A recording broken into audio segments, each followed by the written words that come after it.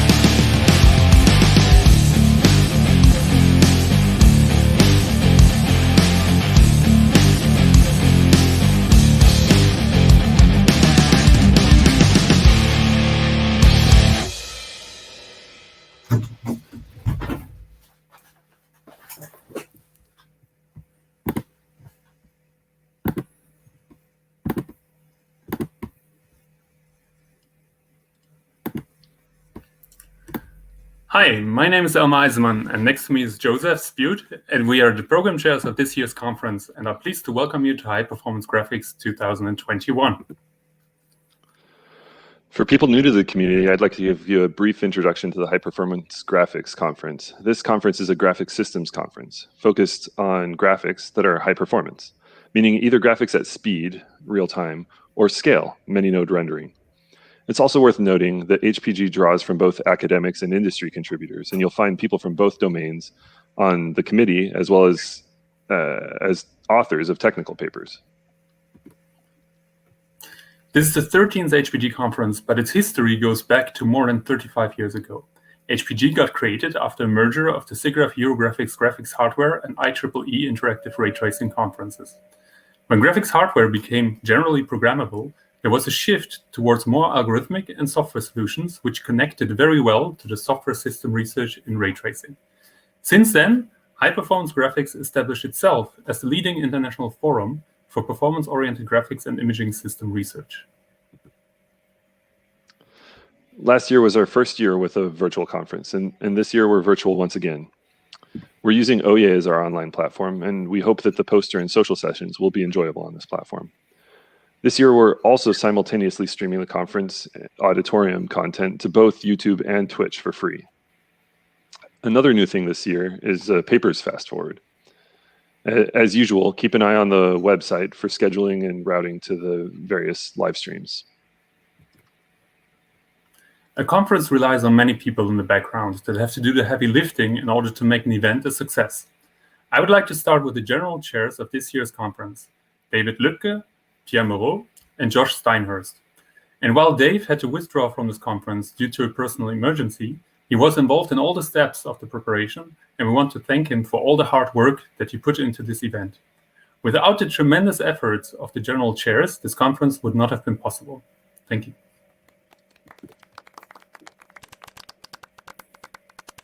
Furthermore, we have the paper chairs, Nick Binder, Tobias Ritschel, who selected the IPC members to ensure high-quality reviews and put together a terrific paper program this year. As you already know Joseph and myself, let's focus on some more important individuals that ensure the success of this event, and let's thank the paper chairs.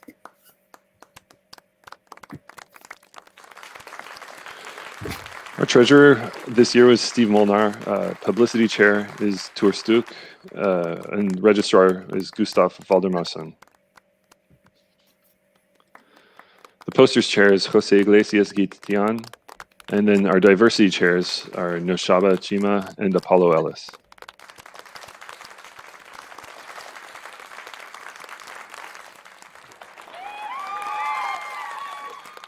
So with this, you've seen a lot of people are working in the background to make this program a success. And let's have a quick preview of what you're looking forward to.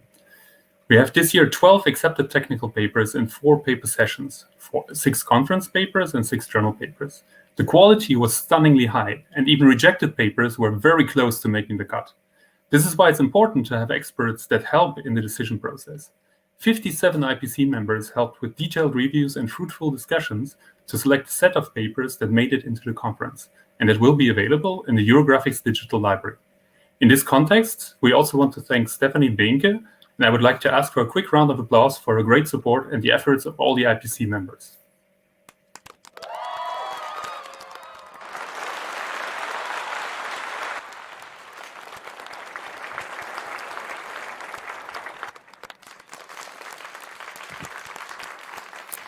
Besides the technical papers that you will discover also during the Fast Forward today, we have a lot of other content. 2 keynote presentations, 4 invited talks, a diversity panel, poster and student competition presentations, and of course, time to mingle, meet, and greet. So today we're going to have a keynote, our first keynote from Alex Evans. I'll introduce him shortly, right before his keynote. And then later today, we're also going to have the diversity panel with the panelists that you can see listed here and on the program on the website. On day 2, we will have a session dedicated to Intel Embry, which won the Academy Award for the technical achievement this year. 2 of the main developers, Carsten Bentin and Ingo Bold, look back at its history. The talk will be followed by Carl Leis and Matteo Marone, who will show a very innovative use of Embry and discuss the simulation of radar imagery with applications in AI. On day 3, Belém Macia, an associate professor at the Universidad de Zaragoza, who has also been recognized as Eurographics Young Researcher Award in 2017 and as a top 10 innovator below 35 in Spain from MIT Technology Review, will give a talk on modeling user behavior for improved virtual reality applications. Anders Drachen will also be presenting on day 3. He's been recognized as one of the world's most influential people in business intelligence in the creative industries and as a core innovator in the domain. He'll be giving a talk on visualizing esports experiences. Finally, the poster session will happen on day 3 as well. And then finally, on day 4, Karen Singh, professor at the University of Toronto, will be giving a keynote as well. He has been a technical lead for the Oscar Award-winning software Maya and was the R&D director for the 2004 Oscar-winning animated short Ryan. In his talk, he will give his view on novel user interaction for graphics applications. Finally, on day 4, we will also have the student competition results. If you want to have a quick glimpse at their work already, you can do so in OYE. Now, to talk a little bit more about OYE, I first want to acknowledge and thank the main people who have designed this space that we're using for the conference in OYE, Pierre and Kevon. We've got set up a good space for the poster session. Feel free to stop by there and check out the posters during breaks or whenever you feel like it. And the student competition entries are also available to view in the OYE space and on the website.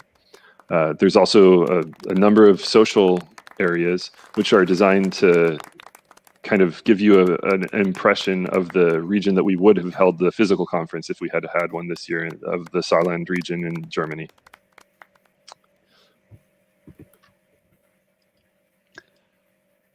Hi, I'm Josh Steinhurst, and one of my hats is being the sponsor liaison for HPG this year. Our sponsors play a critical role in making this conference possible. We cannot express enough gratitude for their support this year as we once again host a virtual conference.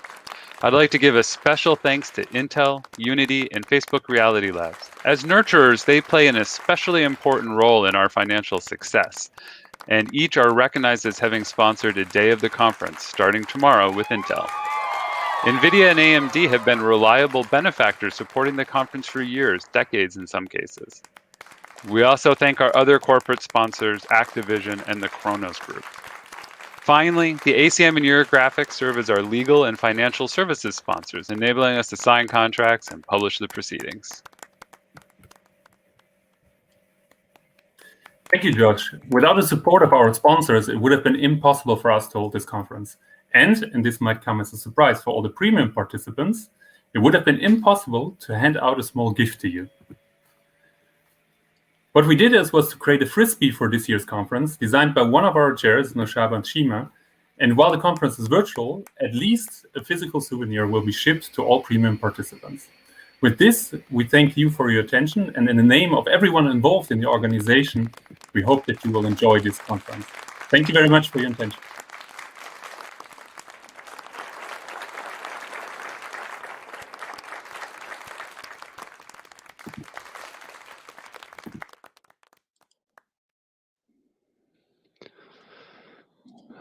All right. Now that we've welcomed everyone to the conference, it's my pleasure to introduce our first keynote speaker, Alex Evans. Hey, Alex. Glad you're able to make it. Thank you. Alex Evans was a co-founder and technical director of Media Molecule, a game studio best known for its work in creative gaming, with titles including Little Big Planet and Dreams, which brought a wide audience a set of creative tools built on signed distance fields. He joined NVIDIA Research at the end of 2020, and we're really fortunate to have him here with us. He's had a few ISP-related issues over the last 24 hours, and so we're grateful that you're able to join us. Thank you very much for having me. My ISP cut me off at midnight last night and apparently forgot to ship me a new modem. So I managed to get an engineer to come to my house, and everything's okay. So let me just try sharing my screen. Hopefully this will just work. Okay, wow, infinite zoom.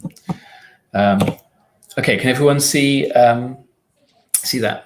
Yes, we can. Right, fantastic. Okay, I'll get started. Since it's 9 o'clock, good morning.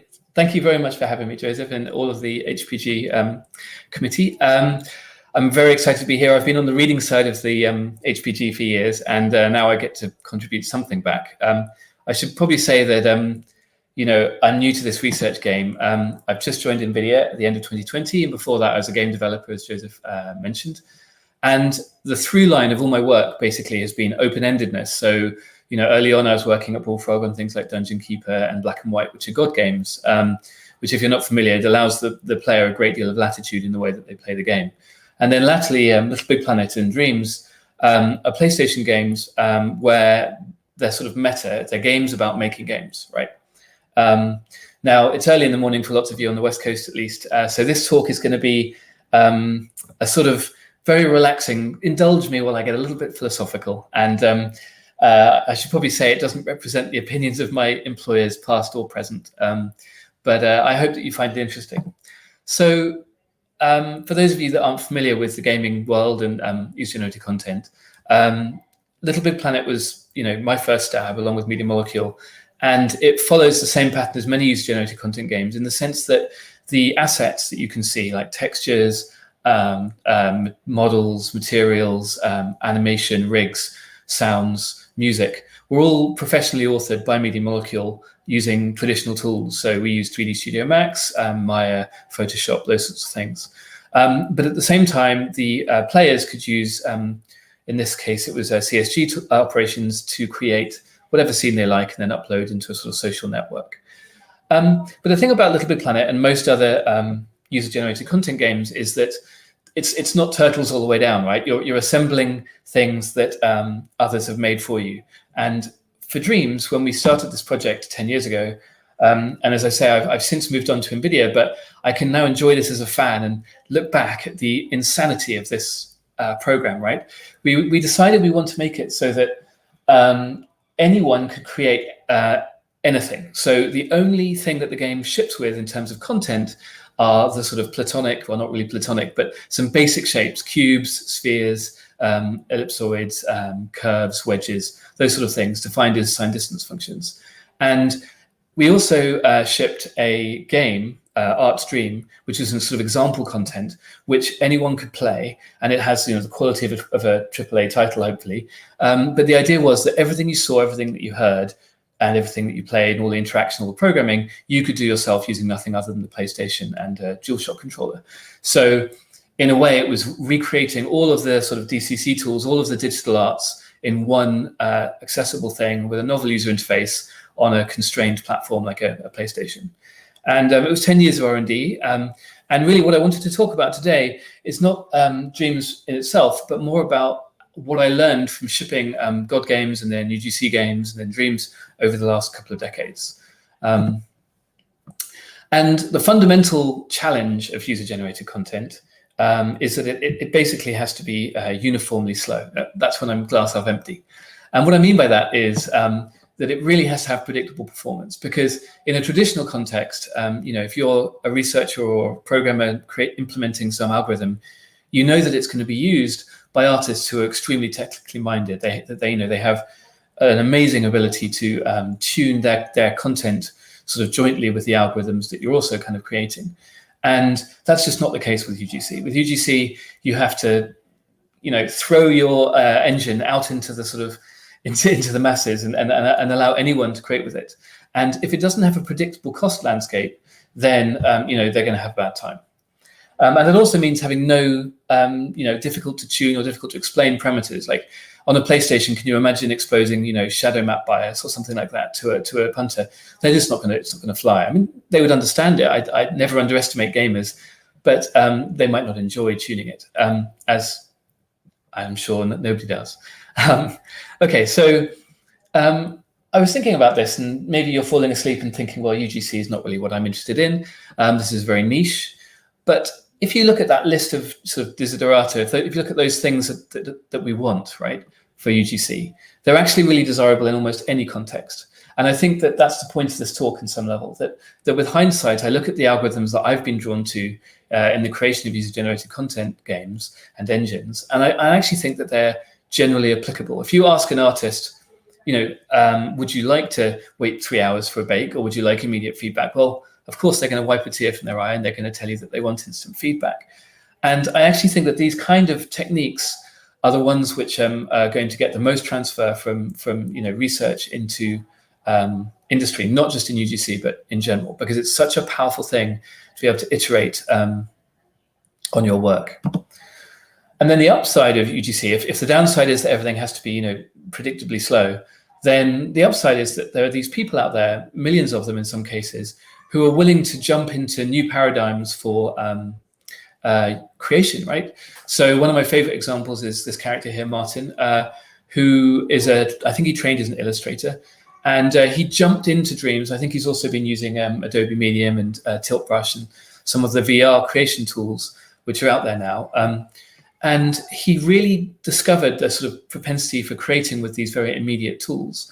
And he became well known on Twitter for recreating the Nanite demo, the Unreal 5 sort of announcement that they made, I guess, about a year ago. So this is a short clip that he posted on his Twitter feed, entirely created in Dreams. And everything you see here is a distance field. I'm not even sure quite how he did the fluffy clouds. I have some ideas, but it's incredible to me that there are no textures here. There's no bump maps. There's 100% geometry created with nothing other than a DualShock controller and some dedication and some talent. And the thing I want you to take away from this is that with an extremely small number of building blocks, right, with a very, very limited palette of building blocks like signed distance fields, you can actually create something incredibly flexible and powerful if you put it in the hands of motivated, talented people who are able to iterate extremely quickly. And as seasoned graphics professionals, you'll know that this doesn't look exactly like the Nanite. It doesn't have that crisp, amazing quality of the mega scans and the trillions of triangles that are in that original demo.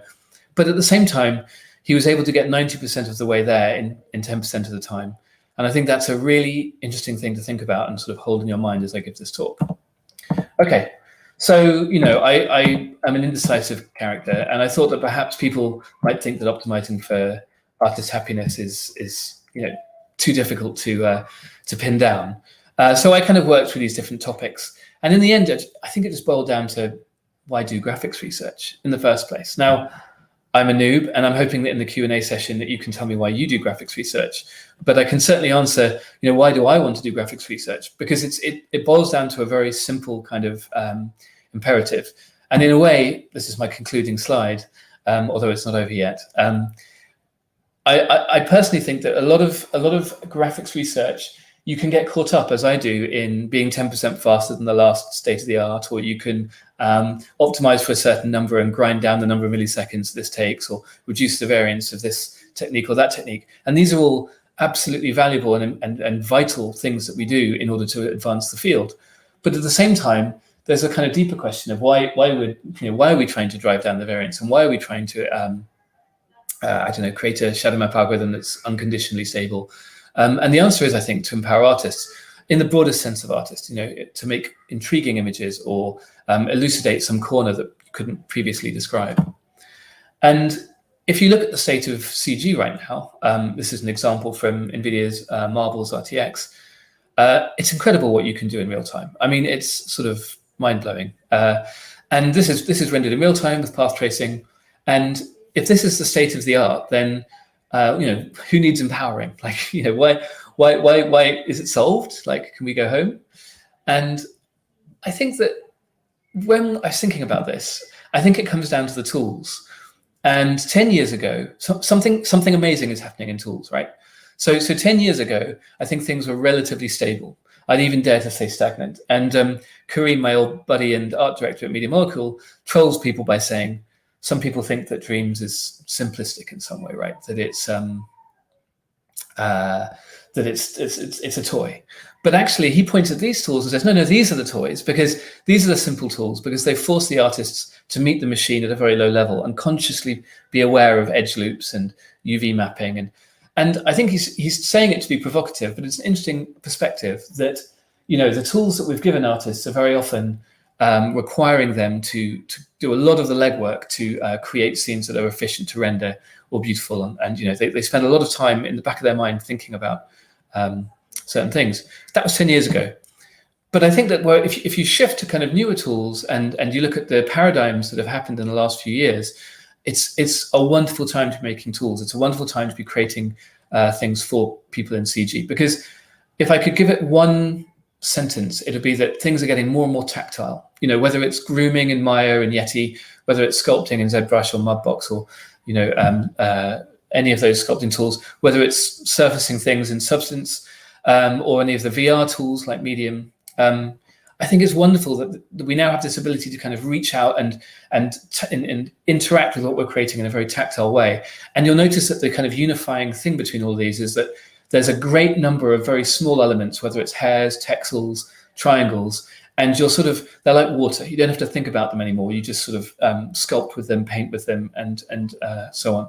I think it's a great time to be making tools. And for example, Omniverse, which was used to create this scene here, is another example where, in a way, the metaverse ambition of Omniverse is so mind-boggling that I'm very excited to be in this space creating tools. And previously, I think it had been quite a sort of unpopular or unsexy in some way topic. But I really believe that tools are the key.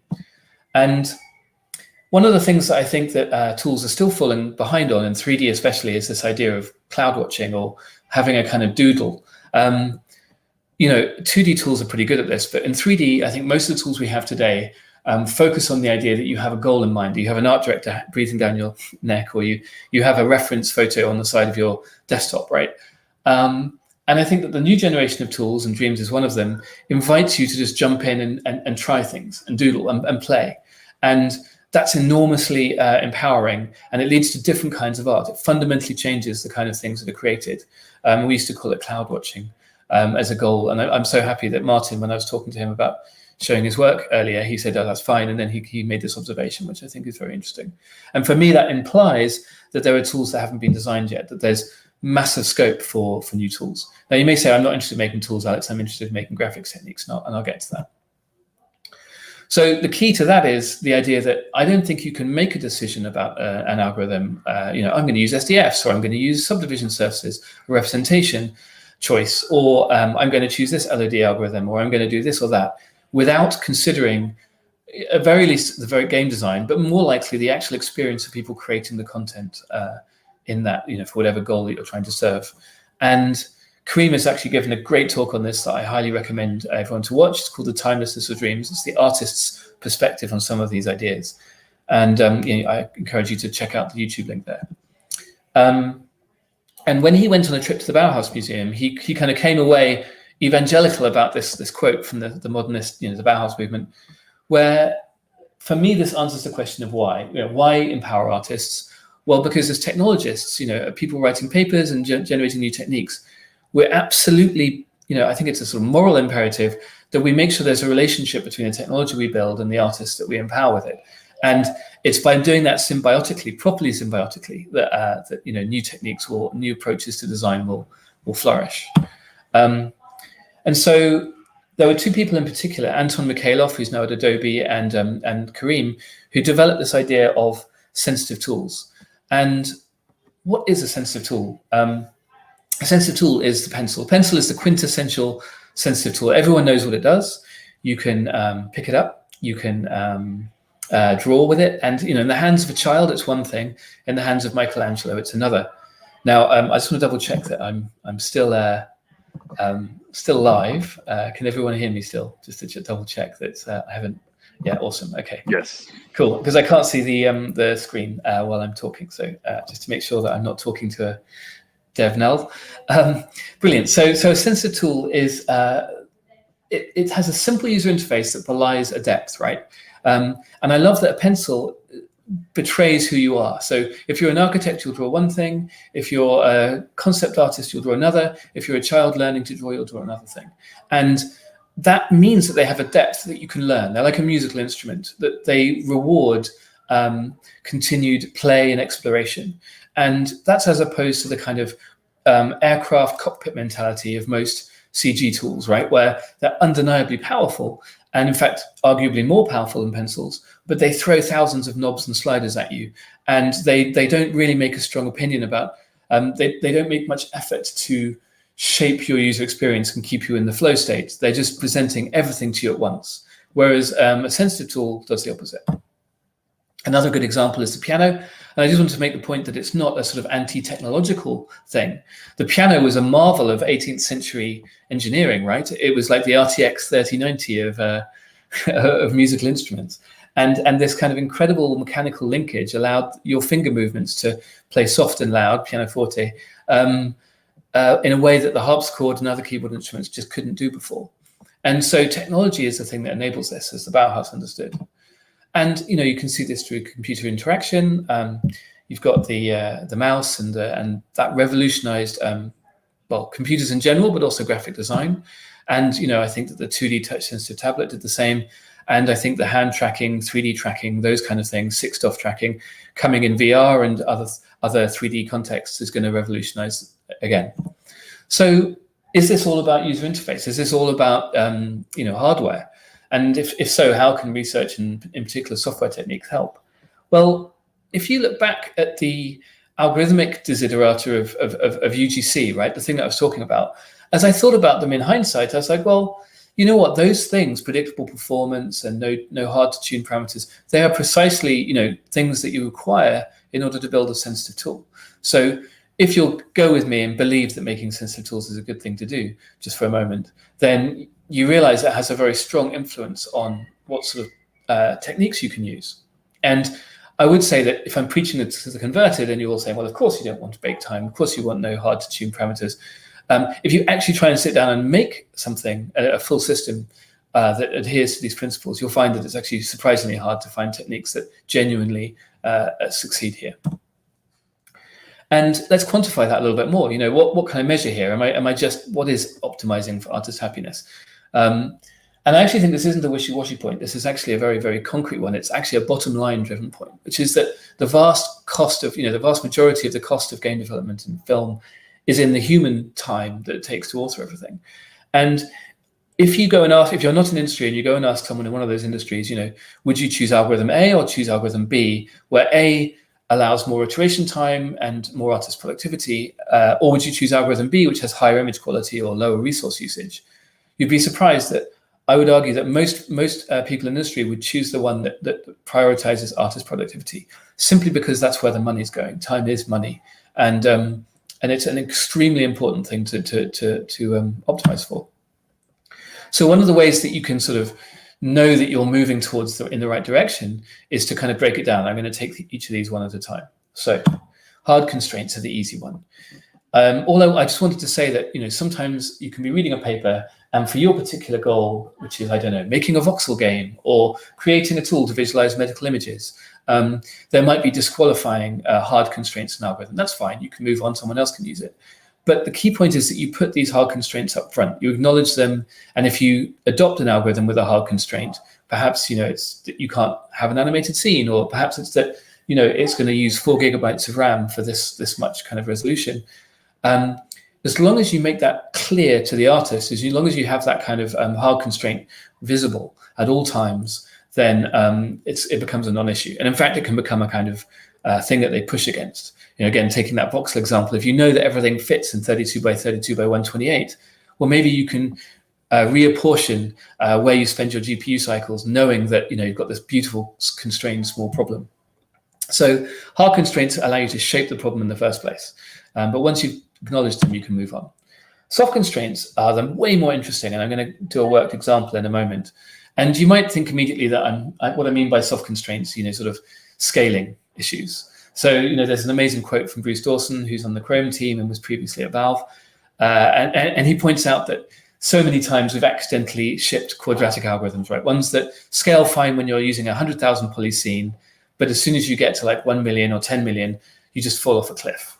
And I think these are the easy ones to solve. I think there was a recent famous example of a loading time in a game where it turned out that scanf internally calls strillen, and they were using scanf to parse a large sequence of numbers from a 10 megabyte JSON file. And every single one of those numbers was calling strillen over the full 10 megabyte string. So suddenly a linear parsing algorithm had become quadratic. And this is an amusing thing to talk about at the pub, but I think you can find these and you can squash these, and it's fine. What's more sort of insidious, and the one I want you to think about today, and it's maybe less obvious, are the soft constraints where I think of it as like credit card debt at the back of the artist's mind, right? So what's a good example? You're an artist and you're working in your favorite DCC tool of choice, and there's no tool which is exempt. And you just know that if you click on that 1.3 gig OBJ file, you're going to have to go and make a coffee. Or if you load that cursed scene that you have to fix bug 2963 in, you know that it's going to probably crash your machine with a 1 in 3 chance. And you develop, as you use these tools and as they become an extension of your hands, you learn this kind of spidey sense of how far you can push things. And it's really kind of paralyzing in the same way that, and I think probably psychologically in the same way that debt is paralyzing, you can't escape it. And so let's do a worked example. And the reason I want to do this is just to change pace and talk about an algorithm, but also because I think it's one of my favorite algorithms of all time. I think it's just such a beautiful thing. So let's say that we have a soft constraint, which is overdraw and LOD. So we're going to want to do occlusion culling, and we're going to want to do level of detail selection.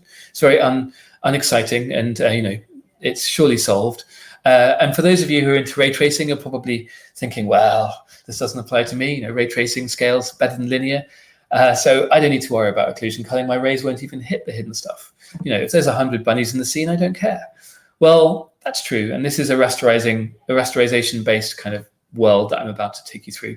But, if your scene fits in RAM, that's true. If your scene is streaming, though, you may want to consider carefully, even in a ray tracing context, questions of LOD and culling, things like that.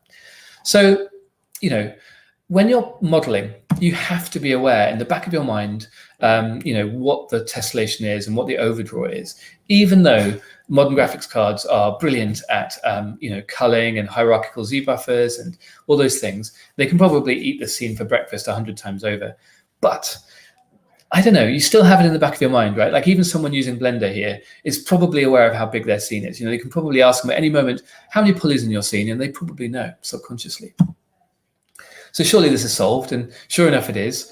I think the first person to publish this was Seth in 2015, and I highly recommend this talk. It's a kind of classic that I go back to regularly, and it completely solves this soft constraint.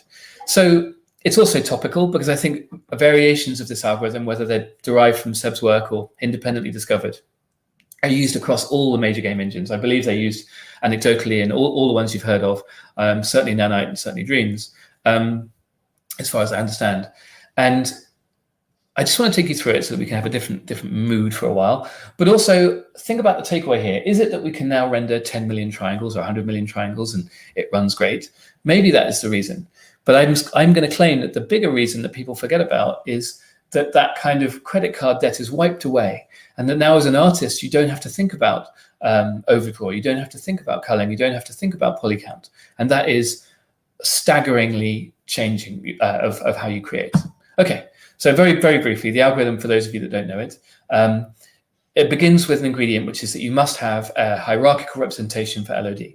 So in this mock-up, I've taken a bunny and I've chopped it into an octree. And you could imagine that at the root, we have a single node, which represents the whole bunny. And you could call it a cluster. I think in Seb's talk, he used clusters of 64 triangles. I believe Nanite uses clusters of 128 triangles.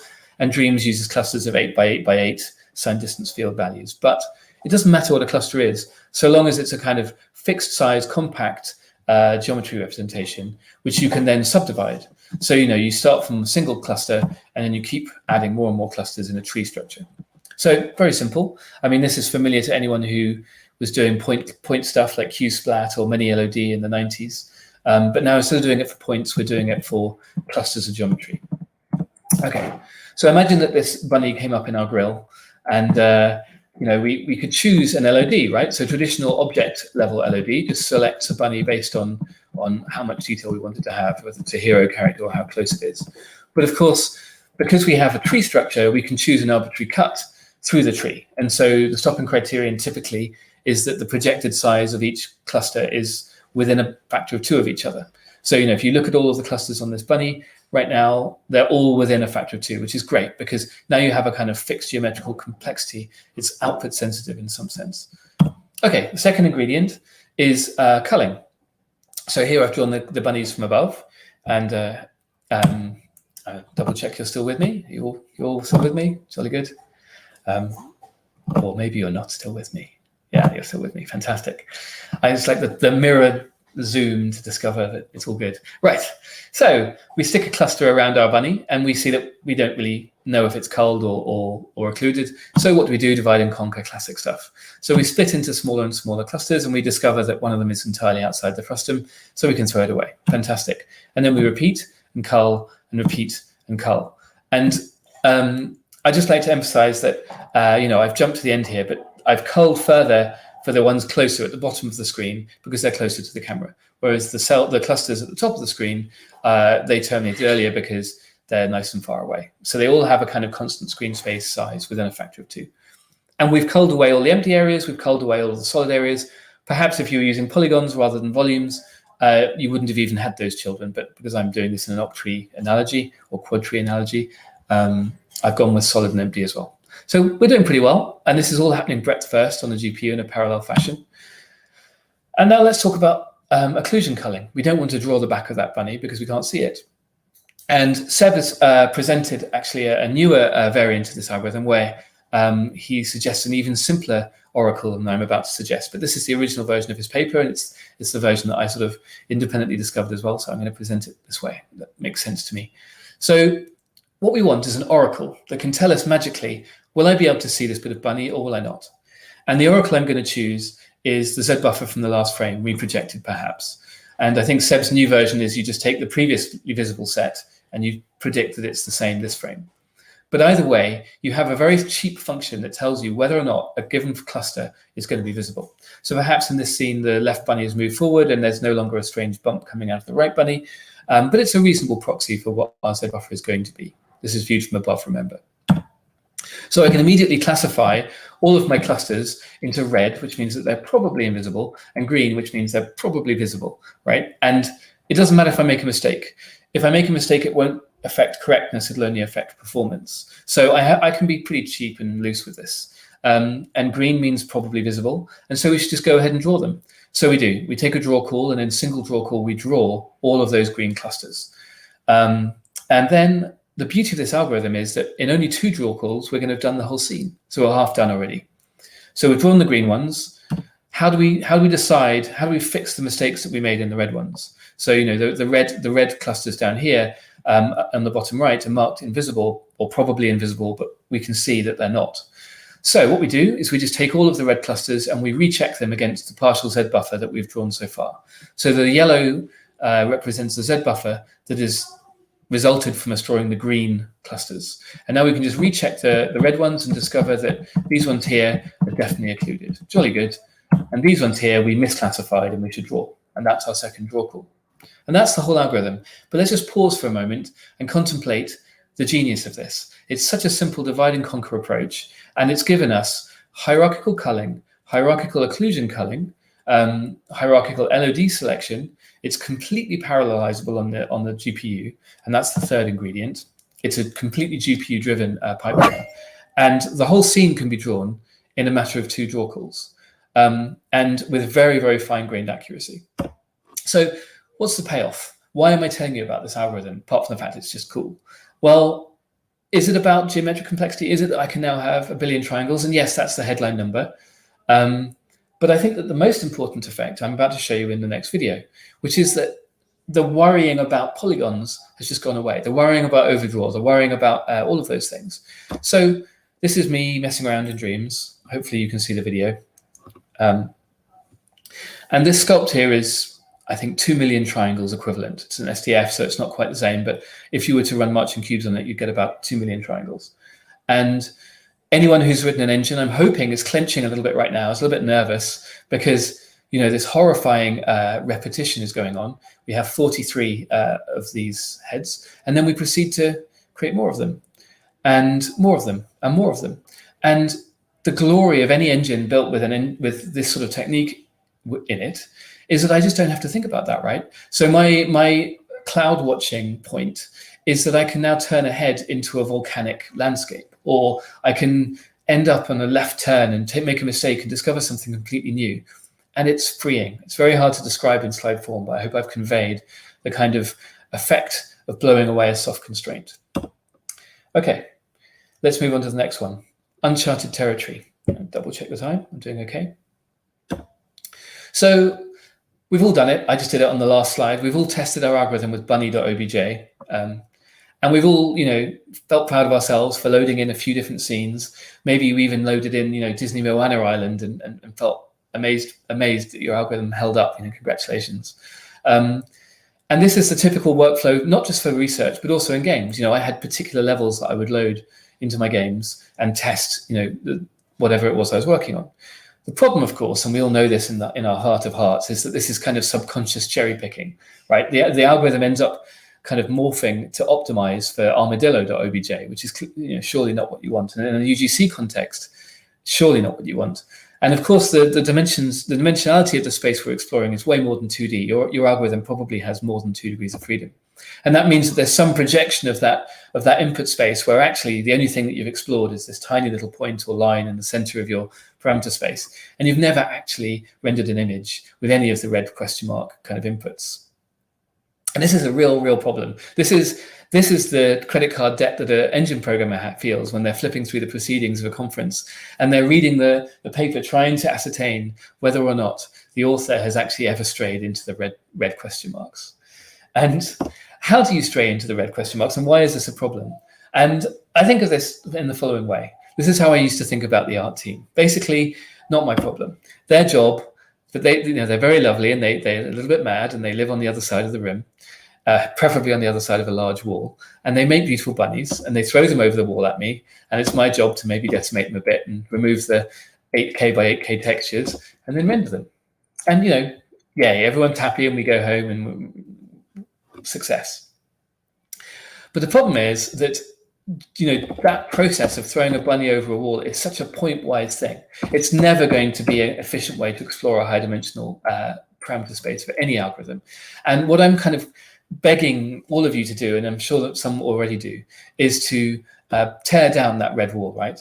So my promise to you is that if you wire up your algorithm to just enough of a tool so that you can adversarially explore the parameter space. And again, I'm sure you may have experienced this, where you hand your work to an artist, or even yourself in an artistic frame of mind, and somehow you manage to break it in 5 seconds. You will find a way. There is an amazing ability that artists have to basically adversarially break any algorithm. And I can't emphasize enough that this is the thing you should take away from this talk. Do it. Believe in the power of breaking your algorithm and spend the time to do it. And it means the reason this is normally rejected, right, is because it means building artist tools. And this is the twist in the story. This is where I started by saying, oh, I'm interested in making UGC games. And you were thinking, I'm not interested in making UGC games at all. And then I said, I want to make sensitive tools. And you said, oh, it's not my problem. Well, I'd argue that every single algorithm, if it can be, should be validated through some kind of tool, some kind of interactive tool. And all I mean is something that you can adversarially break interactively your work. And I was going to say that everyone's afraid of building tools and, glibly say, well, you're all wrong, you should. But then I thought about it. And actually the demo scene, which is where I'm from, has always made tools because we've had to. I actually think of Shader Toy, by the way, as one of the quintessential sensitive tools. You may think that when I'm talking about pencils, I'm not talking about code in the window. But I actually think that things like Shader Toy, even OpenSCAD, those kind of programmatic things, because they're so immediate, and because they're, you can develop a style, they qualify as sensitive tools. That's something to think about. Film, well, where did RenderMan come from? Where did all of Wes's tools, come from? Where did Blender, the Blender Foundation validates Blender on a yearly basis by doing a feature film project. So they're doing it anyway, good on them. And research would love to do it. There's a paper to write and maybe you don't want to get bogged down in engineering. And I have a partial solution to that for you. I'm just starting to learn this myself.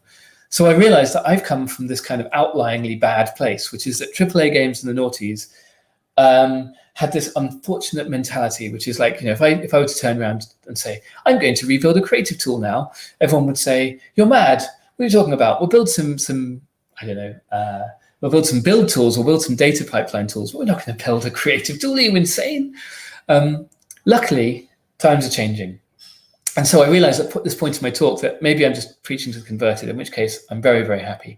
Because so many things are extensible now. Blender, all of them, Maya, Omniverse, they're all extensible, mostly with Python. And this is leading to a kind of Cambrian explosion of different representations. And a kind of corollary of this is that if you've got limited time, if you're a researcher with a paper deadline, you're going to have to make a simple tool, right? You're going to have to build on something that's either existing or you're going to have to strip it down. And a shout out to Dear I Am GUI, which by Omar Cornu, which originally came out of Media Molecule. It's an amazing open source UI package. Please use it if you're not already. Don't be afraid to build, but keep it simple, because otherwise, you're going to do a me and you're going to take 10 years doing an R&D project, and no one can afford that. But keep things as minimal as you can. And the side effect of that is really interesting, which is that it means that it knocks off all the knobs and warts off your algorithm. If you're going to have to adversarially test this thing and you're going to have to build a tool, well, then necessarily you're not going to be inclined to have lots of parameters. You're not going to be inclined to have all of those unpleasant corner cases. So they'll get filed away as a natural side effect of this process. So there's another reason to build tools. And as a sort of final case study, very close to my heart, signed distance fields are exploding right now, right? So hot. I look at my Twitter feed and every day there's another wonderful tool being announced, whether it's inside Unity or Unreal. Excuse me, getting emotional. There's Claxels in Unity, Magic CSG, which is by F. Tracy, which is a standalone, Unbound, I believe is standalone, Mudbun. There's way more. I've missed them. But why is it that SDFs are so hot right now? And in my opinion, it's because they are extremely expressive. They're extremely easy to understand, and they're a very simple building block. And that simplicity invites exactly the experimentation I'm talking about today. It invites the invention of new artistic techniques. In other words, paired with a good UI, and that's a crucial talk for another day, they're a great candidate for sensitive tools. And I'm not going to explain SDFs. I'm sure you all know what an SDF is. But very briefly, it's a function of position, and it will tell you the distance to the nearest surface. And it'll tell you with the sign whether you're inside or outside. So negative numbers inside, positive numbers outside, 0 on the surface. Super simple. And what I love about that is most of these simple shapes have analytic expressions for their sign distance field. And if they don't, you can probably do it in a couple of iterations of Newton-Raphson. And in a world where memory is slow in comparison to compute, this is very good for modern day times. But SDFs have other superpowers. With a couple of extra operations, you can chamfer them, you can slice them with a plane, you can cut holes in them. So for example, here's Magic CSG that I mentioned before, and this is a kind of example scene which demonstrates the sort of basic primitives, but then also this kind of second layer of operations you can do. Every single one can be blended, hollowed out beveled, and so on. And those, with a few simple operations, you can create very expressive shapes in just a few simple primitives. And SDFs also permit domain repetition, so it can be as simple as feeding the input position to SDF through some repetitive function, like you could mirror in a plane, or you could take fract p equals fract of p, and then feed it through your SDF, and you've now repeated the unit cube infinitely. And I'm sure you all know it already, but I thoroughly recommend all of Inigo Coelho's work on ShaderToy and on his own website, where he collects the SDF functions for lots of shapes and produces tutorials where he manages to make a single cog into a dodecahedron of cogs through judicious folding of space. It's a beautiful thing to see. And of course, the obvious one, SDFs can be combined. They can be unioned and intersected, and with a simple min or max operation. So with a one floating point operation, you can do CSG, which is a promise that's too hard to resist. And I should comment that SDFs are, you can dice your SDFs a lot of different ways. I think of this as a sort of vector crowd versus the bitmap crowd, right? So on the left, we have the column of approaches where we're fundamentally allowing the artist to kind of feel those analytic shapes and combine them together, bottom up into something beautiful. And then at the other extreme, you have the sort of bitmap approaches, of which 3D Coat, for example, was an early example, where they use typically 8x8x8 voxel bricks in a sparse structure, and they just store that SDF tabulated, right? And I say just, but it's extremely powerful in the same sense that Photoshop is powerful. Short of quantizing and a bit of aliasing, you can do almost any operation and have it fixed cost, which is very desirable, as we've already seen. But I'm more familiar with the left-hand side of this, and I'd highly recommend Matt Keeter's awesome SIGGRAPH 2020 paper, where he shows how to efficiently evaluate large CSG trees on the fly. But the lower half here, Dreams and Magica CSG, are examples where we kind of dodge that bullet slightly, and we memoize the results of taking a large number of analytic shapes. We bake them down onto a grid in the spirit of the bitmap crowd. So the bottom left here is a little bit of a hybrid. And I was talking about keeping things simple. I mean, how are you going to make a tool if it's massively complicated? And it's interesting to look at SDFs and see why they're so popular right now in terms of what's been removed. There are no maps of any kind. There's no need for any UV parameterization. There's no textures, gone. That right there is insane. There are no triangles, there are no bones, there's no rigging, which of course these can be weaknesses too, right? When you remove something, you remove something. There's a baby in the bathwater. But also, this is incredibly empowering. And if you want to detail something in a traditional workflow, you have to start thinking about, what am I going to put in the texture? What am I going to put in a displacement map? What am I going to put in the roughness map? Where is the line going to be between geometry and texture? But once you move to 100% geometry, you don't have to think about that. You can just go in and start sculpting. And you could, every single scratch on this little cordless drill over here, that's a screenshot from Dreams, is sculpted one by one, with those primitives that I showed you before. And surely working with, where are they? That shape, this set of shapes is the only building block that leads to this sort of detailing. Surely that's a bit limiting. And no, the same person who built that cordless drill also built this delightful full English breakfast. And look at it, it's insane. That is only created with a DualShock controller and some analytic shapes. Likewise, the scene by the same person, John Beach, is the artist behind all of these images, and he created look at the dust and the mesostructure and the fluff in the carpet. It's mind blowing, and this uses an additional feature of Dreams called Flex. But regardless, the point is that with an incredibly small feature set, you can build varied and detailed scenes. I think it's wonderful. So let's recap where we're at. Why do I personally want to do graphics research? Well, I personally want to do it to empower artists through the creation of sensitive tools. And even if you don't want to do that, I'd argue that the algorithms and the choices that you make along the roads to a sensitive tool, such as clarifying hard constraints, blowing away soft constraints if you can, and winning best paper if you can, or exploring your parameter space, as soon as you get to this last one, you want a tool anyway. So I'm hoping that everyone will be a community of tool makers in the years to come, if they aren't already.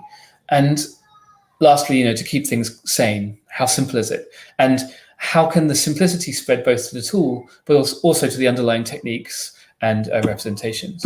And that leaves one more heuristic. which I like to use. And I joke that there's bad Lego and good Lego. So this is just something that I've noticed in the algorithms that I love. You start with on the right, you have two pieces and you get a T-Rex. It looks great, but you somehow topped out, right? You can't do anything. And in the end, lots of simple things composed is better than a few complex things. You see this in games as well. We've moved from a few big sprites for particle systems to ever smaller and smaller, simpler ones. Or you see it in art tools. You know, a rubber stamp is a great way to draw a cow until you want to draw a different cow. Or as we've seen today, like cluster culling and object culling. You know, object culling is the de facto thing. People switch LOD on an object basis, and that's great. But if you can go with more simple things, it parallelizes better and it generally gives you better result. So that's a great heuristic. That brings me into my final future-looking section. So we look around us and we see these beautiful trees because we live in the forest. Thank you to Benedict for these photos. And there's just unique detail everywhere. It's staggering. And I'm put in mind of the keynote from HPG actually 2 years ago. Fabrice Neuret gave this talk, and the slide that stands out to me is his idea of cost morality. That if something is blurry in the final image, it should cost less, not more. You know, soft shadows shouldn't cost us more than sharp shadows. Depth of field should make things cheaper. And if you look at what painters do, they have the impression of the leaves without worrying about the individual leaves. There's a sort of stochastic nature to it. And for me, this is always this idea, you know, beautifully expressed by Fabrice here, has drawn me towards volumetric techniques. So I just like to ask the question of the graphics community, like, could the future be volumetric? And I look at these images, and there's a axiom of life, which is I have to include this paper in every talk I give. You know, Philippe Descoudin and Fabrice Neuret in 2009 presented this very, very simple paper, but incredibly beautiful. And you could think of it as pre-filtered. You know, it's about pre-filtering. But I actually look at it as it's a good representation of the natural world, and even the Eiffel Tower, sort of somewhat natural world. And I really wish that this was true, that things were more volumetric. And there's an old survey from the 90s by Todd Elvins. And if we zoom and enhance on here, we see this quote from none other than Jim Kajia, right? It's like, in 10 years, all rendering will be volume rendering. Like, yeah, Jim, I believe you. And then I realized he said that in 1991. And 30 years later, we're not there. And so I thought I'd end by asking the question of why are we not there, right? And recently I've been doing some photogrammetry. I took my kid's cat toy. It's not a real cat, don't worry. And I photoscanned it with off-the-shelf tools. And the results are pretty horrible. I admit I've chosen a hard case for this, right? But the polygon mesh that you get is, you know, it's impressive that it can extract this, but it's also nothing to do with the original asset. I mean, yuck. And it made me realize that the thing that appeals to me about these volumetric approaches is that they have some kind of intrinsic bias towards beautiful artifacts. The artifacts of volumetric techniques are a bit of blur, whereas the artifacts of, you know, bad scanning by an amateur is disgusting waxy soup. And I think that's really compelling. So wouldn't it be nice if we could do more volumetric stuff? But, you know, we haven't had a native way to do volumetric acquisition. But I think that it's a very exciting time. And I'm just going to end by saying that, you know, some people tease NERF maybe and say that they're crawling up the graphics literature, learning volume rendering. I see the exact opposite way around. I see NERF as reinvigorating volumetric rendering by providing us an amazing way to capture this. And further, I think it opens up the first new basis, in the loosest sense of basis, to represent volumes. You know, I think that if you look at gigavoxels, if you look at Dreams, if you look at VDB, we've all alighted on the same representation, which is a sparse tree of bricks. There are a few other representations, but typically most volumetric things are trees of bricks. But I think that if you look at the outputs of neural networks and of the machine learning crowd, they have this kind of natural bias, right? This deep image prior paper looked at CNNs. They looked at convolutional neural networks, and they said, look, before we even train them, before we spit out a style GAN where a single number can spit out a face, why aren't we, you know, what is the basis that's intrinsic to a convolutional neural network? So they took these randomly initialized networks with zero training, and they just made them imagine an image, right? And this reminded me of, like, you know, sparse coding and JPEG and these kind of bases where there's somehow natural images just end up being sparse in those in a frequency basis or whatever. And I'm thinking, well, if you were to feed a random tree of bits to an SVO, you wouldn't get something natural looking. And NERF has just forced me to reconsider a little bit the way I was approaching volumes. Now, I think we're about 2 minutes away from the end, so I apologize for I'm probably slightly overrunning, but we're 2 minutes from the end now. So on Friday, I was writing this talk, and I was thinking, well, actually, you know what? I'm going to just play with this. So if you put random noise into a volume texture, you just get white noise. And I don't think that's particularly interesting. And then I remembered this old ST program I had when I was a kid, where it would take a great circle on the sphere and squish one side and expand the other, and keep doing that. And it was a great way of creating landscapes. And if you can think of that as like a basis, right? It's a bunch of ReLU, nonlinearities, trying to kind of express a sparse basis of cuts through a sphere. You get landscapes. And in fact, if you sum actual ReLUs, which are more like a ramp on one side and flat on the other, you naturally move towards these kind of hill-like shapes. Or if you go with the DCT cell thing and you have random plane waves, again, you get these natural shapes. So I don't think it's intrinsic to neural networks. I just think we need to think a bit more about natural representations. And already volumetric stuff, in my opinion, is a better basis in the loosest sense than polygons for the natural world. And that's why I hope that volumetric stuff ends up being the future of our geometry representations. So the last slide. I think UGC games over the last 20 years have taught me to seek out particular kinds of algorithms, and I've beaten that drum to death now, so I hope you understand that. And I think it's generally applicable. And I'm really hoping that rendering representations that have a kind of naturally beautiful artifact that fail beautifully, whether that's neural, whether that's volumetric, I think is going to be a really interesting way to push rendering forward. And I think on that note, I'm going to click the stop sharing button. And sorry for overrunning. Thank you, Alex. Thanks for the very interesting and informative talk. Yeah, and thanks everyone for applauding. I see you've noticed the reaction buttons down there. On the left-hand side of the screen in OYE, there's a Ask Questions box. If anyone in the audience would like to ask Alex a question, we're going to have a few minutes here. So feel free to put your question in. You can upvote the questions you like so they can end up coming to the top. And if anyone would like to ask a question vocally instead of through text, you can click the Q to the mic kind of to the right of the Ask a Question box. With that intro to the OYE tools here, I have a couple questions I was wondering about here. So it sounded like with your description of dreams and stuff like nanite that you may, at least in some sense, geometric complexity may be sort of a solved problem at this point for artists. I'm curious what other big problems you think remain. It sounds like you want to move to volumes, but are there other aspects of computer graphics that you think people should be looking at? That's a great question. I think that not knowing nanite personally, I'm seeing it from the outside. I think it's a triumph of systems engineering, and I think that the culling and occlusion part of it and LOD selection part of it is kind of the bit that's got the headlines. But there's actually a kind of whole stack under there of like the tooling and the streaming. And so when I just speak to your point of, is it a solved problem? I think it's solved once you start looking at kind of the bigger tech stack of like, how are these billion or trillion triangle scenes going to kind of, make it into RAM?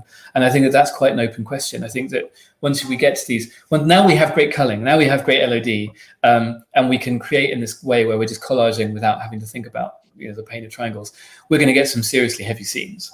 And so there's a question of, how do we build out the system around that? So that's one area.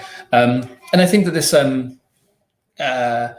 volumetric thing is my take on a broader move towards different representations for graphics. So whether it's neural representations, there's the recent, well, there's all sorts of stuff happening in the neural literature, right? I can't even praise it in 2 seconds. It's unbelievable what's going on. And I don't think that there's a great talk by John Barron from EGSR last week where someone asked him this question of like, do you think that it's going to be regime 1 where machines just spit out final images, or is it going to be regime 2 where we have kind of a collaboration between traditional graphics and neural graphics? And that's the place he voted, and I'm going to place my vote there too. I'm really excited to see this kind of collision of different representations, neural implicits, for example, I didn't mention, but that's a great hot topic.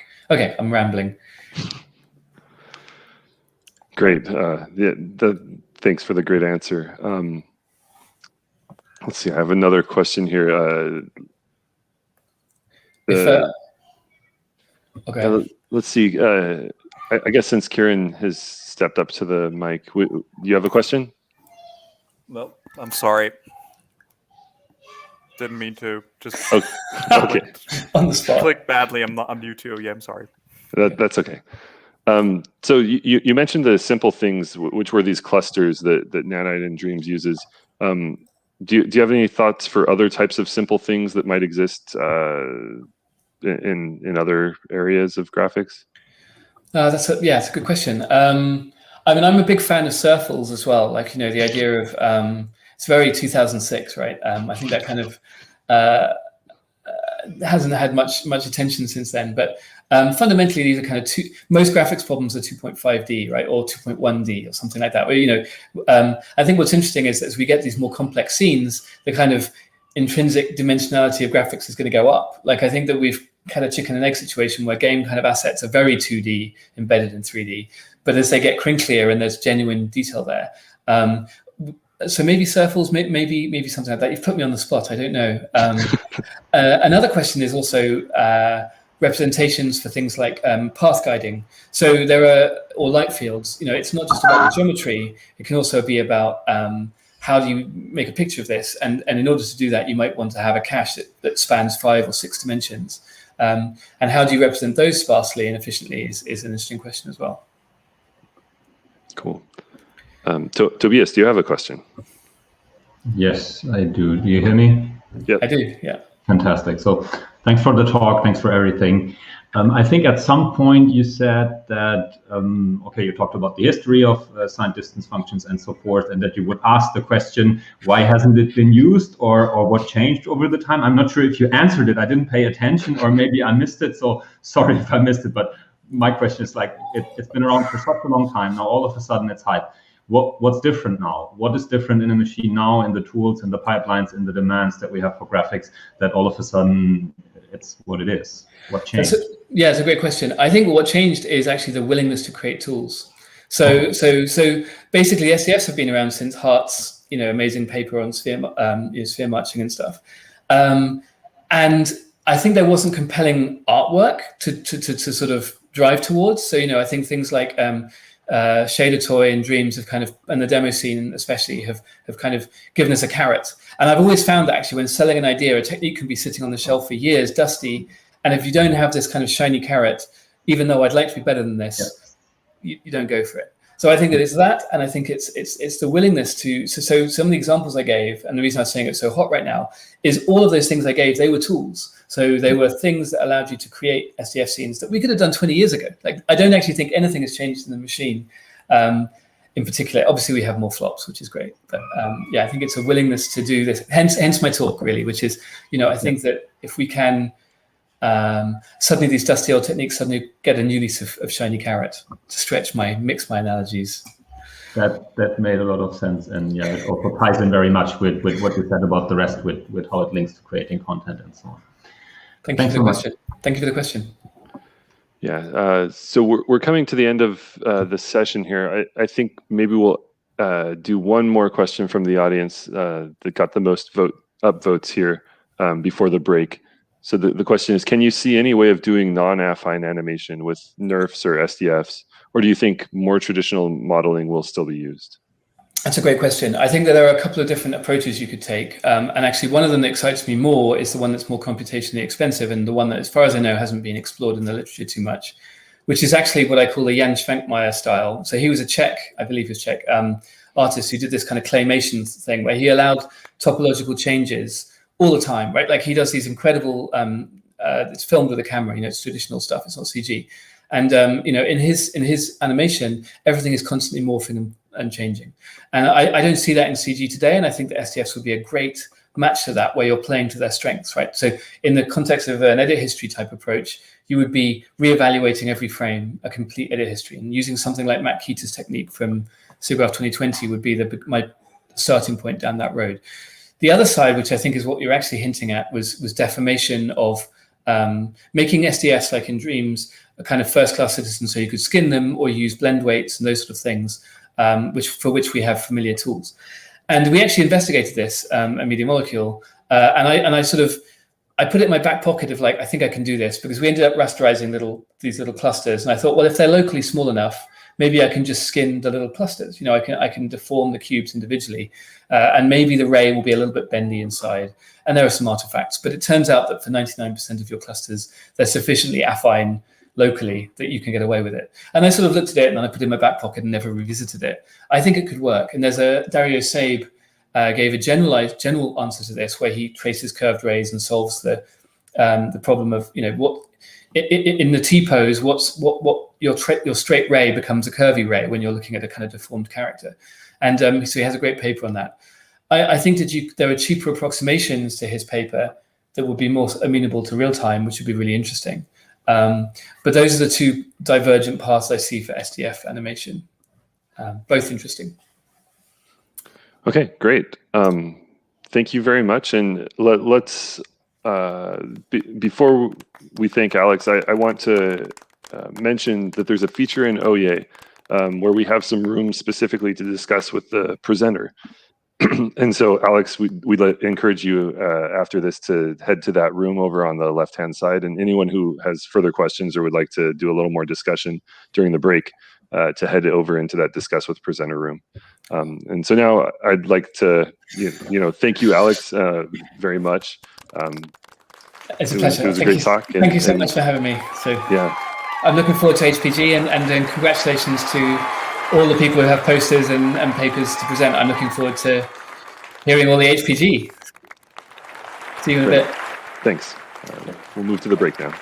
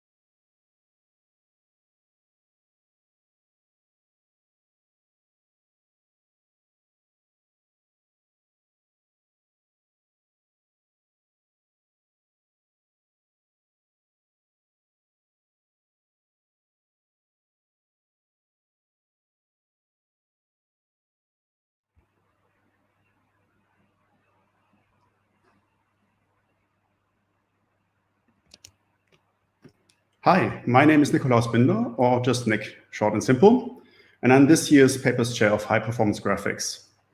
Together with my co-chair, Tobias Ritschel, I would like to welcome you to the Papers Fast Forward session of HPG 2021. This is the first year we're doing a Papers Fast Forward at HPG, and we're extremely thrilled to see all the great submissions. Therefore, without further ado, please enjoy a short glimpse into the papers of this year to get you excited for the paper sessions of this week.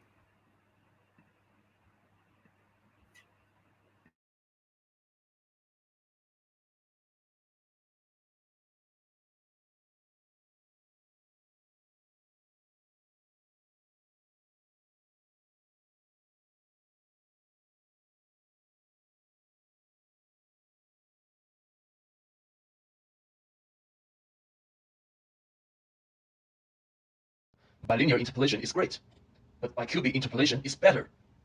But why isn't high-order interpolation widely supported? It's because they are much more expensive to compute. Well, not really. We introduced a refactoring of high-order interpolation into linear interpolation, plus linear interpolation of high-order difference terms, which allows us to take the existing texture filter unit on current GPUs and slightly modify it to support high-order interpolation. We can even skip the high-order difference terms if they are small. With that, bicubic interpolation becomes really cheap. Come to our talk to learn more.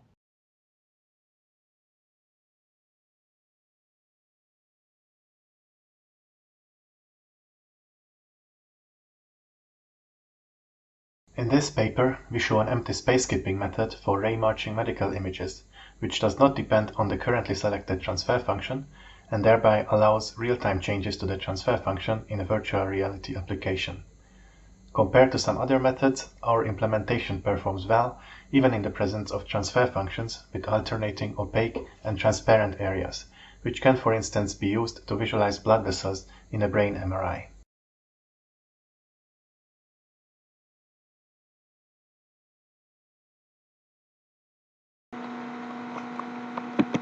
The goal of this work is to fill the holes in depth maps captured by RGB cameras.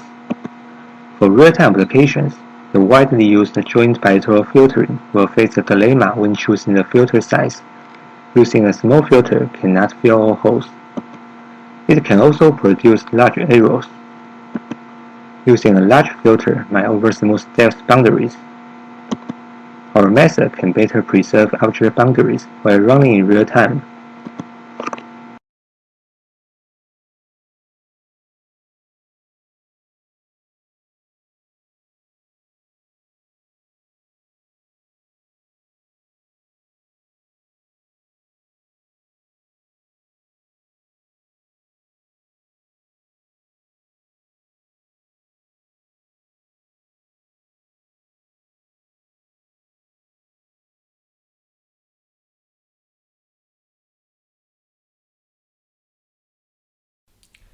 This scene is lit by a single long linear light. It's rendering at 2 samples per pixel on only 1.5 milliseconds per frame. In spite of this low sample count, we get low variance everywhere and good unbiased shading with high quality penumbras. We accomplish this through good importance sampling. For diffuse, we sample the linear light proportional to a cosine distribution. For specular, we sample a linearly transformed cosine.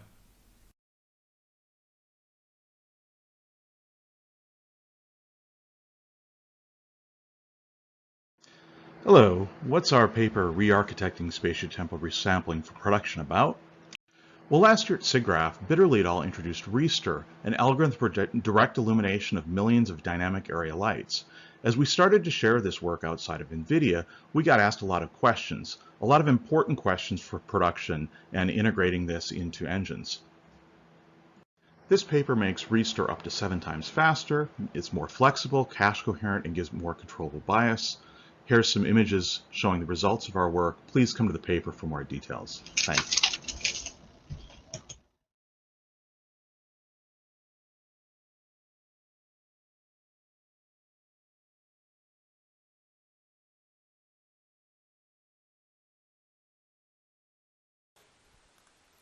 So for vertex blending, you need to have special attributes.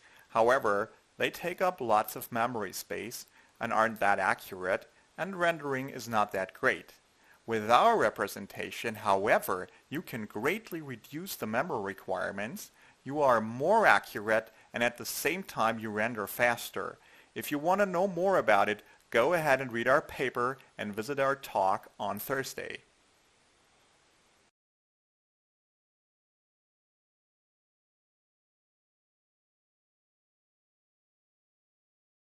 Do you ever want to pre-compute shadows for large-scale scenes?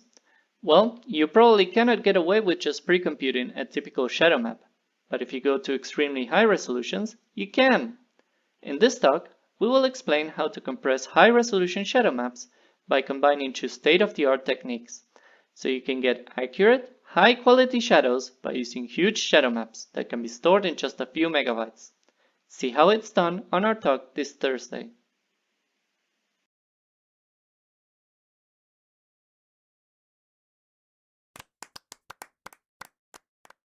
We present a method for compressing and rendering textured point clouds via sparse coding. For every splat in the point cloud, we cut out and resample the corresponding portion from the input textures. By learning a data-dependent dictionary from those splat textures, we exploit the correlation in the texture data. During rendering, every splat is reconstructed by its average color and a linear combination of a variable number of dictionary atoms. Using our method, we can reach very high compression ratios and were able to reduce the size of our dataset from 19 to about 1.1 gigabytes.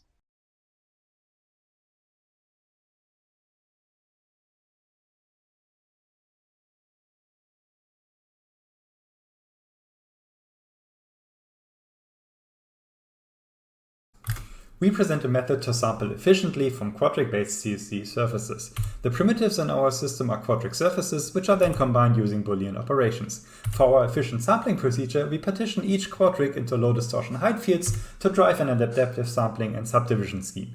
Each sample is rendered as a splat with local quadric ray tracing and clipping. With our method, we can generate millions of samples per second, and the rendering of those is pixel perfect and costs consistently less than a millisecond.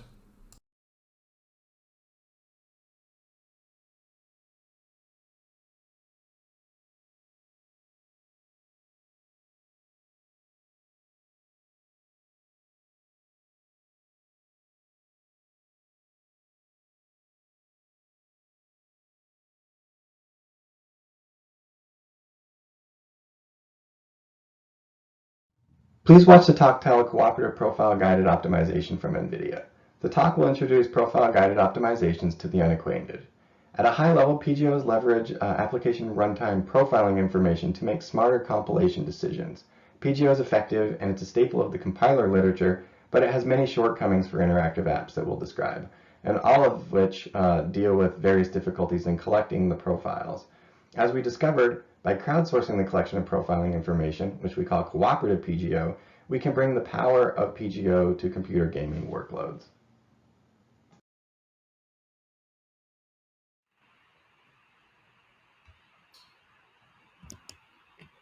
All right, I hope you got an impression of what lies ahead of us. Next up is already the first paper session, so see you around. Have a nice conference.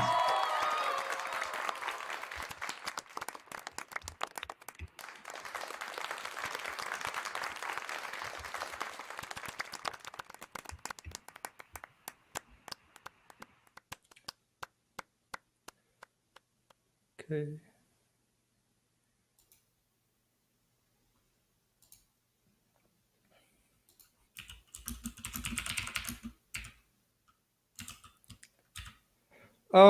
Okay, so I guess we will start the paper session then, slightly ahead of time.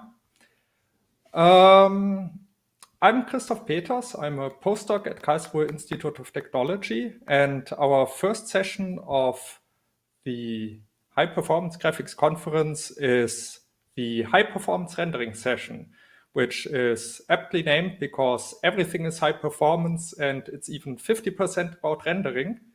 We have 3 papers in this session, and I want to already remind you that you can ask questions here on OEA, either during the presentations or after them.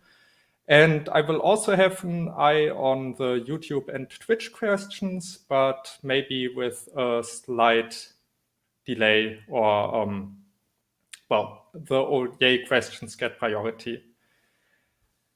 Okay, so with that, I would ask Daqi Lin to come to the podium. And our first presentation is Hardware Adaptive High-Order Interpolation for Real-Time Graphics by Daqi Lin, Larry Seiler, and Cem Yüksel. And Daqi Lin is presenting, but the presentation is pre-recorded. Daqi is a PhD student in Cem Yüksel's group at University of Utah. It's a collaboration with Larry Seiler at Facebook Reality Labs. And with that, please start the presentation. From University of Utah.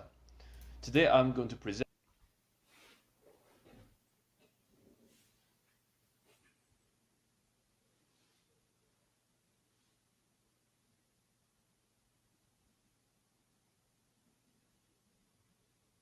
Hi everyone, I'm Daqi Lin from University of Utah. Today I'm going to present hardware adaptive high-order interpolation for real-time graphics. This work is a collaboration with Larry Seiler from Facebook Reality Labs and Cem Yüksel from University of Utah.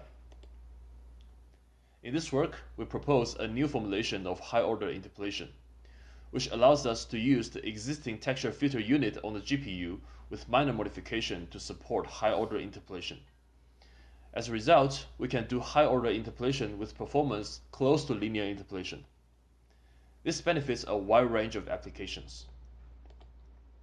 Interpolation is widely used in computer graphics to get continuous appearance from discrete data. Examples include texture filtering and barycentric interpolation for vertex attributes. However, bilinear interpolation often fails to achieve enough smoothness. In this example, a camera close-up reveals the blocky appearance of the texture magnified with bilinear interpolation. Using bicubic interpolation significantly improves the texture filtering quality. High-order interpolation can also be used for 3D primitives. For embedded deformation, quadratic interpolation of Ted mesh vertices avoids faceted appearance of the deformed object. For volume rendering, tricubic interpolation reduces the undulation of the smooth function reconstructed in a 3D grid.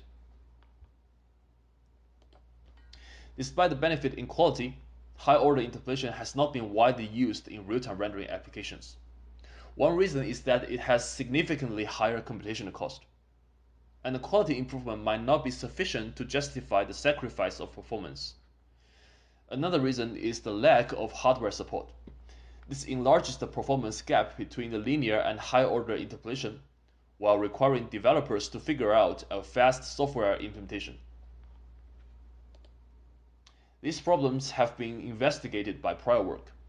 Some works introduce partially accelerating bicubic or tricubic interpolation on existing GPUs by specifying sampling coordinates that make GPU return partial results through bilinear or trilinear taps. However, these partial results still need to be combined manually in shader code, and they may require modification of texture to improve performance. Some other works propose FPGA implementation for high-order interpolation to improve its performance. However, these FPGA implementations require a lot of dedicated hardware resources, and they are often limited to specific tasks like 2D image magnification. These make them not very appealing to graphics card vendors. In addition, high-order interpolation on simplexes like triangle and tetrahedron has not been supported by graphics hardware. Our method addresses the existing problems of high-order interpolation. We first present a unified refactoring of quadratic and cubic interpolations as standard interpolation plus linear interpolation of high-order terms. Because of that, we can reuse the hardware linear interpolation units on existing GPU with only minor modifications to compute high-order interpolation in high performance. Our formulation supports both 2D and 3D grids and simplexes, allowing it to be used for a wide range of applications. In addition, the high-order terms can be dynamically skipped when their magnitudes are small, which can save more computation. Our method allows achieving high-order interpolation quality with a cost similar to linear interpolation in many cases. Like in this texture filtering example, we only use 1.6 times more computation than bilinear, much better than the state-of-art implementation on current GPUs. The key to our method is refactoring high-order interpolation into multiple linear interpolations. To explain our method, we begin with a simple 1D example, which is interpolating 2 points along a line using a parameter s.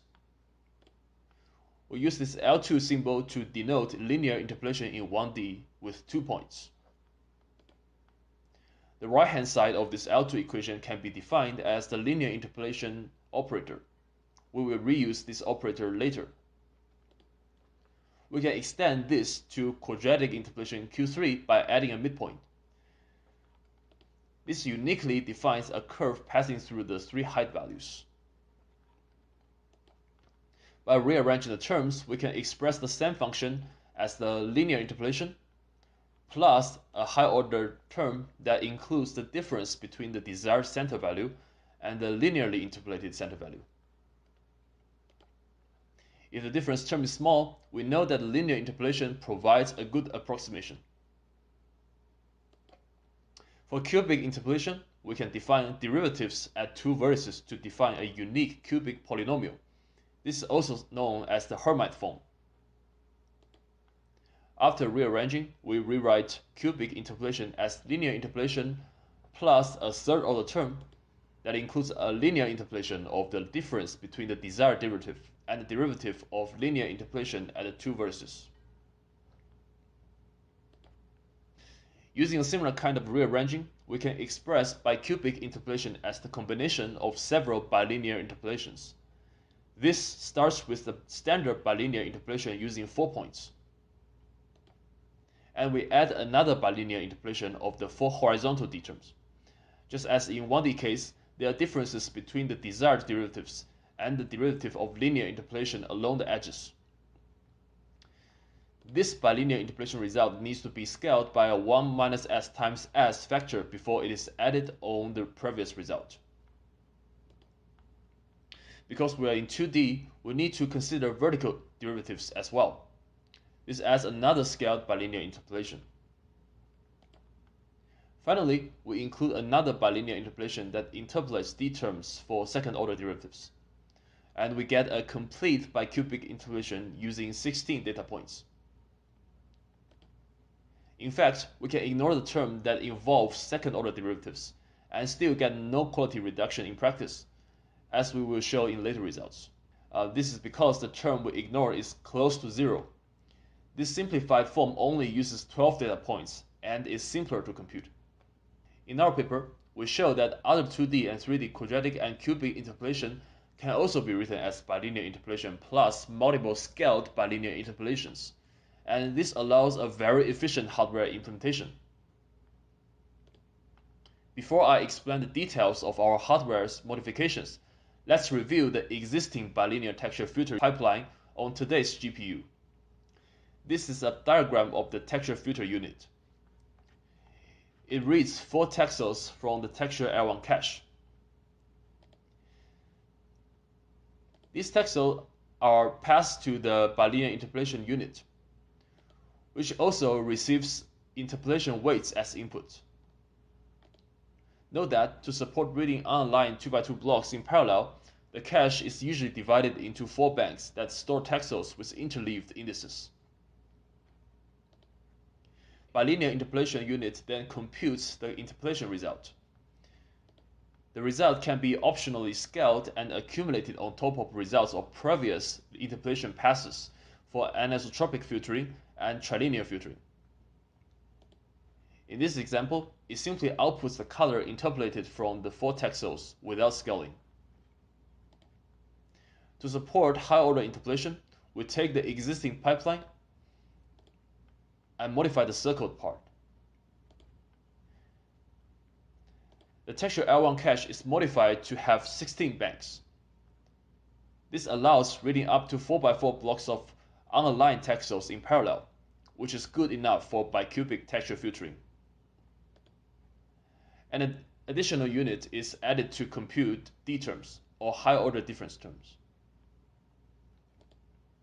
To see how it works, Here is an example of the 12-point bicubic interpolation. It starts with a bilinear interpolation, which is computed in the same way as the previous example. Then the d terms are computed. We assume cadmium spline derivatives, so a d term uses 3 data points, in a form that's relatively cheap to compute in hardware. The other 3 horizontal d terms are computed in a similar way by hardware in parallel. The 4 horizontal d terms are bilinearly interpolated.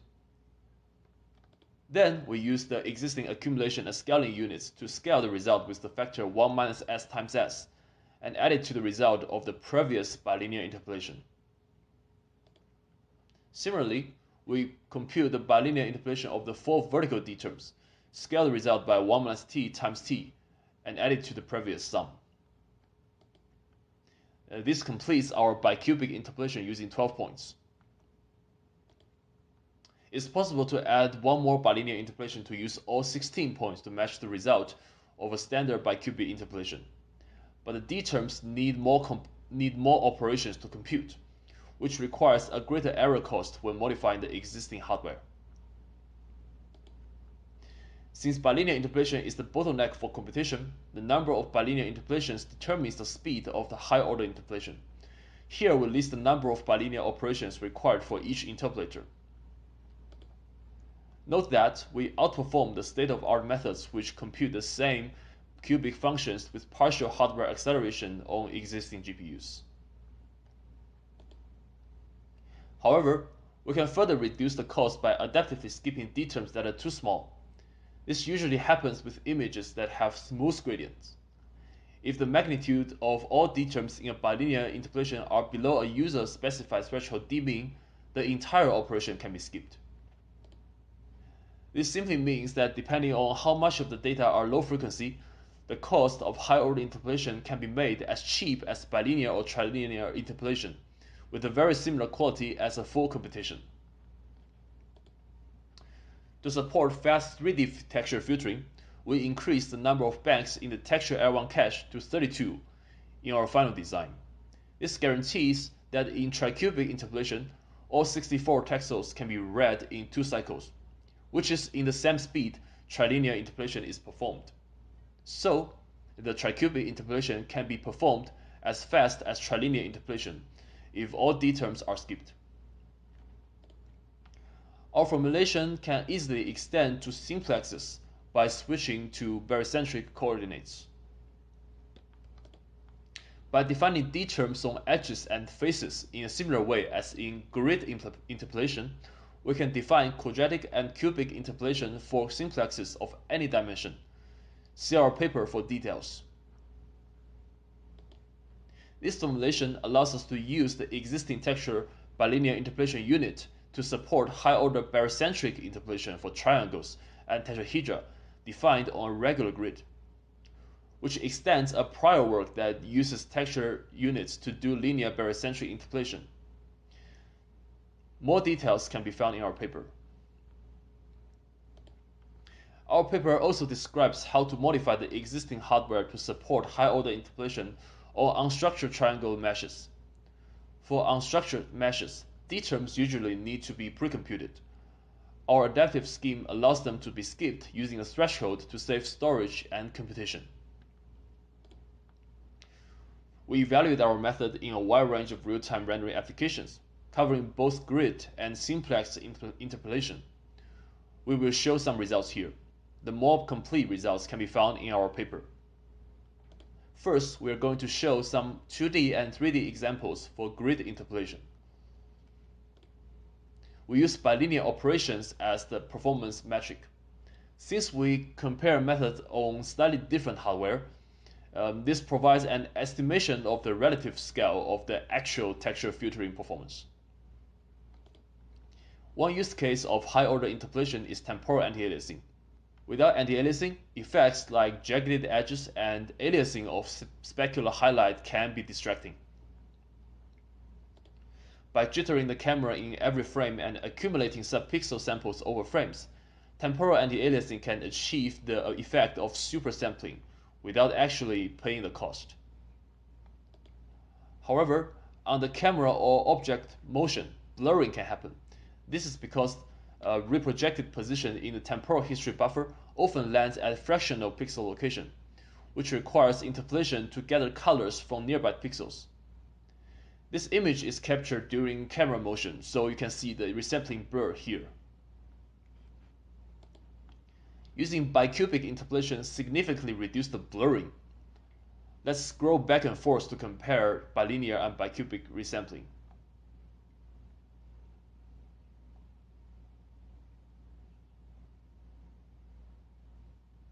Our 12-point bicubic interpolation produces virtually identical result to the standard 16-point bicubic.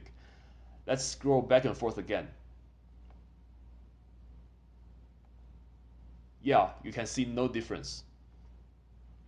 In this image, we enable adaptively skipping D terms using a threshold of 0.03. This turns more than 60% of the pixels into bilinear interpolation.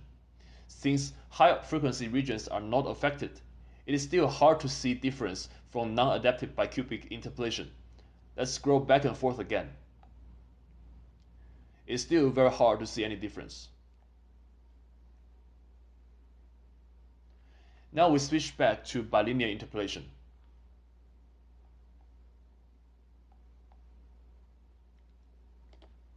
Here's the heat map of our adaptive bicubic interpolation using the specified threshold. Our 12-point bicubic interpolation has 3 bilinear interpolations.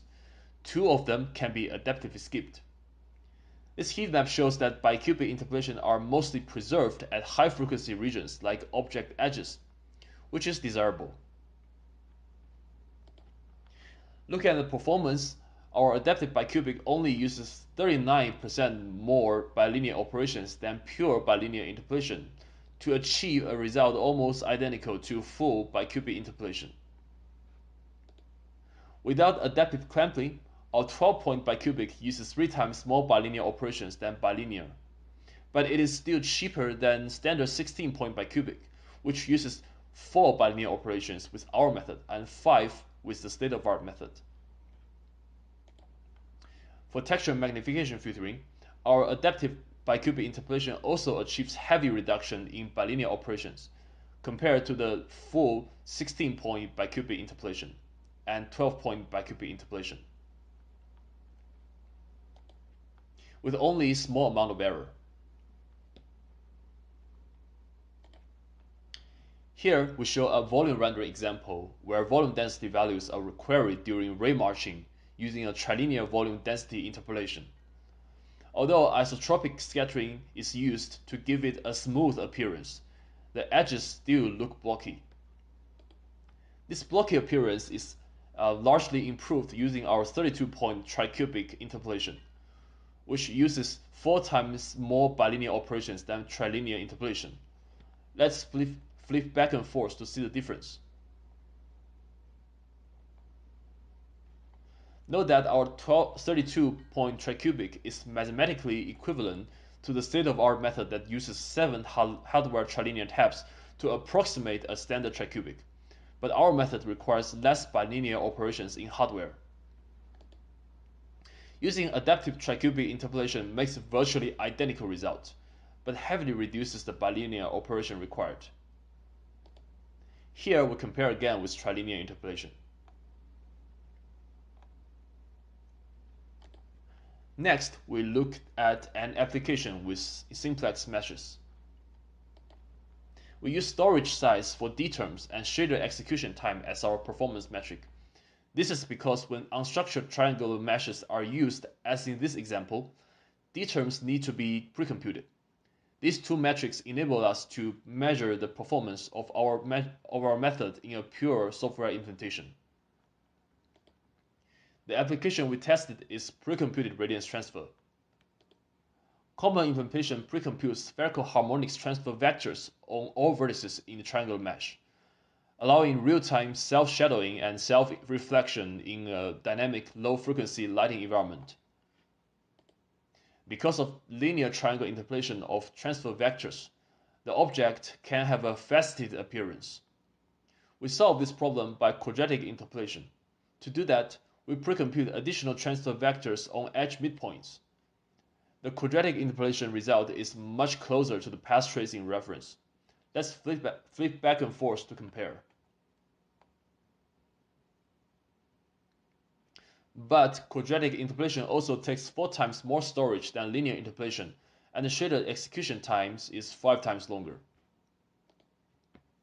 Our adaptive quadratic interpolation uses a compacted storage that discards all d terms below a predefined threshold 0.015, which eliminates 75% of edge storage.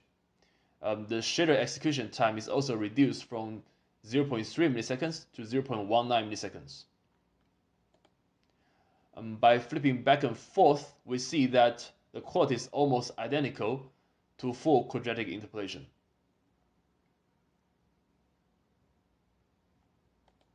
A visualization of non-empty edges shows that remaining d-terms concentrate on high curvature regions. Again, this shows that our method can automatically exploit the sparseness of high-frequency signal to achieve high computational efficiency. In conclusion, we have presented hardware-adaptive high-order interpolation. By providing a unified, computationally efficient mathematical formulation for high-order interpolation, we allow general high-order interpolation to be computed efficiently on the GPU with our proposed minor hardware modification. Our method further allows adaptively skipping computation of high-order difference terms to save computation cycles. Our method dramatically improves visual quality in a variety of applications with only minor additional cost over traditional linear interpolation. Thank you for listening.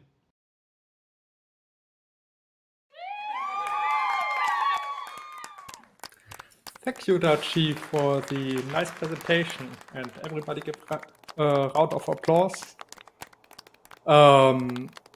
So we already have a question in the chat, and it's even already answered by one of the co-authors, but maybe we pick it up again so that you can answer verbally.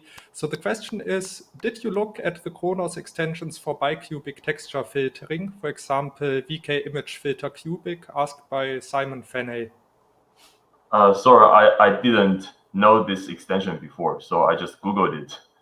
And it seems like it's still computing a standard catamaran spline bicubic using 16 points. And they're computing a weight for each of the taxol and then do this weight taxol multiplication. So I don't know how fast it is computed, or is it fully in hardware, or is a mixture of software and hardware. It's definitely a very interesting extension, but I think it doesn't have any adaptive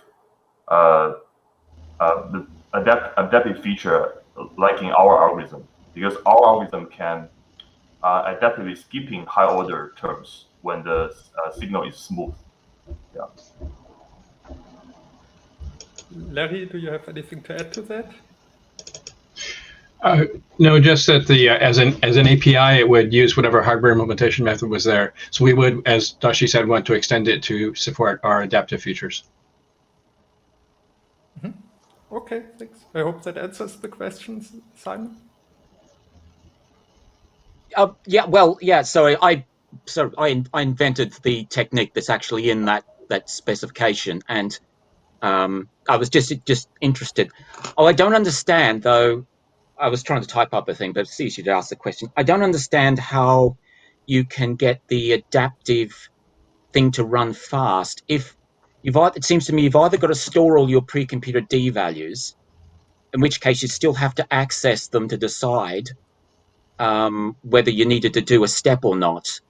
And that surely either implies you've got to have a very, very, very wide access to a cache, which the hardware engineers in the company would come and attack me with a mallet, or you would have to take more cycles to do it, in which case, if you've got the cycles to do it, you're going to end up taking those cycles. All you'd save is the bilinear operation, which is kind of tiny, really, in the scheme of things. I'm trying to understand how you can actually gain time. I mean, if it was in the shader, I can understand, but if it's in dedicated hardware, which is what I had to do, how do you save cycles there? Shall I take that, Daqi? Yeah. Okay, so in a standard GPU, you have the texture, the L0 texture cache is broken into 4 pieces, so you can access 4 texels in parallel to get the arbitrary aligned 2x2. So we're just taking the same size texture cache. Yeah, I mean that's the standard way to do it. We're taking the same size texture cache and saying, well, we're making it shorter and wider so we can get 16, for example, texels at once. You do the differences in parallel. And then you just don't run through the BOP the cases where the difference was close enough to 0. And if you have like 8-bit component values, the differences are very cheap to compute. So that was on the slide about the texture structure. Okay.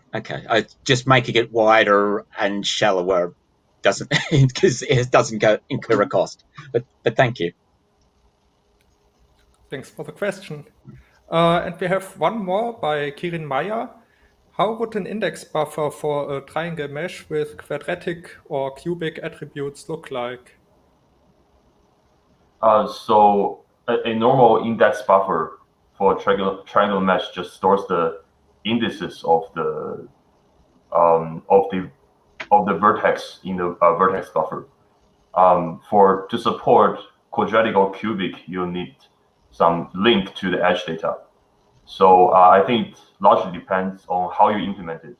But in my code where I generate those results, I have these edge buffers, and all the indices knows all the vertex in a triangle knows the opposite edge, the ID of the opposite edge, and then I use these edge IDs to look into the edge buffer. So if you're going to have some hardware implementation, you need to have some specific design. But I think there's a lot of choice. Yeah. Kirin, do you want to add anything to your question? Or no, I said thanks. Sorry, I was muted. Sorry. Cool. Thank you very much. Okay. Yeah. Great. I think that was a good discussion, and it's about time for the next paper. So let's thank the authors of the first one again.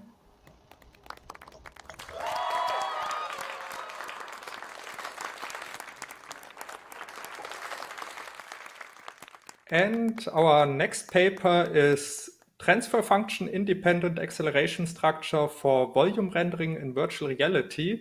It's authored by Balázs Faludi, Norbert Zentai, Marek Selekowski, Azar Sam, Georg Rauter, Matthias Griesen, and Philippe Caton.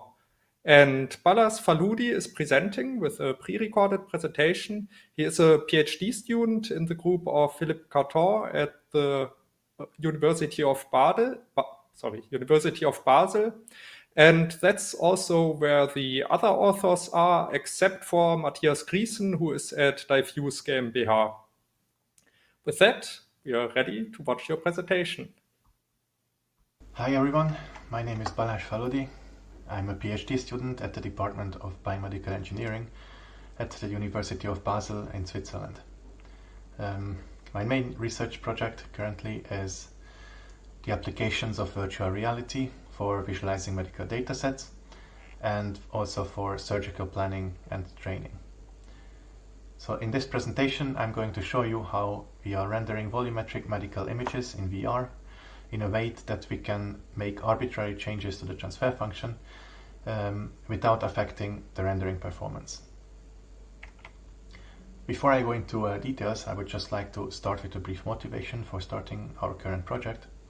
So I'm part of a research project called Minimally Invasive Robot-Assisted Computer-Guided Laser Osteotome. So the goal of this project is to build a miniature endoscope which should be able to enter the body through a small incision and then carry out a procedure involving cutting bone with laser light. And the benefit of using laser light to cut bones is that the cuts will be much cleaner, which result in faster healing for the patient. And also it allows you to do functional cuts and cut in shapes which would not be possible otherwise. So the main or possible applications for this type of procedure would be something like knee replacement surgery or corrective jaw surgery. And as you may imagine, these type of surgeries require a lot of planning, because you need to plan the end effector entry path, which depends on where you want to cut the bone and how you want to cut the bone. So you require a good spatial perception of the patient's anatomy. And this is where VR is really beneficial. So then to come to the implementation of our VR system, to render a CT or MR image using direct volume rendering, you of course start with the raw volumetric dataset. Here on the left you see an example of a CT scan of a human head. And typically these datasets are single channel 16-bit images. The typical resolutions that we encounter for CT scans are roughly or around 500 voxels cubed to maybe 1000 voxels cubed. So then in the next step, after loading the dataset, you define a transfer function which maps the grayscale values of the raw dataset to transparency and color and maybe other parameters, other material parameters. So here, for instance, you can see that I set the air and the soft tissue, which are on the left, the black and dark gray areas of the scan, I set it to transparent, and the bone, which are the more whitish voxels, I set to this whitish color. So then the result, if you apply ray marching to this, could look something like the image on the right. Here you have some additional examples of the same data set with different transfer functions applied. So in the middle I additionally enabled the opacity, or set the opacity of soft tissue to 1, and on the left I also enabled skin. So then to quickly go through the ray marching process, to generate an image, we of course start with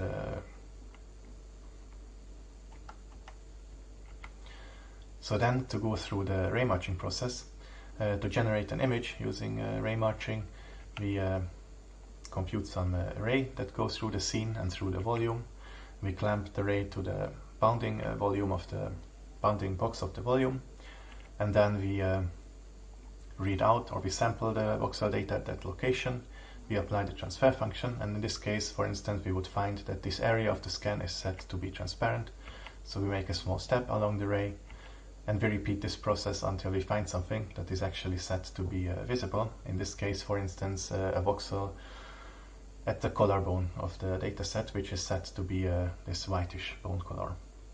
Of course, the problem is here that you are doing all of these sampling, these unnecessary sampling of the voxel data in areas of the scan which are set to transparent.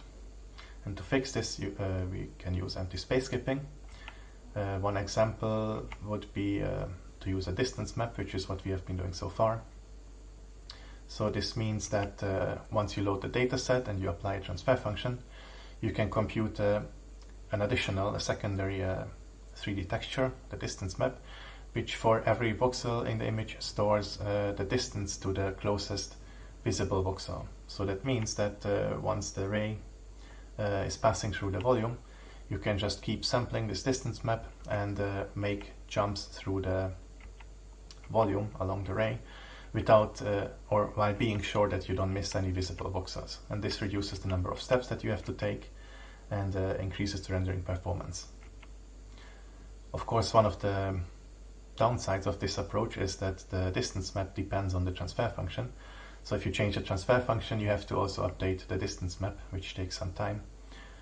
An alternative would be to use some kind of a hierarchical structure, like an octree. So the simplest example for this would be to just divide the data set into these small blocks, and then for every little block we can compute a binary, a Boolean value.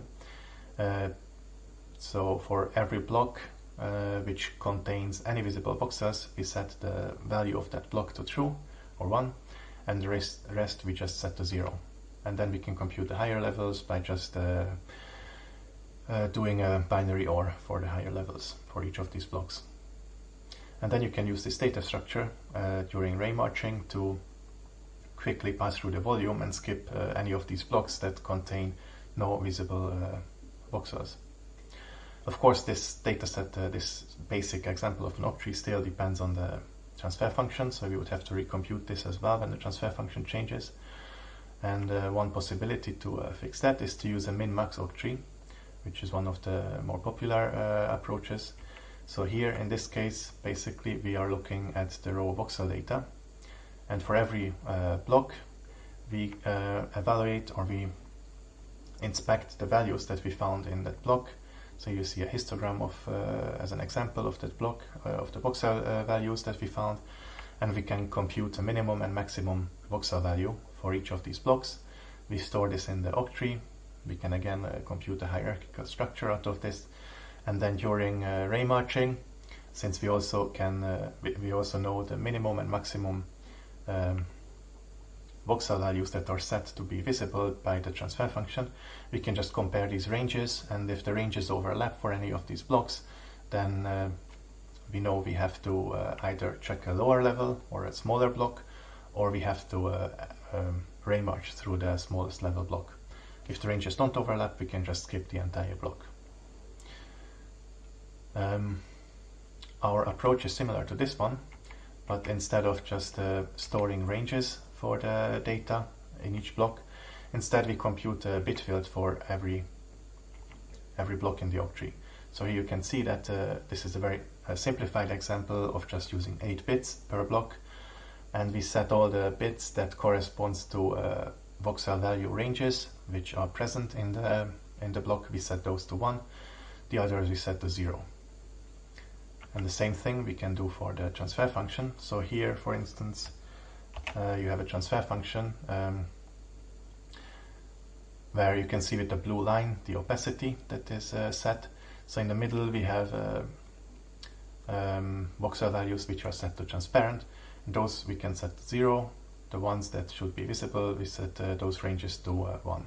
This would be an example for a brain MRI where the voxel values for the brain tissue is somewhere between the voxel value of skin and blood vessels. So if we want to visualize just the skin and the blood vessels in the brain, we have to hide the brain tissue, otherwise we would not see the blood vessels inside the brain. I will show you an example on one of the next slides. And the min-max octree cannot represent accurately this case, because we would just store the minimum value and the maximum value, and we could not skip any of the brain tissue by ray marching through the brain. So then during ray marching we can start by looking at the first biggest block that we encounter. We read out the value of this block, which would be in this case probably something consisting mostly of ones, since this is quite a big block containing air, soft tissue and bone. So here, when we do a bitwise AND with the currently selected transfer function, which should just visualize the bone, we find that we cannot skip this block because we cannot be sure that it doesn't contain any visible voxels.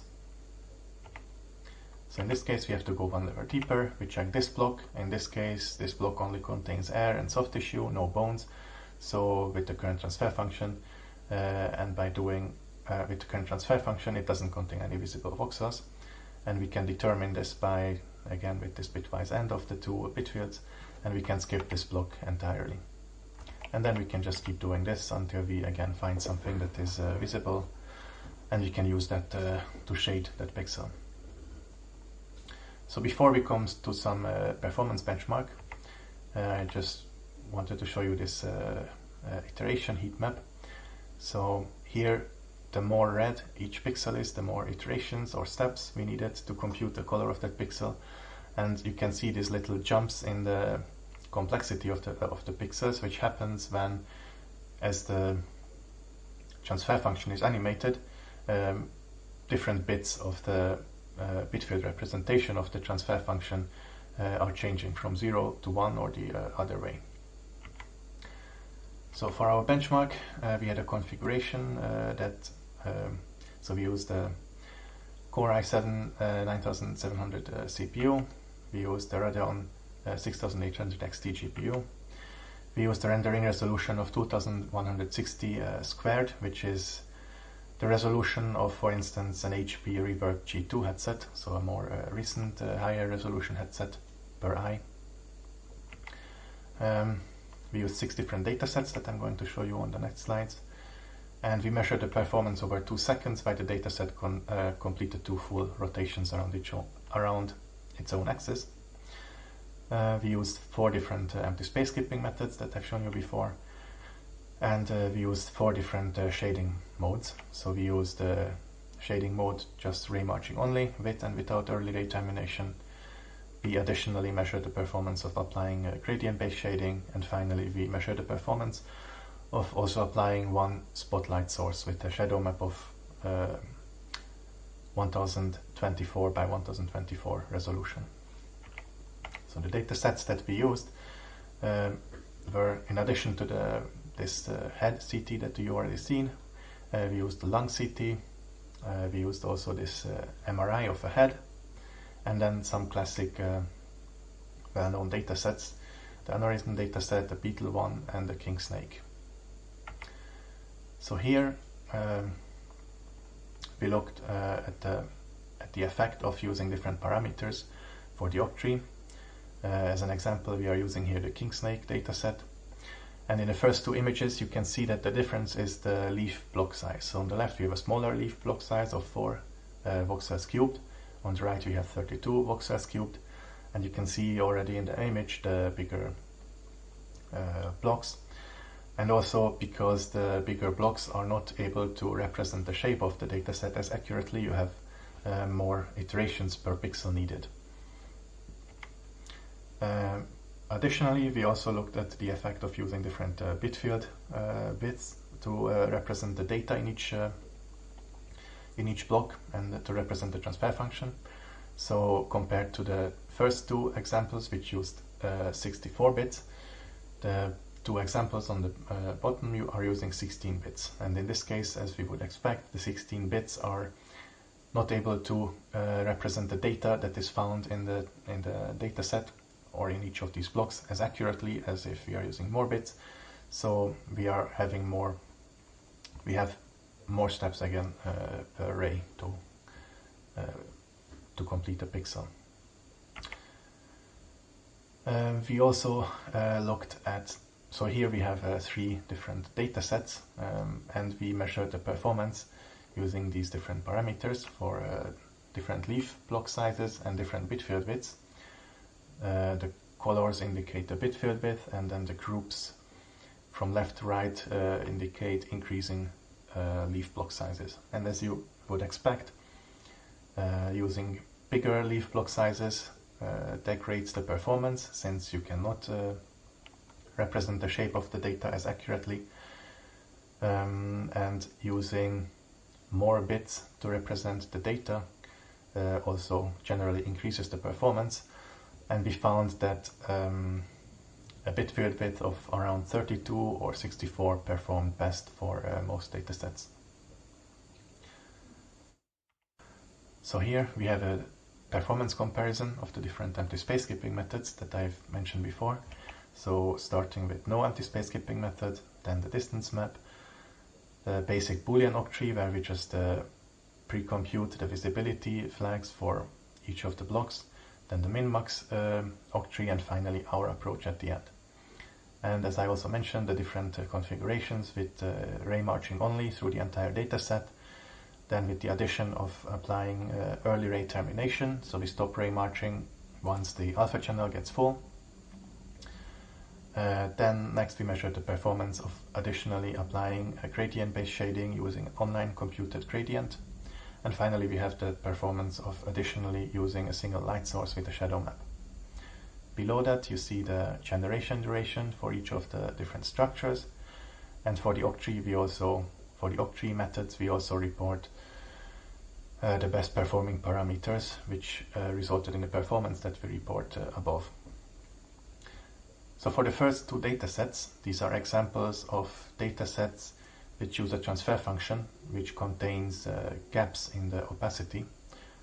So for instance, in this case, in the brain MRI, we have the skin and the blood vessels, and the voxel values for the brain tissue, which are set to transparent, are between the voxel values of the skin and the blood vessels. So if you want to see the blood vessels, we have to hide the brain tissue, and this results in a transfer function with a gap. Same for the, or similar case here with the lung data set, where you want to visualize the air in the lungs, but not visualize the soft tissue, just the bony tissue. And in these cases, our approach outperformed the min-max octree, sometimes by up to a factor of 2. And in all other cases, it performed. In all other cases, it performed almost exactly the same as the other octree-based methods. The distance map generally performed a little bit better than the octree methods, but also the computation time of it is much higher, and of course it has to be recomputed if the transfer function changes. Here we have a performance measurement of rendering both eyes of a VR headset. In this case, this was an HTC Vive Pro with a rendering resolution of 2016 by 2240 per eye. We used the same GPU as before, and here on the right you can see the rendering performance. So we are roughly between 6 to maybe 8 or 9 milliseconds per frame. And this change in performance that you can see is caused by the different complexity of rendering the different points of view and the different transfer functions that are being applied. Since, for instance, transfer functions that contain more semi-transparent voxels take longer to compute. Finally, this is an example application using our rendering, so you can use the motion track controller of a VR headset to move around the dataset, look at it from any angle, scale it up or down. You can use a cutting plane to cut through the volume from any angle, and you can also, as I mentioned before, you can change the transfer function without any effect on the rendering performance. So to conclude, our method enables changing the transfer function in real time in virtual reality. It does not have to be recomputed, so the structure does not have to be recomputed when these changes happen to the transfer function, or when any of the rendering parameters like the viewpoint or lighting changes. It only requires updating one shader variable, a uniform shader variable that represents the transfer function bit field, and the lookup texture for the transfer function. We believe that changing the transfer function, or being able to change the transfer function, enables faster planning and a better understanding of the patient anatomy. Our method performed at least as well as the other octree methods that for all the datasets that we measured, and it outperformed the min-max octree for transfer functions with intermittent opacity like the lung dataset or the brain MRI. And with this, I would like to conclude this presentation. Thank you very much for your attention, and I'm looking forward to any questions that you might have.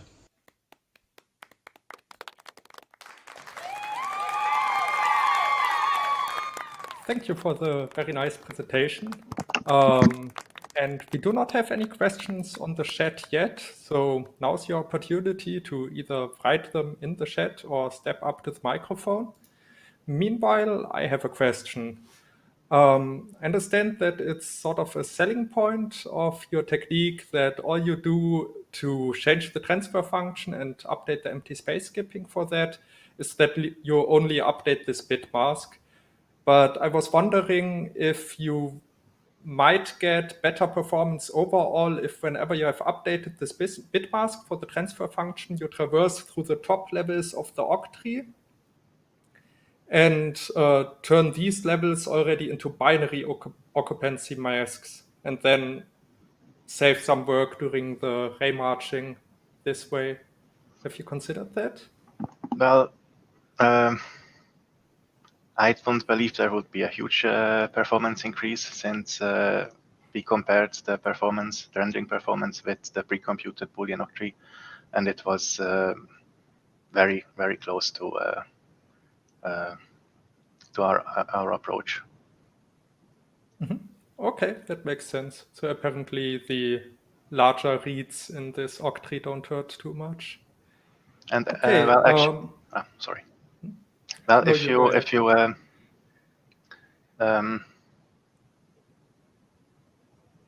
I mean, depending on how many bits you are storing, you don't have to read. Well, okay, compared to the Boolean octree, maybe, but not compared to the min-max octree, where you store 2 numbers, 2 floating points, or U-shorts maybe. And instead of with the bitfield octree, you store maybe 32 bits. So it's roughly the same amount of data that you have to read. Mm-hmm. Okay, makes sense. Let me check YouTube and Twitch. No questions there either. So, okay, I have another one. I was like slightly disappointed in the middle of your talk when you first explained the min-max octree, and then you had your particular example with this clear transition between bone tissue and brain tissue.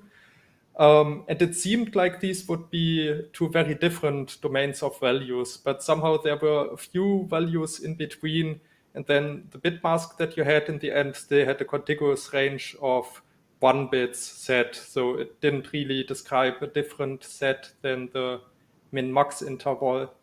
So I was wondering, is that something that you observe a lot in the data that's relevant to you, or does the bit mask actually often succeed in getting you these completely empty ranges?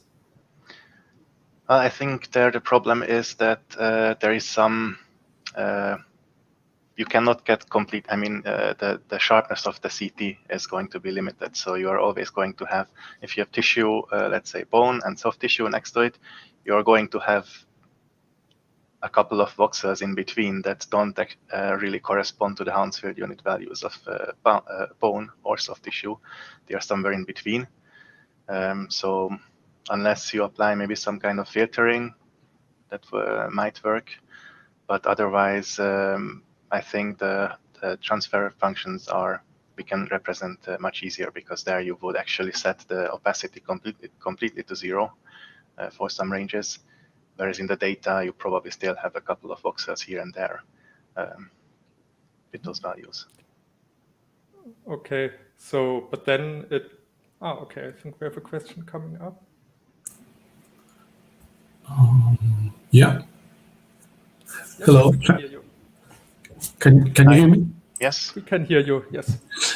So I was wondering whether this discretization of the octree bricks and the transfer function remind me of some previous compression work. I don't know if you're aware of Cobra. It was a sparse coding.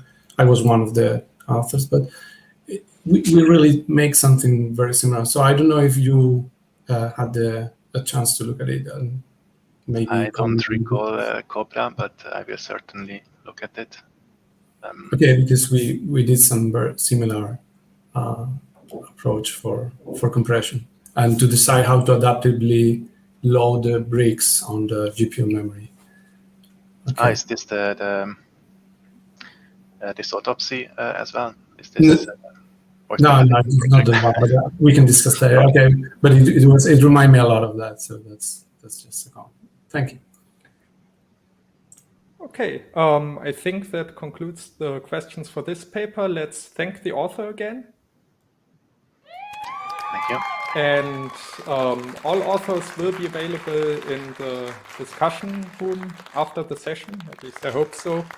Meanwhile, let's move on to the 3rd and last paper in this session. And the paper is Multi-Resolution Shared Representative Filtering for Real-Time Depth Completion. The authors are Yu-Ting Wu, Tsumao Li, Yichao Shen, Hongqiang Lin, and Yongyi Yuang. And Yu-Ting Wu is presenting. He is a postdoc in Yongyi Yuang's group at National Taiwan University. And Tsumao Li is at MIT CSAIL, Yichao Shen is at University of Tokyo, and Hongqiang Lin is at FIH Mobile Limited. So with that, we are ready to hear the presentation, and it will be a live presentation. Yeah.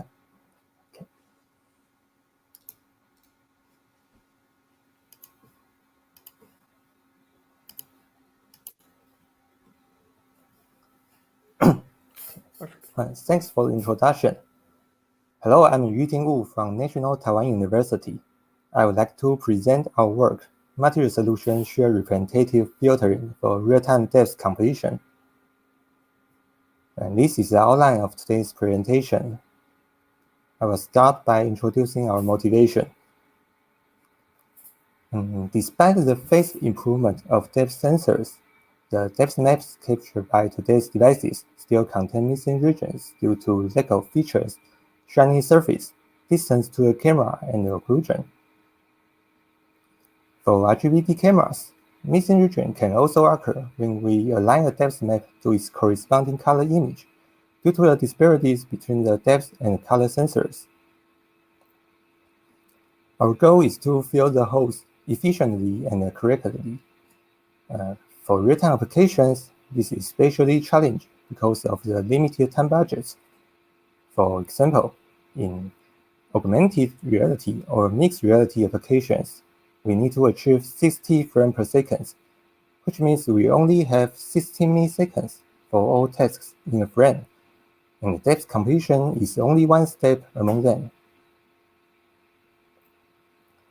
One popular approach for real-time depth completion is joint bilateral filtering. It estimates the depth value of an invalid pixel by taking the weighted average of its nearby valid samples within a fixed local window. It is fast because all pixels can run in parallel. However, when the holes are large, joint bilateral filtering becomes less effective. Let's consider this toy example of two planes with similar colors. When using joint bilateral filters, we will face a dilemma for choosing the filter size. If we choose a small filter, it may fail to fill all holes. It can also produce very inaccurate results if all valid samples within the window are on the other surface. On the other hand, if we enlarge the filter size, we might include too many samples from different 3D surfaces and oversmooth the depth boundaries. It also takes more time to use large filters. This page shows a real example of the dilemma. After removing unreliable pixels, the depth map captured by RealSense has 44% invalid pixels. Using a filter of size 35 cannot fill all holes in one pass. Using a large filter will oversmooth the object boundaries. Our method successfully preserves object boundaries while running in real time. So let me disclose our major contributions. We propose a new filtering-based method for real-time depth completion. Our method can adapt to hole shapes and better preserve depth boundaries. Our method is also fast because it retains the advantage of conventional filtering-based methods. Before I introduce our method, let's review some previous filtering-based approaches. Several approximations of bilateral filters have been proposed by filtering in a coarse-to-fine fashion, filtering in a higher dimensional space where the filtering kernel is separable, or making the filters hardware-friendly. There are also some methods accelerating the filters with sparse sampling. In addition to bilateral filters, guided image filter is another fast alternative. However, when the missing regions are large, these methods face the same dilemma for being difficult to determine the support of samples. Now I will introduce our new filter, Shared Representative Filtering. I will call it SRF for short. Like conventional filtering-based methods, SRF estimates the depth value of an invaded pixel by computing the weighted average of its neighborhood. It's worth noting that the samples used in the neighborhood should have valid depth values. What makes our method effective is we change the way of choosing the neighborhood. We observe the squared window used by regular filtering is both inefficient and inaccurate when the holes are large. And let me show this by an example. When using a 9x9 filter to reconstruct the depth value of these background pixels, in the square window, there are 49 pixels are invaded. They are useless for the depth reconstruction. 22 pixels are on the foreground surface, and in the end, we only have 10 pixels on the background surface. To avoid using a large square window, our method adopts a two-pass strategy for collecting the nearby valid samples. In the first pass, we find a valid and reliable representative for each pixel. In the second pass, we estimate the depth value of an invaded pixel by combining the depth values of its nearby representatives using a small local filter. Because the representatives have both valid and reliable depth values, the filter used in the second pass can be very small. We first show how to select a representative for an invaded pixel. Starting at a pixel, we uniformly sample k directions and walk along the line to get the valid depth samples. Our search will not stop at the first valid samples. It will continue for a number of extra steps for finding non-local samples. After all valid samples along the sampling directions are collected, we select a representative based on the similarities. One core idea of our method is the usage of non-local samples. Consider a case where a background pose is surrounded by a foreground object. If we stop at the first valid samples, we can only find the foreground pixels and cannot correctly fill the background hole. Using non-local samples enables us to find a better representative, a background pixel in this example. This Buddha-thing demonstrates a more realistic example for showing the benefits of non-local samples. Another core idea of our method is using joint searching to reduce the number of required sampling directions. By stratifying the initial sampling directions of the adjacent pixels, we can enforce nearby pixels to discover different representatives. We then combine them using a small local filter in the next stage. Finally, the similarity of two pixels is measured by the following cost function. It consists of spatial distance, color distance, and patch distance based on the ideas of non-local means.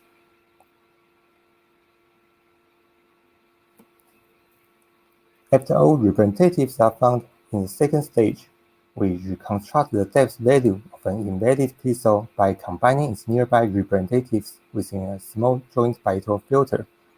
Similar to the cost function for selecting representatives, we include spatial, color, and patch terms in our filter. Okay, so far I have introduced our single resolution shared representative filtering. We now extend it to work in a close-to-fine fashion for better performance and results. For high-resolution inputs, the cost of SRF increases greatly because we need more steps to find the first valid sample in each searching direction. We address this problem by running SRF in a multi-resolution manner. Here we show the flowchart of our multi-resolution method. Our first step is to build an n-level image pyramid by downsampling the input color and depth images. We then start to fill the holes from the courses level using our single-resolution SRF. After we finish processing the courses level, For each remaining level, we upsampling the result to a final level. Because the upsampling process could produce inaccurate depth values at upper boundaries, we will apply depth invalidation for removing unreliable pixels. We do this by computing the depth gradient and erasing the pixels whose gradients are larger than a predefined threshold. After that, we fill the holes in the final level using SRF again. This process will continue until we reach the finest level. In most cases, our multi-resolution version not only improves efficiency, but also produces better results than the single-resolution one. It can produce smoother results and reduce the texture copy artifacts. However, we observe that using more levels does not always lead to better results due to loss of image features in color and depth maps. We usually use 3 to 4 levels for a good compromise between efficiency and quality for HD or Full HD images. Okay. Now let's see some results. We use 3 types of input to test the accuracy of our method, including both synthetic and real-world RGBD data. First, we generate fully synthetic data by rendering 3D scenes and simulating holes using Unity. Next, we remove depth pixels from the images in the Middlebury dataset. Finally, we capture several sets of real-world data using IntelliSense. We compare with the following methods: the single-resolution joint bilateral filtering and its multi-resolution variant, our single-resolution shared representative filtering, and our multi-resolution version. The above methods are implemented using Unity shaders running on GPU. We also include a global optimization method, the phase bilateral solver, for quality comparison. Let's first look at the simulated RGBD data. We allocate fixed time budgets for equal time comparisons, 15 and 7.5 milliseconds for single resolution and multi-resolution methods, respectively. For joint bilateral filtering, the only way to increase samples is using a larger filter, so we tune the filter size for meeting a given time budget. For our method, we tune the number of sampling lines k. For phase bilateral solver, we use the author's Python version. It's running on CPU. We only use its results for quality comparison. This page shows the comparisons on the table scene. The red ROI shows the region of complex occlusion, while the blue ROI shows the region of similar foreground and background colors. Our SRF produces the better result than joint bilateral filtering, and our multi-resolution SRF produces the best results among all compared methods. In the blue ROI, it also shows that our multi-resolution method can reduce the texture copy artifacts. And this outdoor scene shows a difficult case for complex occlusion and geometry. Our multi-resolution SRF produces the fewest artifacts and the most visually pleasing results. We also conduct an experiment for investigating the relationship between number of samples and accuracy. As discussed previously, the only way to increase samples for multi-resolution joint bilateral upsampling is using a larger filter. However, as shown from this figure, the error does not always drop as the number of samples increases. The reason is using a larger filter will include too many samples from other surfaces and could introduce additional bias. On the other hand, the error produced by our method decreases consistently as the number of sample iterations increases. Let's look at the Middlebury dataset. We only run multi-resolution methods because their images have very high resolutions. We allocate 20 milliseconds for the time budgets. Also, we include the phase bilateral solver for quality comparison. We show the comparison of the vintage scene here. In this case, the background and the foreground objects have very similar colors, which will confuse the bilateral filter. Compared to the previous methods, our method can better preserve depth discontinuities. Our method also produces smallest mean absolute error and highest PSNR in middlebury dataset. Finally, we test with real-world data. The time budgets are set as the same in simulated RGBD data. Let's see two examples. The puppy seen here has very large missing regions due to image alignment, occlusion, and a shiny surface. The colors of the foreground and background in the blue ROI are very similar. The red ROI is close to the image boundary. It shows a difficult case for conventional filters because there are fewer samples in the window. Our method can better preserve object boundaries in both challenging cases. The main scene has a relatively small fraction of missing regions. However, the holes between the man's shoulder and hand are very difficult for conventional filters. Our method can adapt to the shape of the missing regions. Our non-local samples also allow us to find the background pixels blocked by the hand. While our method significantly improves over joint bilateral filtering, it inherits some of its limitations. It could still oversmooth depth maps when color similarity does not lead to depth similarities. For example, the highlight on the teapot. It could also inaccurately estimate the depth values of fine geometry under complex occlusion. Finally, I would like to conclude our work and propose some future research directions. We propose a new filtering-based method called shared representative filtering for real-time depth completion. It is effective for dealing with large holes, thanks to better adapting to the geometry of the missing regions. We further extend our SRF by running it in a close-to-fine fashion, which improves both accuracy and efficiency. In the future, we would like to extend our method to the temporal domain for processing videos. Another interesting direction is to leverage the success of previous research on scene understanding. For example, we can exploit the results of segmentation and depth edge detection to better identify the depth boundaries instead of just using color information only. That's all for my presentation. Thanks. Thank you for the very nice presentation. Everybody give a big round of applause. And now it's time for questions. There are none so far, so I have one in the meantime.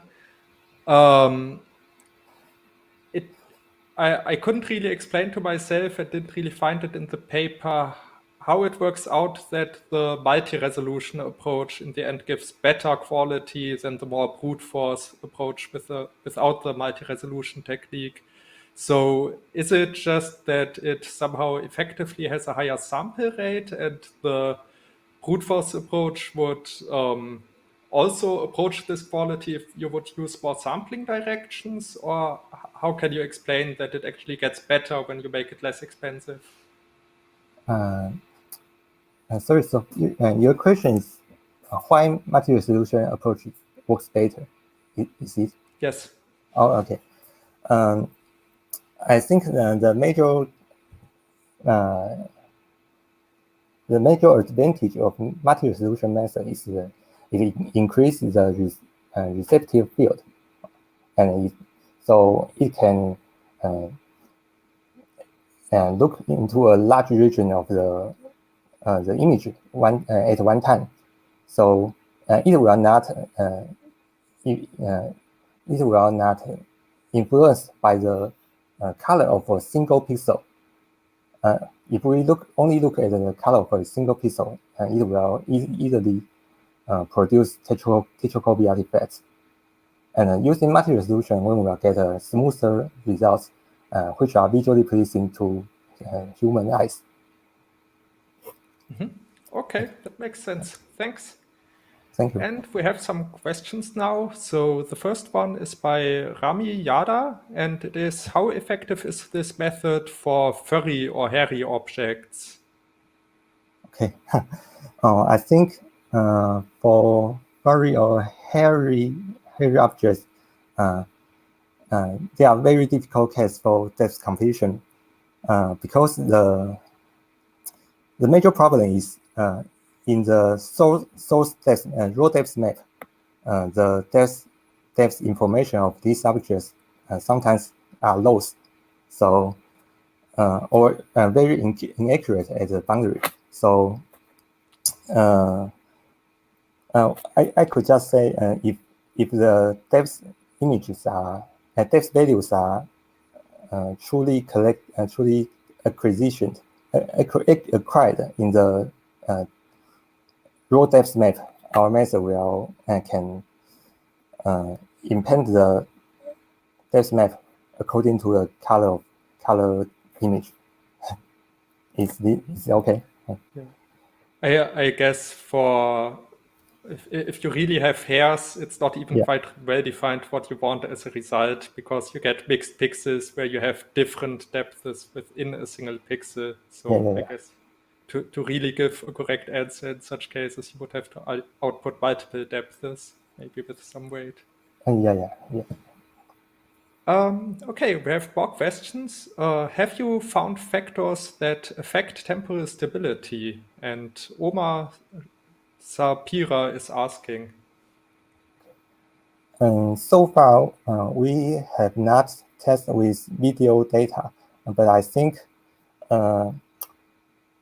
for filtering-based algorithm, the major problem is the filtering is performed at each frame using the information available in the frame. So if an object is moving fast, or the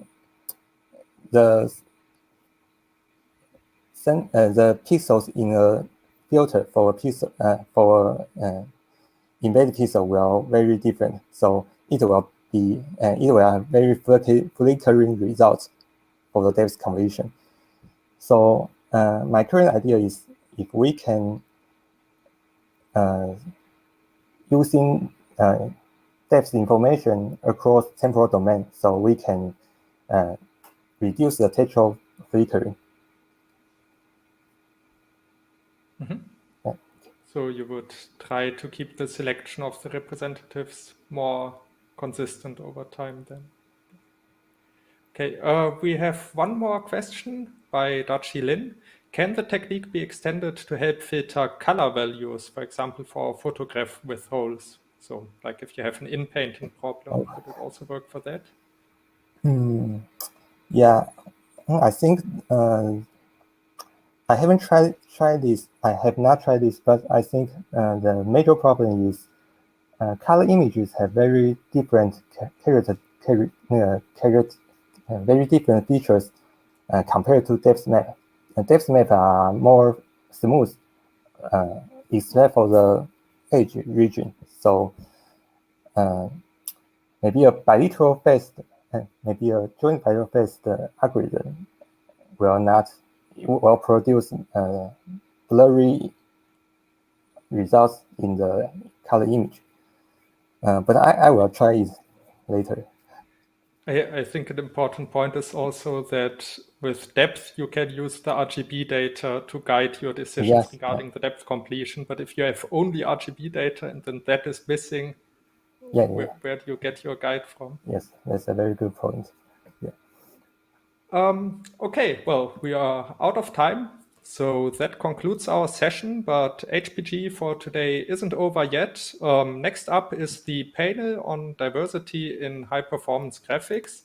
Let us thank all speakers of the session again. And with that, I hand over to the organizers. And one more thing, the speakers will be in the discussion with presenters room now. So if you have further questions, you can still ask them. Thanks.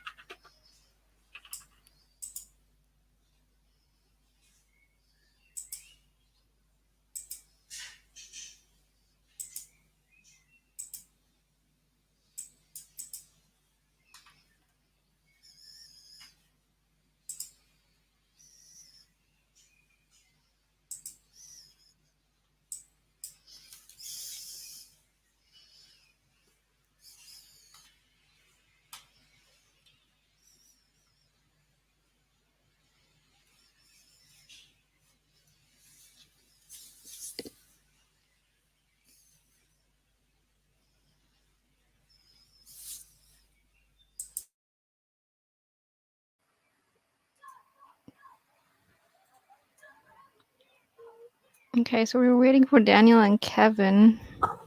Can you hear me? My click to join's not working. Oh, okay. Wait. Can hear you, Kevin, but can't see you. Yeah, the click to join is no. Okay, wait. Me.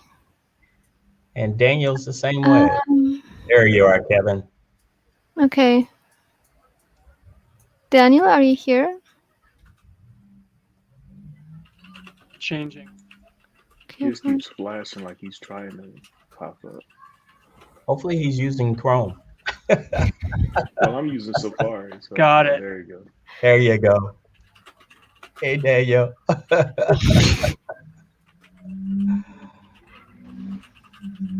All righty. I think we're all set. I'll leave it over to you and Apollo, Noshaba. So you all can kick us off. Yeah, great. Thanks, Tony. So now we'll host the diversity panel.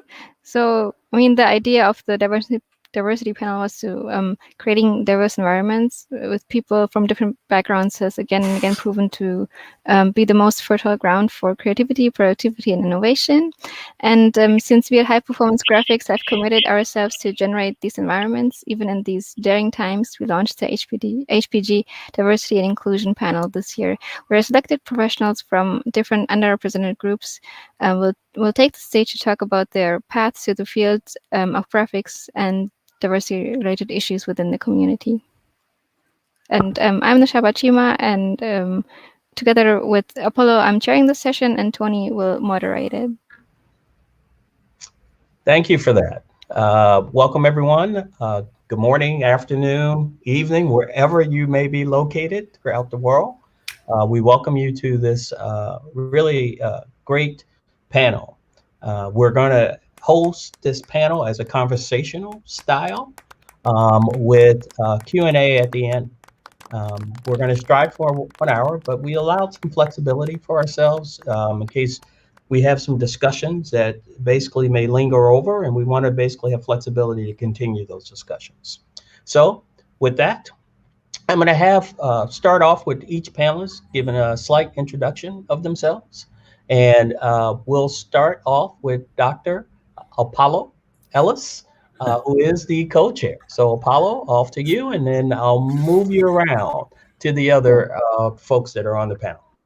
Cool. Thank you, Tony. And thanks for being here and helping us out with this. We really appreciate that. And Noshaba, you've done a lot of work, and so much that I wouldn't even consider myself as a co-chair anymore. I'm pretty much just watching awesome things happen. So yeah, so Dr. Apollo, I'm a PhD. That's pretty much my claim to fame. I've been doing graphics for a long time, probably since 2005, and been at HPG since HPG started, so 2009. And then slowly over time started to become more instrumental in that community and publishing stuff and talking about stuff. And then they made me a chair. So that's who I am. Thank you for that. Thank you for that introduction. So I'm going to do this where I'm looking at you in this wonderful format, oh yay, around the table. And I'm just going to start going around from my left to right in my screen. So with that, I'm going to go to Dr. Kevin Griffin. He's first on my screen. So Kevin, would you mind introducing yourself? Not at all. Thanks for putting me up next, Tony. I don't know if I can follow Dr. Apollo, but I'll try. No, so I'm Kevin Griffin. I'm a senior developer technology engineer at NVIDIA. There I work on integrating scientific visualization software with Omniverse, which I'm sure a lot of folks have been hearing about lately. And I also work on a high-level Chronos API called Inari. And this Inari supports diverse rendering backends, and hopefully we can have our initial preliminary spec out for supercomputing. I worked at Lawrence Livermore for a few years, where I was a software engineer and solutions executive for their high performance computing center. I'm also an adjunct professor at the local Delta College, where I teach computer science courses. And Tony and I, we kind of thought it was a good idea if we're going to be in this space. We got a D&I certification from Cornell University. It was a really insightful program. gave us a very good foundation to really kind of navigate in this space and hopefully be able to influence D&I issues and decisions at our companies and in the broader community. And lastly, I'm serving on the ACM SIGGRAPH Diversity and Inclusion Committee, and I'm also on the Research Posters Committee for SC21. So if you're going to submit some posters, I'll probably be one of the folks that will be reviewing it. BS Computer Science, MS Computer Science, University of Delaware, University of Tulsa, and I was fortunate enough to get my PhD from UC Davis. And that's it for me. All right. Thank you, Kevin. Really appreciate that. Daniel, I'll go next to you. Wow, that's hard to follow. My name is Daniel Pillis. I go by D. Pillis. I go by they, them, he, him pronouns, and I've been really excited to be a part of the D&I committee at SIGGRAPH with a lot of our colleagues here for the last several years.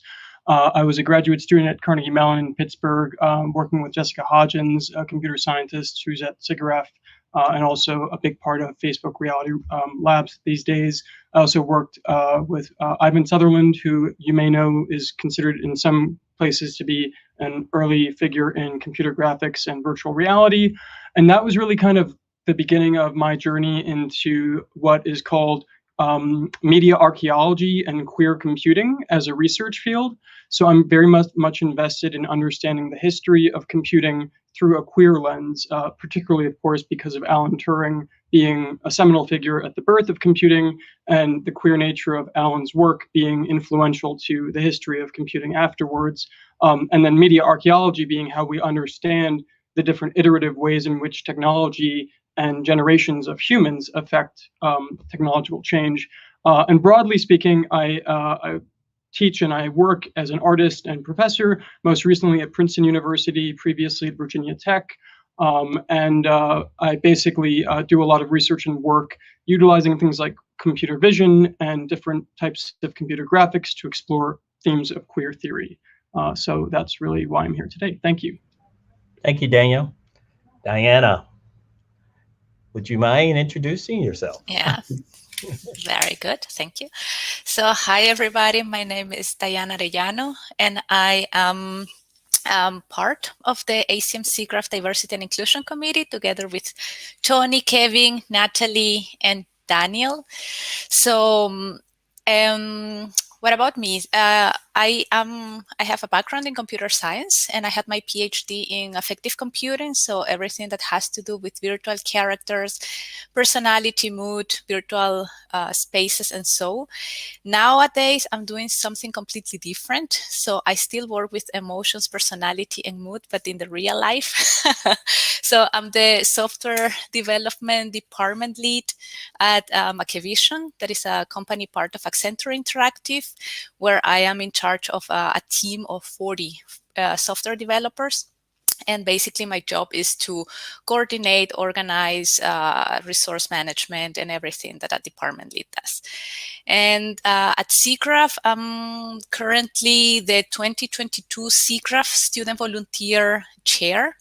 And yeah, as such, I'm trying to bring the diversity and inclusion into the younger generations at the computer graphics community. Thank you, Diana. Noshaba, give a little bit more information about yourself. Would you do us the kind favor of that? Yeah, sure. Thanks. So I'm Noshaba, and so I obtained my undergraduate degree in media informatics, which was a combination of media design and computer science. After that, from the University of Applied Sciences Bremen in Germany. Then after that, I received 2 MS degrees, one in computer science, the other one in visual computing at the University of Saarland. And now I'm doing a PhD at the Max Planck Institute of Informatics. And so in the intersection between graphics and ML. And currently my research topic is like making AI characters dance with other AI characters. And yeah. All right, thank you for that. Seth, would you mind doing us an honor?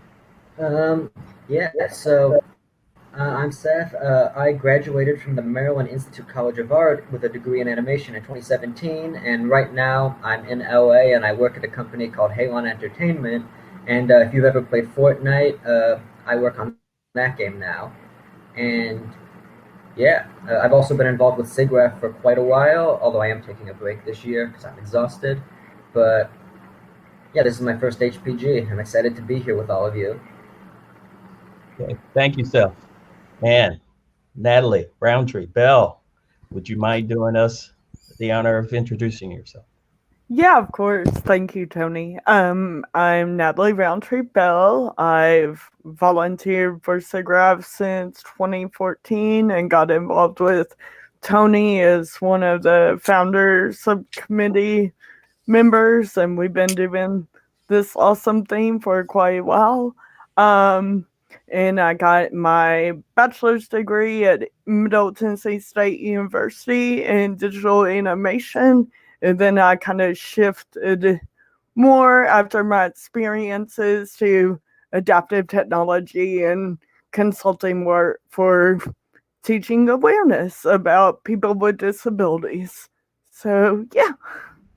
All right, thank you. So for the audience, my name is Tony Baylis. I am the Diversity, Equity, and Inclusion Director at Lawrence Livermore National Laboratory. I also serve on a number of boards and committees that have a focus in the area of diversity, equity, and inclusion. But I serve on a lot of nonprofit boards as well that help advance young people in STEM. With that, we're gonna kick this off. One of the reasons why I wanted people to introduce themselves, because part of this space within diversity, equity, and inclusion is people having a perspective and sharing their own stories. It's one of the things that the mission of SIGGRAPH, in fact, although we're at a different conference, I know, but you know, it's part of people telling their own stories and allowing that to happen from their perspective. And as a result of that, that's kind of the essence of diversity in a sense, is really looking at, you know, diverse perspectives, experiences, thoughts, ideas coming together. With that, I'm going to start the first question off and allow anyone who wants to jump in with that first question. What does diversity, equity, and inclusion mean to you? So with that, let's go with Daniel. What does diversity and equity and inclusion mean to you? So I think my response would be broadly, without thinking about each term. Let me instead pivot to say the words queer and gay etymologically mean very distinct things that I've thought about very deeply as to how they shape queer life. To be queer in English would mean to be odd or different. To be gay historically meant to be happy or full of jubilation. Growing up queer to me and identifying with those adjectives, apart from how they affected my orientation, gave me a certain way of thinking that I do think bridges that gap into the diversity and equity and inclusion conversation, because to be queer to me always meant to be different. So to think differently and to bring a different perspective, because by default, I was told that I was different. So therefore, that difference was something that I really felt drawn to emphasizing and celebrating.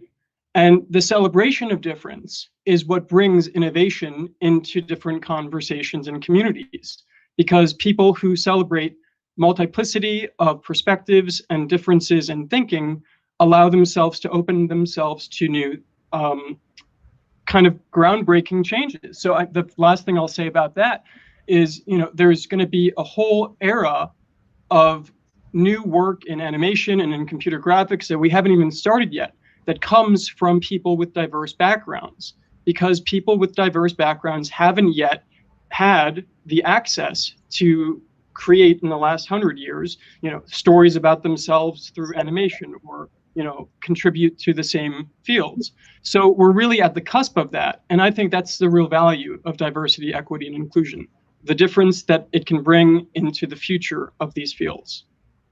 Thank you, Daniel. Way to kick us off. That is a tremendous start. Noshaba,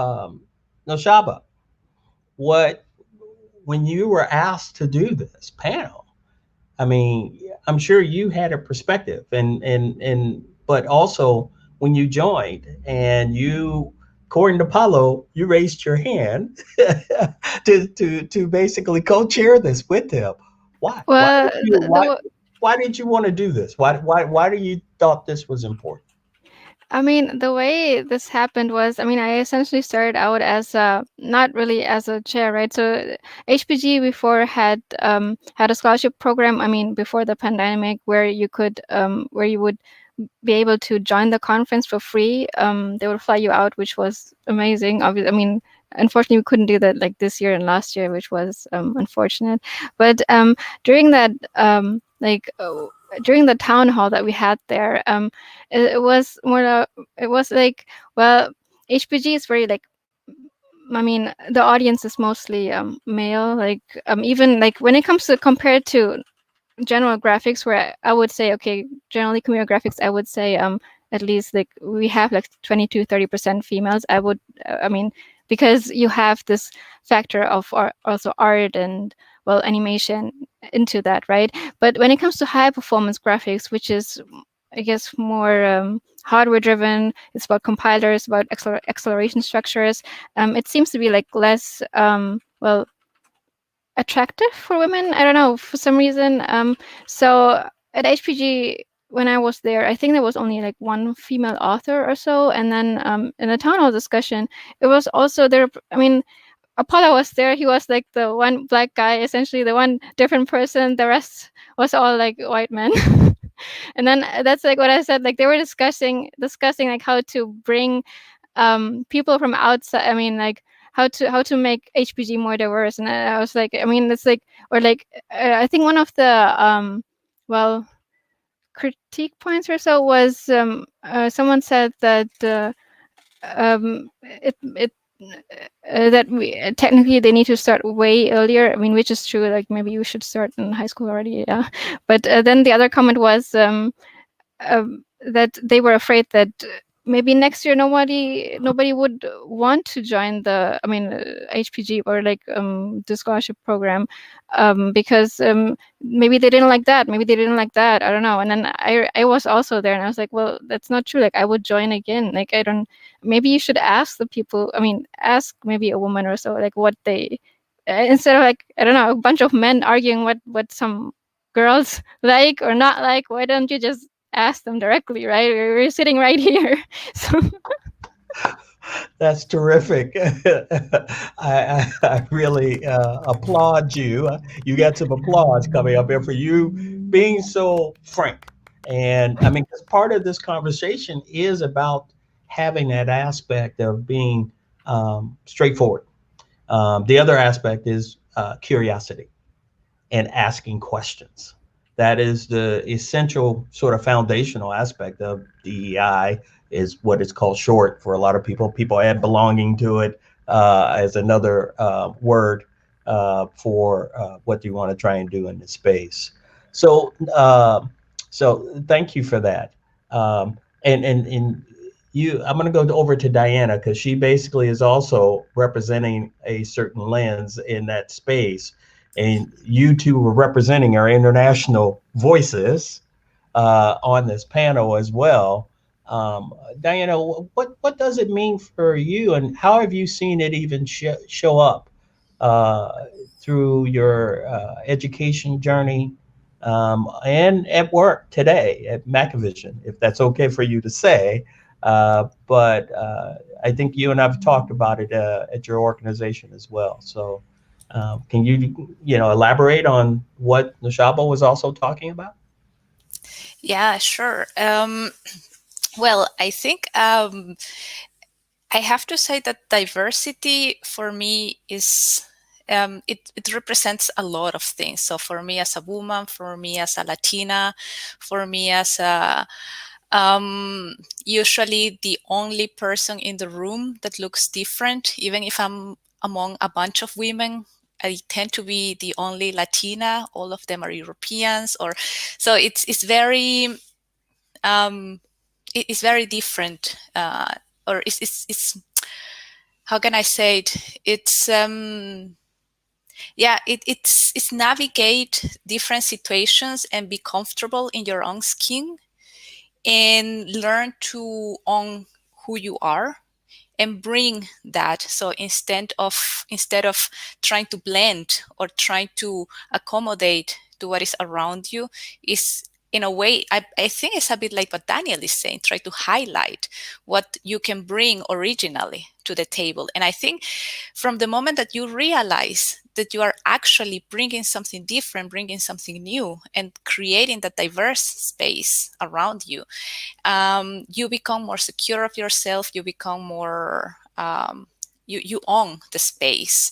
So, and I think for me, as a woman in tech, as a Latina in tech, and now as a lead in a team of 40 people, out of which only 4 other are women, I feel my responsibility to help these other women navigate the same space, and really to not to make a women versus men situation, but it's more like how can we all together navigate this and highlight the importance of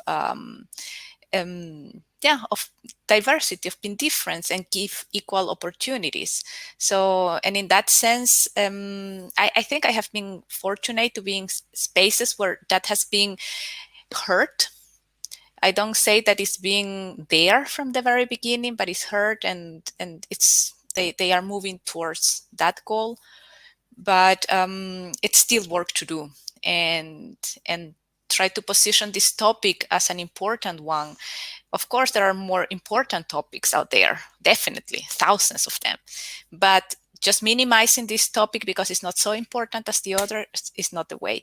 And I feel my responsibility, my social responsibility to bring this diversity and to say, hey, this is an important topic. Let's look at this. we need to talk about it. Thank you, Diana. Appreciate that, and giving us a perspective that's from where you sit internationally and with your organization, because we've had conversations around how the landscape, even though this conference is right now has a Western U.S. lens, it's based on the time that we're on, you know, there's international discussions that take place in the realm of diversity, equity, and inclusion, and at a lot of organizations as well. So one of those really wonderful global organization is NVIDIA. So Kevin, can you talk about it from your own personal perspective and what you've seen at your company and how it basically has shined? Why is it important? We'll move into the why of its being important as well. So, but start, what does diversity, equity, and inclusion mean to you, and how have you seen it show up at your organization? Yeah. So I'll start with the second question because Natalie calls me a data nerd. So I'm gonna start actually from a quantitative point of view. And quantitatively speaking, there's been a lot of research by companies and academic institutions like McKinsey and Cornell University, to name a few, that have made a strong business case for diversity and inclusion. And it keeps getting stronger every year as more companies start to implement various D&I programs and initiatives. So for example, McKinsey has collected this huge data set of over 1,000 large companies in 15 different countries. So over 1,000 companies in 15 countries. And so what they found is that companies that adopted a systematic business-led approach, and that's the key word, a systematic business-led approach in D&I, are more likely to outperform their peers on profitability. And more specifically, their data from 2019 shows that companies with the most gender diversity in their executive teams, they've outperformed, they were 25% more likely to outperform their competitors that rank low in gender diversity. And then in the case of ethnic and culture diversity, their findings are just as compelling, right? So in 2019, companies that had the most ethnic and culture diversity, they outperformed their competitors by more than 36%, right? And so what also highlights this data is that if you this notion of multivariate diversity, if you only focus on a single group, you lose a lot of performance and a lot of benefit of D&I. And this is just some of the data that shows the benefit of D&I right now. So like I said, companies like McKinsey, Cornell University, they produce these reports every year. And the benefit that you get from D&I gets better and better every year as more companies adopt it. Qualitatively speaking, there are a lot of reasons why diversity and inclusion are important. But my favorite tool is, number one, people are generally more happy. And this is because they see themselves within that company. And so if you look at females or you look at African Americans, if you have other African Americans or females in a company and you see yourselves in those senior management positions, senior technical positions, that makes you more happier as an employer because now you have something to strive for. Now you think there's a fair playing field for you at that company. And the other part is that you have access to a greater range of skills and perspectives. Daniel did a good job of highlighting this. Diana did a good job of highlighting this. And it's just like your stock portfolio, right? You never put all of your money in one company. You want a diverse stock portfolio. Diversity and inclusion gives you something similar. When you have different employees from different backgrounds, from different cultures, from different categories, and you can kind of name them from different gender diversities, you kind of invest in this diverse portfolio of people, which usually gives you a higher return on your investment. And so it's really huge. And the last thing I'm going to say, I want to circle back to systematic business-led approach. And this is very important, right? Because what usually happens is that a company says, we want to do something with D&I. So we pick someone from an underrepresented group, we put them in charge of a D&I committee, and we say, we're doing something about D&I. The problem with that is usually that employee that they pick doesn't have a holistic view of the company. So they don't know the pain points for diversity for that company. They just know what they experience. And it usually doesn't revolve in this multivariate diversity approach. They usually pick something that's based on their background. If they're African American, they're going to do initiatives based on helping Black people. If they're female, they're going to do initiatives based on helping women. While this might be good in that single sense, it's not good in a holistic approach. And so what you don't get is this multivariate diversity, which research has shown, like McKinsey and Cornell University, that once you have this systematic business-led approach, you will achieve the benefits of D&I, but you have to do it right. And you have to do it from a perspective where we're going to look at all the groups, look at all our pain points, and allocate resources in an equitable way. Meaning, if African Americans are your biggest diversity problem, then more of your resources go in there. But that doesn't mean only your resources go there. You still invest them in women and LGBTQ plus and whatever groups. But first, you have to do it in a systematic way. And I will end with one plug for NVIDIA. And this is from my perspective, right? In the past few years, NVIDIA has taken this systematic business-led approach. And it has led for, in FY21, African-American new hires have been up 190%. Female hires have been up 44%. Latino Hispanic hires have been up 23%. And the list goes on. What you see from those numbers is that they're achieving multivariate diversity. And it's no coincidence that NVIDIA is one of the top performing companies right now. And I will end with that. Thank you for that, Kevin. And I'm sure NVIDIA is going to love this. You're telling spilling all the cookies out here for them and others to basically know how well they're doing in this space. So thank you for that.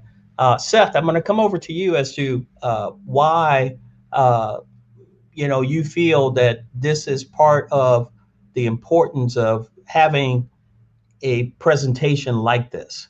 We had a pre-brief sort of conversation, and you articulated it very well from your perspective, if you can remember back then a few days ago. But you gave a really wonderful answer as to why having presentations and panels like this are important. Would you care to share that with the audience? Of course. So there were several things that I said. So first, the reason why we're having this panel, because if you're at this panel, then you definitely care about diversity and inclusion.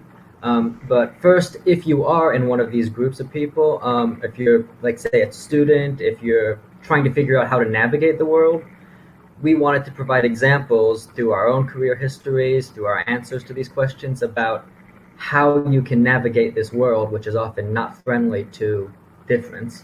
And also, there's a lot of employers here who want to know how to do better, and we wanted to provide a blueprint and examples of how they can do better, how you can do better as well. Thank you for that, Seth. Natalie, would you expand on that as well from your lens? And you say you're a champion advocate for individuals with disabilities, and at SIGGRAPH we call them individuals with wonderful abilities, to really highlight them in a way that was not so much different, but to say that, hey, here is a pool of talent that you can tap into that is very rich in what they can do. So I do have one thing before I go into that I was thinking about as everyone went around the table. And I feel like it goes back to what I have to deal with as traveling and going to meetings as a disability. And I think it's comfort, right? We all want to be comfortable in our own spaces.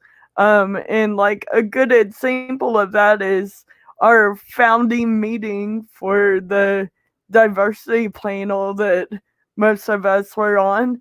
It wasn't even a thing if my glass got empty, because everybody knew no one wants Natalie to carry water across the room, because in case you can't tell, I have pretty bad tremors. But that wasn't even a thing.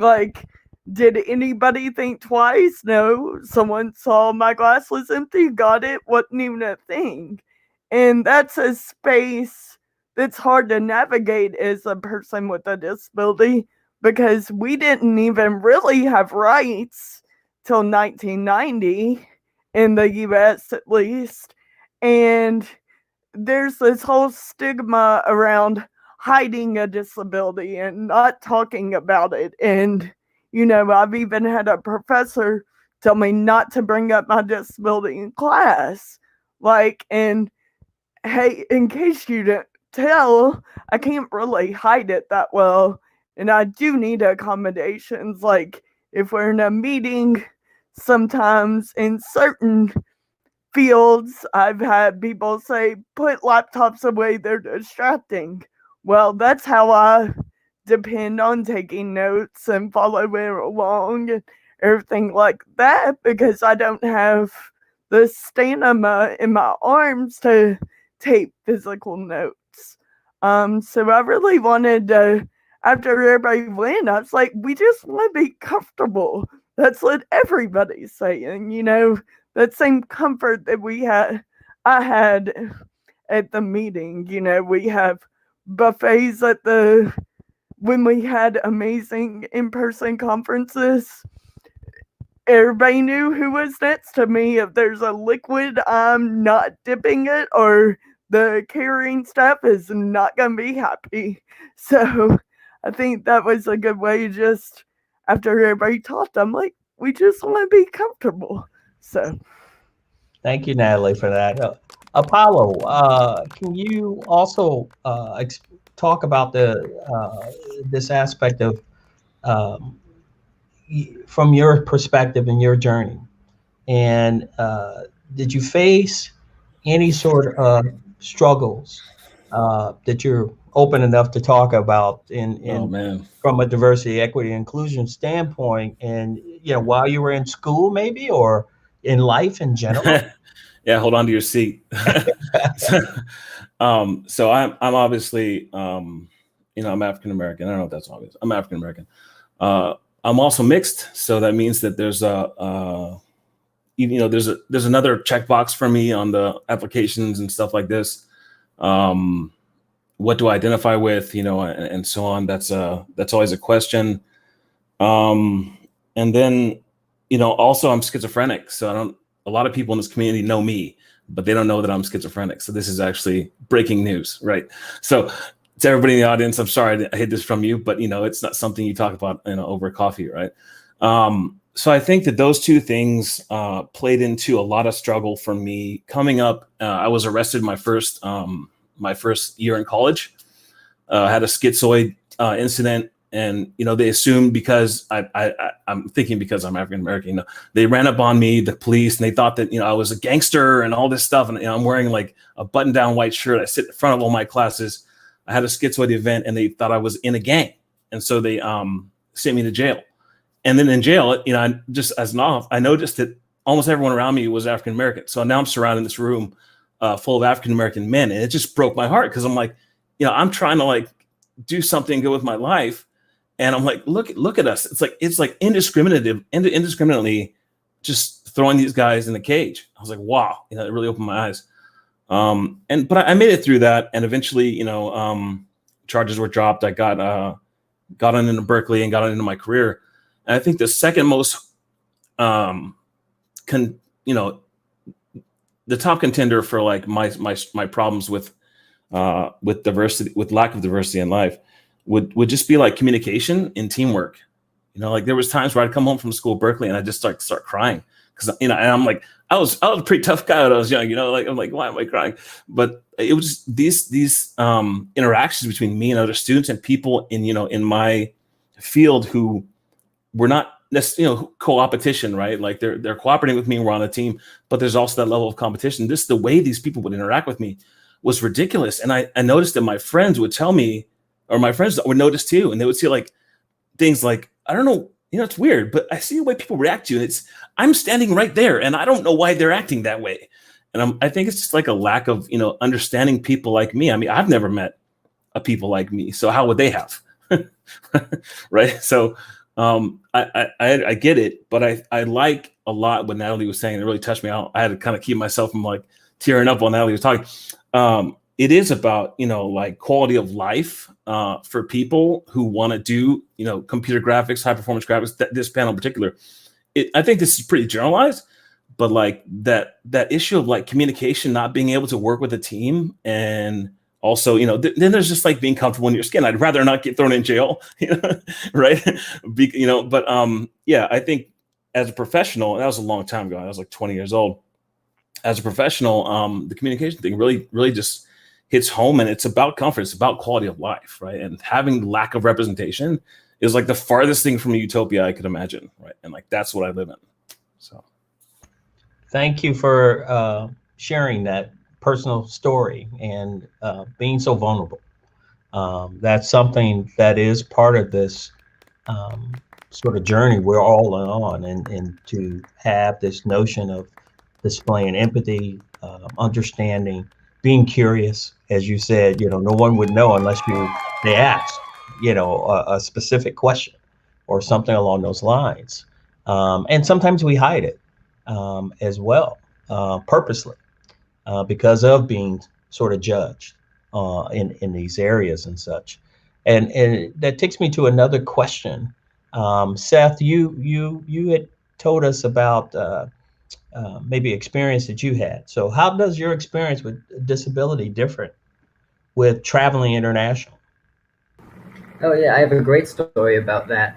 So I've been volunteering with SIGGRAPH North America since 2015 and SIGGRAPH Asia since 2017. So I had several North American SIGGRAPHs under my belt before I first went to Asia. And that was also the first time I had ever traveled outside of the US as an adult.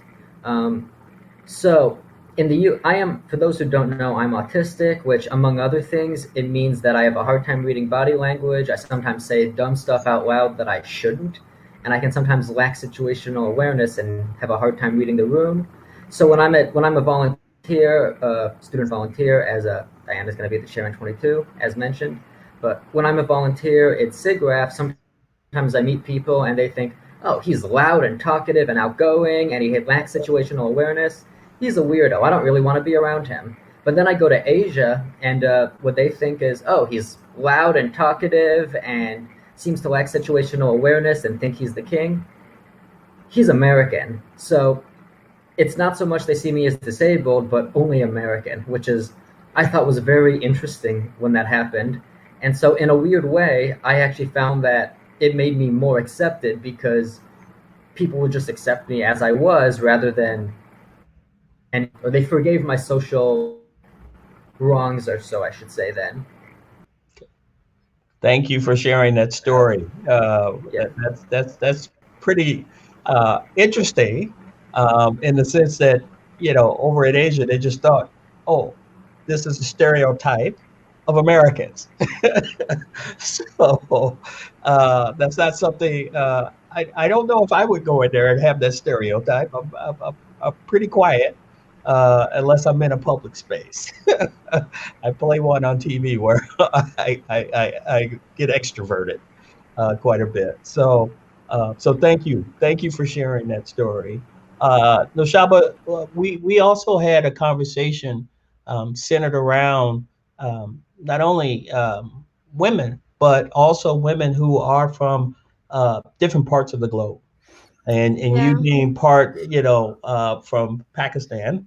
And as a result of that, your experience studying abroad, so to speak, where you are now, how's that linked? I mean, technically, I'm not abroad, right? My parents are from Pakistan. I was born in Germany, so so there's that. But that doesn't mean that it was.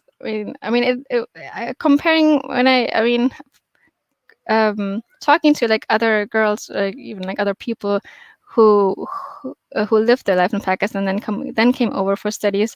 It seemed like we still had very much in common, to the point where even like so essentially how it is when you come from a let's say rather really conservative and religious family is, I mean, being in computer science, which is obviously a male dominated field, it's not seen as nicely when you have like your own like family, aunties, mom telling you like, why are you doing, like, I mean, you should be rather in a field which is more you know, female dominated, like maybe become a like a medical doctor or something like that, right? Something that kind of matches you know, the gender. And it's also because, well, I mean, if you come from a very religious country, then you, of course, you want to have, I mean, or religious family, you also want to have females, male separated and that stuff. Yeah, that comes along with it. So you kind of get discouraged for choosing your own path, right? For what you want to do, for your own career, for what you're interested in. And I mean, I've had like, I mean, in high school, it was pretty bad. Like I couldn't even I wasn't even allowed to choose like what subject I wanted because of these things. And it just like continued from there on until, I mean, at some point they accepted because I got like good grades, scholarships and stuff like that. So then everything was fine. but before that, it was always other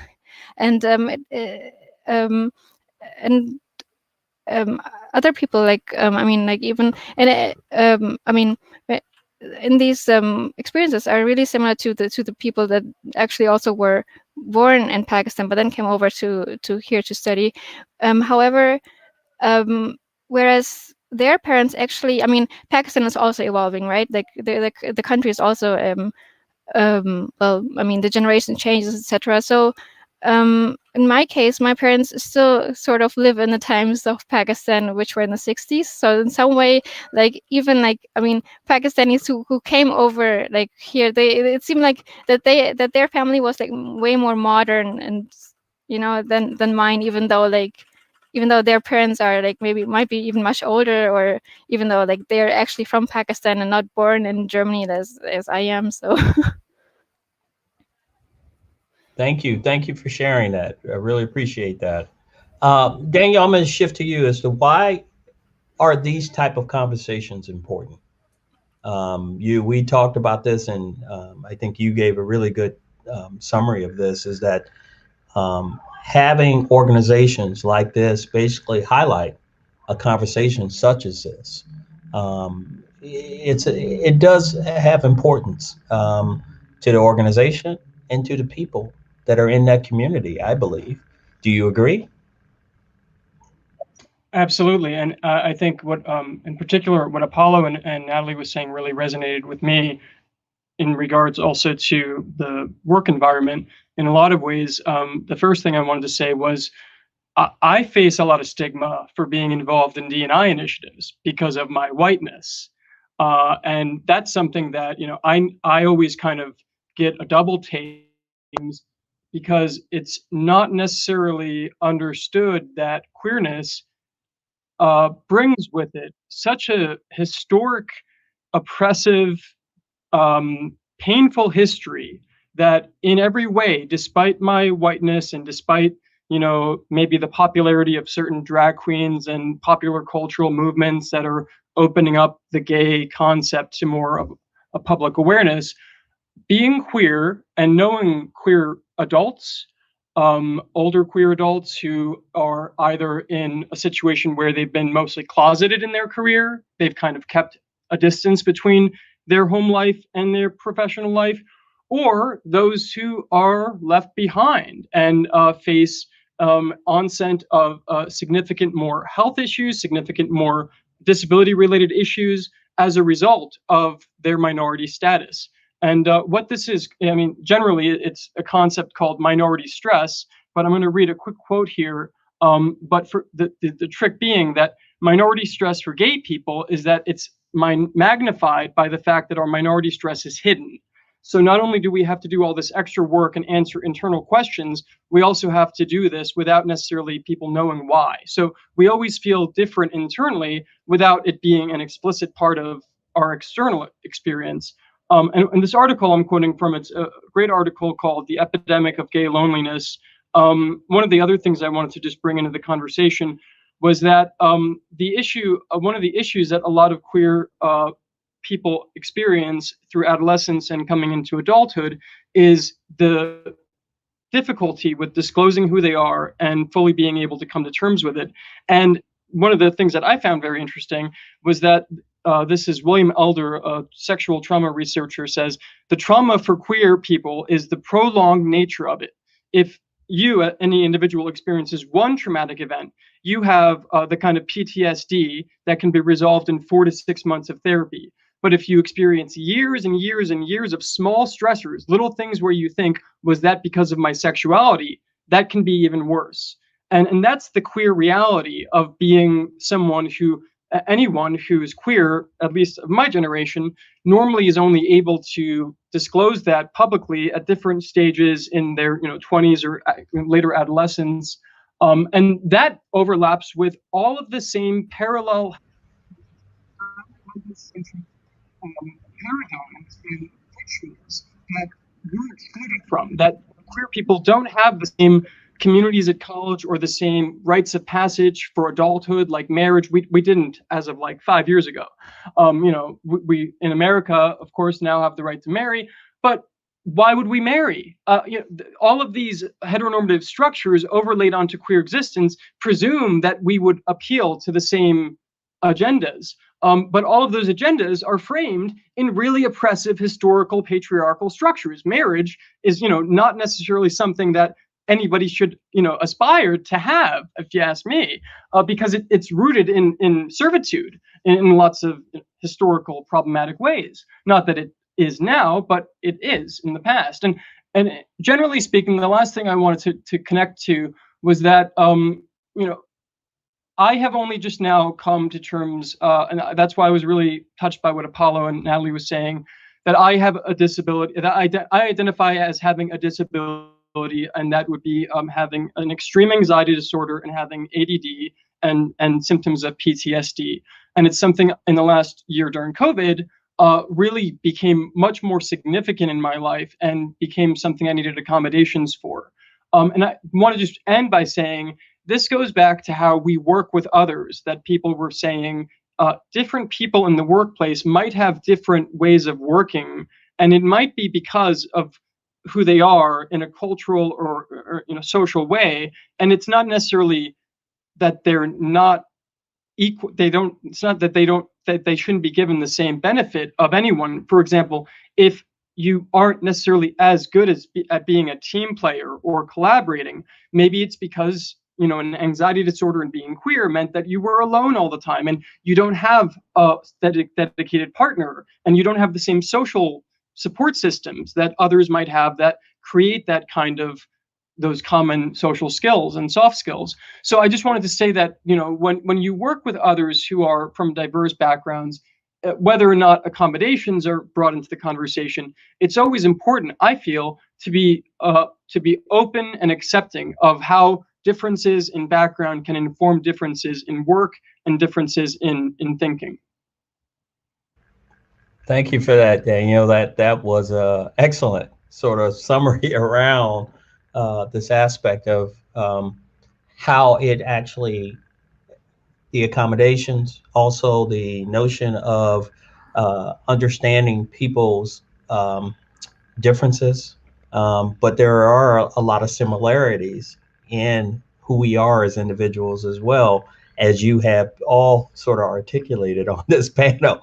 There's a lot of similarities. And in fact, at Livermore, we are our African American Employee Resource Group, they actually do a panel talking about the similarities around everyone in the organization, and that piece of information helps people have better understanding. And I'm hoping this audience is finding that there are some nuggets here that they can learn from in regard to having diversity in a way that can be impactful.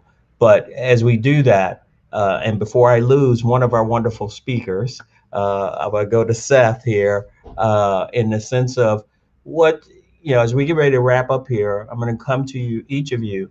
What would you advise an organization to do, whether it's your own company or CGRAPH or HPG or any organization out there that's moving into this space?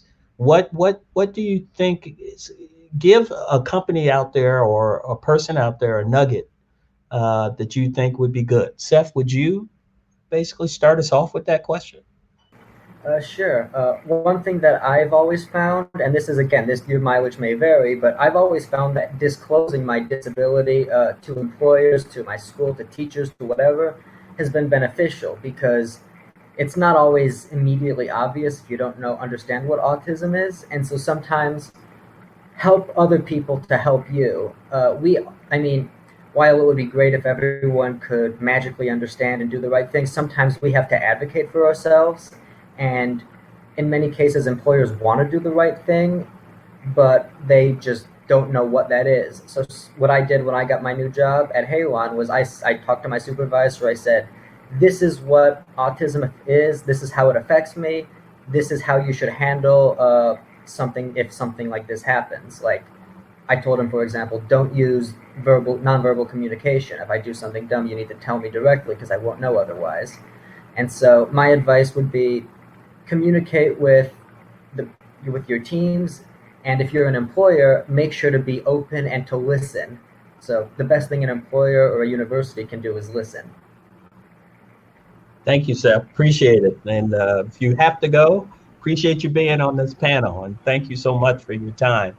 Natalie. Thank you. Yeah, you bet. Natalie,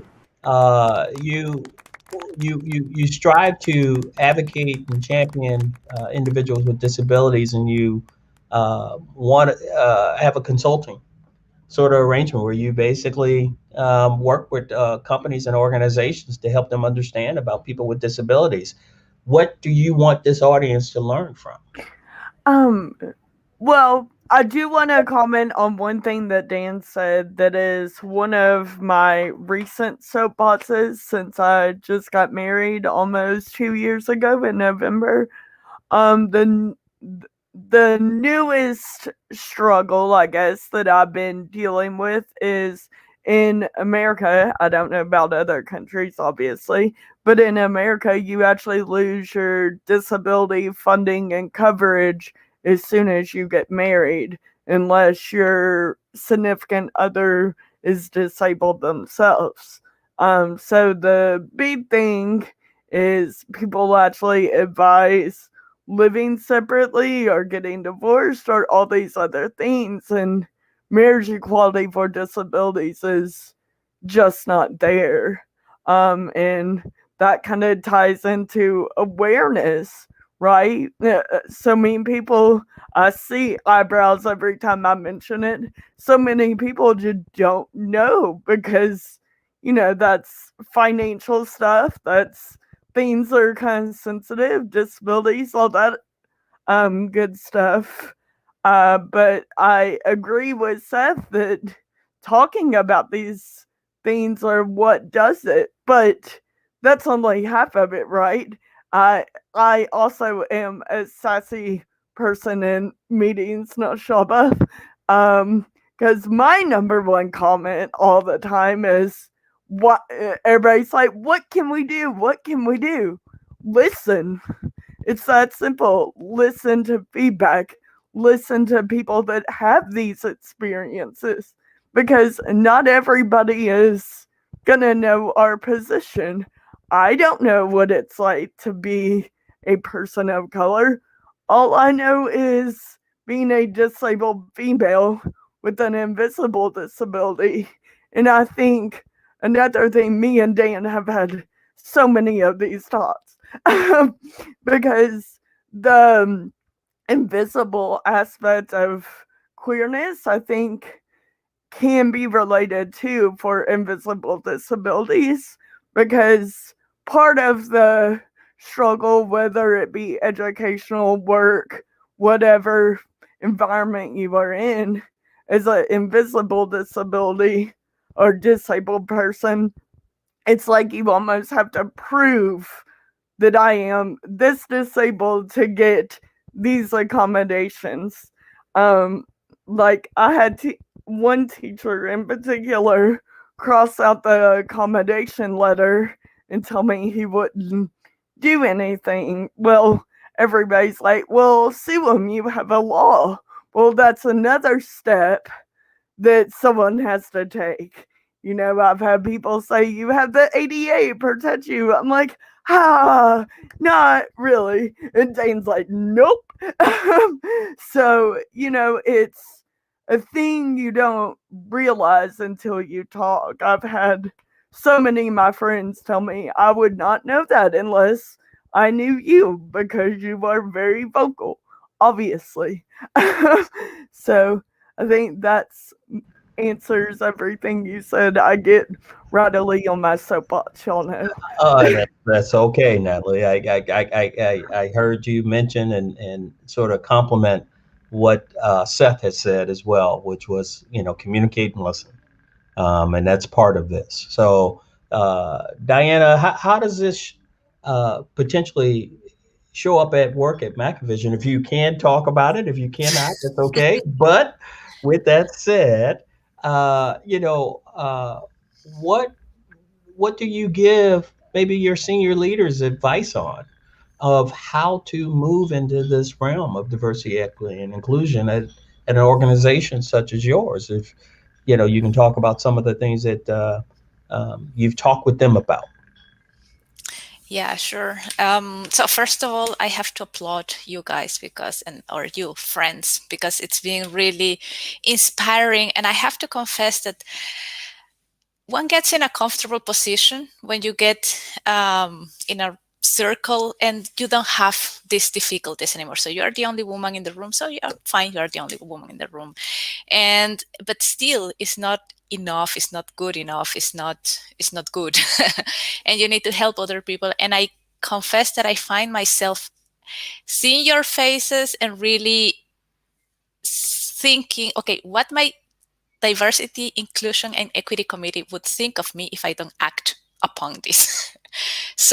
And that really makes me go the extra step, because, so let me order my thoughts. So listening is crucial. listening is fundamental, making the next step is even more important. So one can listen and one can understand, but making the next step is really, really important. And I have to say that now, so Makevision is part of Accenture, and Accenture has Julie Sweet as CEO, who is really, really pushing towards diversity, inclusion in the whole company. And this year particularly, I mean, as we were acquired, or the company was acquired, and we are getting to know the processes, but they are really they are really active on all campaigns about diversity, not just for women or gender, so LGBTQ community, but also disabilities, mental awareness, especially in this year over a year of COVID, where we are really seeing also the struggles in mental health struggles. That was also something that nobody ever talked about before. And I found myself also talking with my own bosses and my boss, and telling him, look, as a woman, I experience this, and I find myself in these situations where I cannot talk, or I feel I don't find my voice. And having somebody who tells you in return, okay, tell me, what can I do? Tell me specifically, how can I help you? And me telling him honestly, when we are in a room and you see that I want to participate and I can't, just allow me to talk, or ask me, or just be an ally in that space. And I think that's it's all together, right? So listening, acting upon it, and really finding your community within the space. Maybe they won't look like you, but they will make you feel comfortable. So I don't know. I have the impression that this year it's been very, very, very proactive. Even here in Germany, in 9 years, it's the first year that I see the Pride Month. So everywhere, I've never seen it. And this year we see flags everywhere, even in the train. And you see that this is wonderful, because okay, we are raising the awareness is there. Now let us act, and let us make the next step. So yeah, and organizations need to just go on board and act, because otherwise they will be the ones left behind, and that's not cool. Yeah. Well, thank you for sharing that about your company, and then also about your own sort of advocacy for yourself with your supervisor. You shared that nice nugget that I think people sometimes forget about, is that having a conversation with your supervisor, and having a frank conversation with your supervisor, because we talk about all these aspects about doing performance and performance appraisals and things of that nature, and I'm not a big believer in them. But with that said, I think having open and good discussions about creating the environments you would excel at in an organization is good.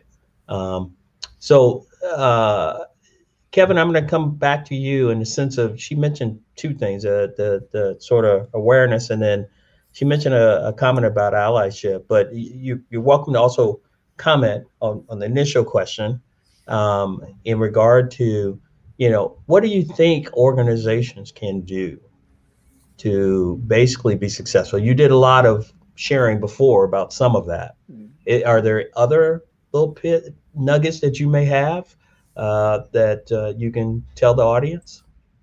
No, I will reiterate what I said before. Systematic business-led approach to D&I to get that multivariate diversity. That is so important, because one of the things, since D&I has become this go-to word, I've seen a lot of companies and organizations doing it wrong.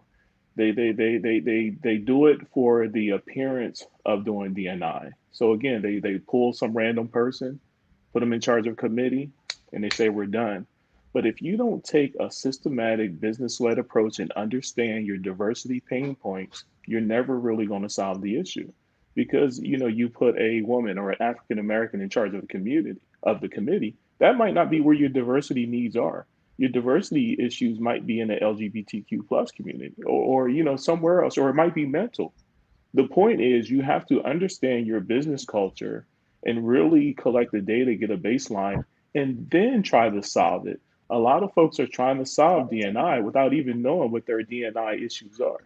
I mean, you ask a lot of organizations, okay, you're doing DNI. What do your diversity numbers look like? They'd be like, well, maybe we have. So you have to truly understand it. And the other part of that business led, if you don't have the backing, financial or whatever, Diana alluded to this really good. The first part is listening, but the second part is action. And how do you do action? I mean, how do you set up these programs? How do you make sure that you're recruiting at HBCUs in addition to the MITs? Well, that takes funding, that takes resources. And if it's not business led, if you don't have the resources to do a lot of those initiatives, you're never going to get anywhere. So my advice is don't do DNI for show.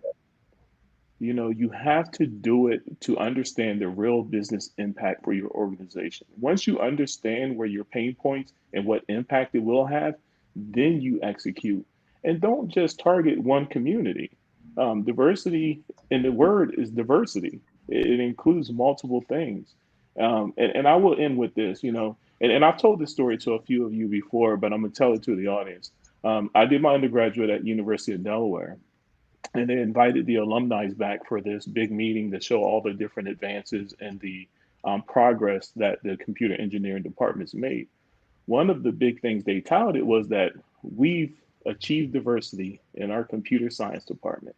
And what they showed is that before they had 2 women, now they have 7 women, but they had no African Americans, they had no Latinos, they had no one from the LGBTQ plus community. You can't plant your flag and say, I've achieved the diversity when you excluded numerous groups. What you can say is that we're working towards diversity. And we're looking at these different things. But if your sole focus is only on one group, you're never going to achieve the benefits and the fruits of diversity and inclusion. So lastly, systematic business-led approach, get multivariate diversity. That's my plug. Thank you. Great plug. Great plug. It's an approach we trying to do at Livermore for sure. I'm thankful I have a senior management team that support it, but we still got a long way to go. And this is a journey. That I think that's the other piece of this equation that people think, as you articulated, they planted their flag saying that they were done. They solved diversity. You're not done. This is a journey. And you're going to continue that throughout your business career, and it's going to continue on and on and on and on. Because I think I just saw on LinkedIn, Google just did the report of how their numbers have increased, and I have a dear friend that runs that's a chief diversity lead there, and and I was applauding her for some of the things she's doing. But what happened was they were actually losing people at the same time.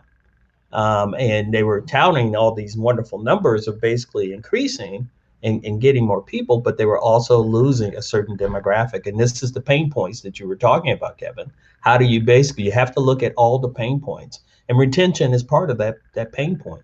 You want to keep the people so you can keep, innovating and doing the things that you want to try and do in this space. So thank you for advocating from a business perspective what people could do in this space. Daniel, what nuggets would you give this audience around what they could do, whether it be an organization or academia or a company? Well, don't fire queer people would be my first tip. Just in general, give them a chance because their queerness might overlap with a lot of other things, and you should embrace the neurodiversity that comes with difference. I don't know if many know this, it's kind of common knowledge, but not necessarily, it's something I only recently fully understood. It's only a year ago in June that in the US, it officially became illegal to discriminate against someone for their sexual orientation. So that's a landmark Supreme Court case, Bostock versus Clay County. And it was based on a individual, John Bostock, who was fired from his job because it was found out that he was participating in a gay softball league.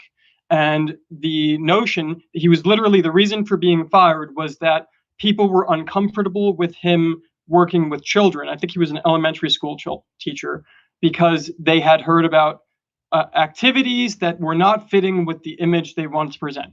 Quote unquote, they fired him because he was gay, and they didn't want a gay person working with children because that's homophobic.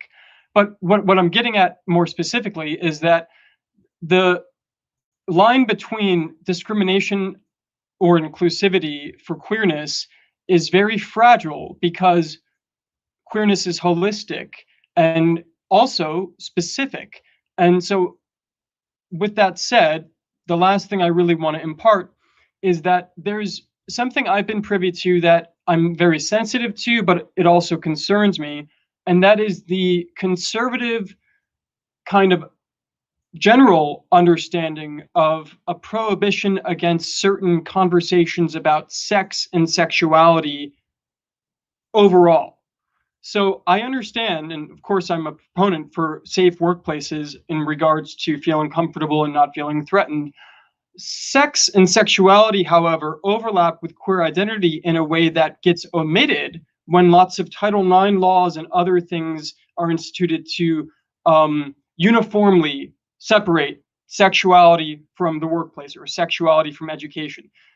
All I mean to say by that is that queer people, there's actually a pretty good but horrible Kay and Peele sketch about this, about a queer, I think Kay is queer and Peele is also queer, and Kay keeps talking about queer stuff at the office, and Peele's like, you know, come on.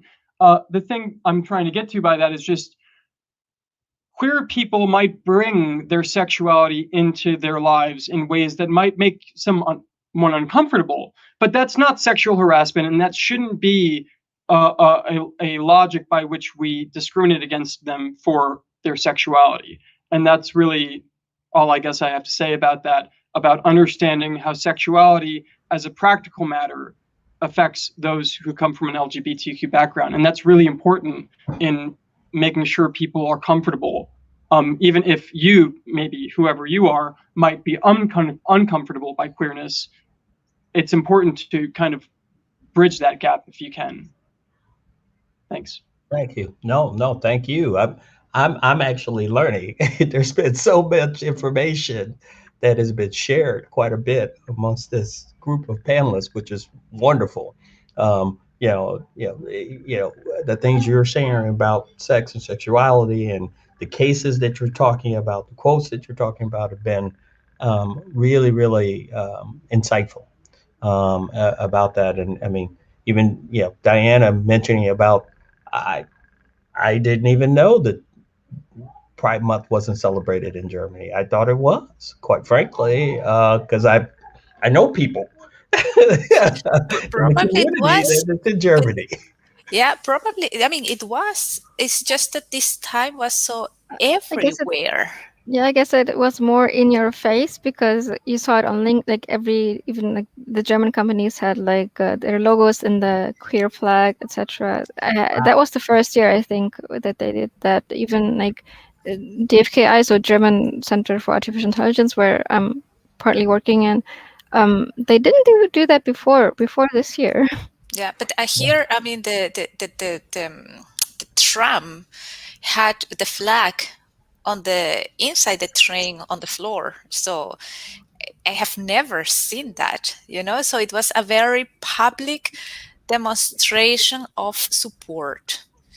And that was good because it felt like, okay, this is the new normal. So it's not something we need to go to a special panel to talk about. This is day to day, and that's the way it should be. So I would love to make one comment because I read something. I'm not going to remember where it was because ADHD and everywhere. But it was a queer guy talking about, yes, part of us hates, corporate Pride Month, But he said, as a child that didn't know where I fit in, walking into a mall and seeing rainbows everywhere gives you a special feeling of belonging. And I thought that summed it up like really well. Because yes, we hate corporations sometimes, but I can imagine just, especially being in, like, I live in the South in the US Bible Belt. Like, I can only imagine that feeling for someone that didn't feel like they belonged. Thank you for that. Apollo, what do you want this audience to take away from this conversation, perhaps, and also what do you think they can learn based on your own experience? So I'm writing this book about my life, and I think about all the time, what is this thing supposed to tell people, right? And I think a lot of us here could write a book easily and share those stories with the world. The question would be, what are you sharing and why? And I've thought about this quite a bit, and I think the best answer I have is it's a bit non-intuitive, but I don't think that my story or our stories have to be directed towards inspiring the next generation of people who act, look, talk, whatever, think like me, feel like me, right? And that's counterintuitive, I know. And I think that's definitely a part of this, but I've never been confident enough in my mentoring skills to take on that role, in a significant way. What I think is interesting about conversations like this and what people out there can take away is this bridge between kind of like the two sides, right? Like there's the people on the panel and there's the people who couldn't be on the panel, right? And that you need to bridge that somehow. And I think that, yes, pulling people up who are on the side of the people who can be on the panel and, having, a bigger army here, right, is good. Whatever, it's not a war, but yeah, so that's good. But I think that even more so, and you can probably see where I'm going with this, like it's really interesting to think about how you inspire the future generations of people that we are on this panel are going to encounter and kind of start to massage and not break down the hard walls between us, right? Like it's just so sometimes really difficult to be me in my skin and deal with people who I know have no idea what I'm going through.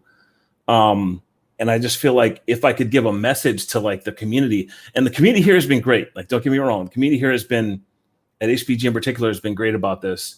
And I think, in fact, that it's actually super flattering that like when the second year I was on the committee, it came up, we should probably do something about diversity. I think that's really flattering because I've been there since 2009 and like worked my way up into like to where I'm publishing and then people know my name and now I'm on the committee and now we're going to do something about diversity. I think that's really flattering.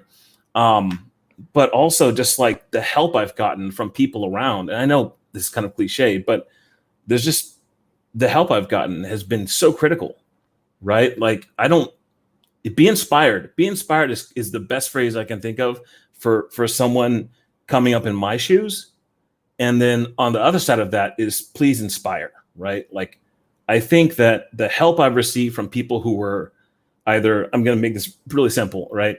Who were straight, white, or Asian, right? The help I've received from this community, and also without, as far as I knew, without disability, people who kind of fit the bill of like not a diversity applicant at all. These people have helped me so much. And I think that's what gave me the confidence to feel like, oh, so wait, so if this guy is helping me, that means I'm kind of like him, right? Like he's not so different. I'm not so different. And I think that I'm not saying like let's bring back affirmative action and stuff like that. I'm just saying that like you should help. You should realize that you're an inspiration, that like all the people out there watching this on YouTube or in the environment or in the auditorium, you're a huge part of this. It's not just about the people that are up here. It's about you extending a hand and us extending a hand, right? Like the help I've received just been so critical, and I thank people for that. And if I could give you advice, it'd be, hey, look around and see if you can help. If you want to help, see if you can, right? Like you should do something if you can and if you care to. Thank you. That's wonderful advice to get people all in as part of that. So I think it was great summary. So, Noshaba, I'm gonna have you close us out, being our diversity chair for this panel. Yeah. What? Hopefully, this really captured what you had hoped for in having a conversation around this for this community. Yeah, I think this was great. I mean, it kind of highlights like why this is important and why we should definitely continue doing this. Because if you think about this, like the reason why I got discouraged for joining computer science was because it wasn't diverse enough, right? It wasn't diverse enough for my family to actually for me to join this career path. And there are like many people like me, right, who have experience, who have this I mean who get discouraged by other people, but also discouraged like from themselves because they feel like, okay, they don't fit in or something like that, right? I think this has been a great discussion, and it should, I mean, we should, I mean, there's still a lot that needs to be done at HPG, but also in general, in not just computer science, but I would say in many other fields as well. Well, thank you for that. I want to thank all of you for being so vulnerable, being yourselves, being here, and really having a educational enrichment sort of experience for the audience, I hope. Hopefully it raised the awareness. It also helped with the notion of what things that could be done to a certain degree around this space. But that's part of this. You have to start the conversation. So I applaud HPG for starting the conversation. You know, I've basically been a part of CGRAPH for over 30 years. And a few years ago, they just asked me to take on starting the conversation. And I have this wonderful group of people. Most of you have met here that are on my committee to advise me to help the community move forward. And I'm going to do a shameless plug. You know, basically during the week of CGRAPH, we hold the Diversity, Equity, and Inclusion Summit. And I encourage you all you need is a basic pass to come into the conference. And it's the week of August 9th, and we have a number of different panels for you all to continue learning from and having conversations and from companies and organizations such as this.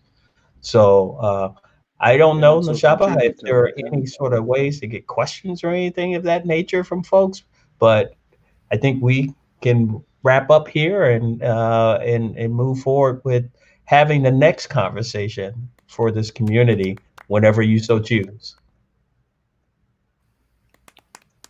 Yeah, great. Thank you. So, I mean, if you have questions, I guess you can step up to the mic. Otherwise, we can also hang out in the discussions, presentations room. Right. Yeah.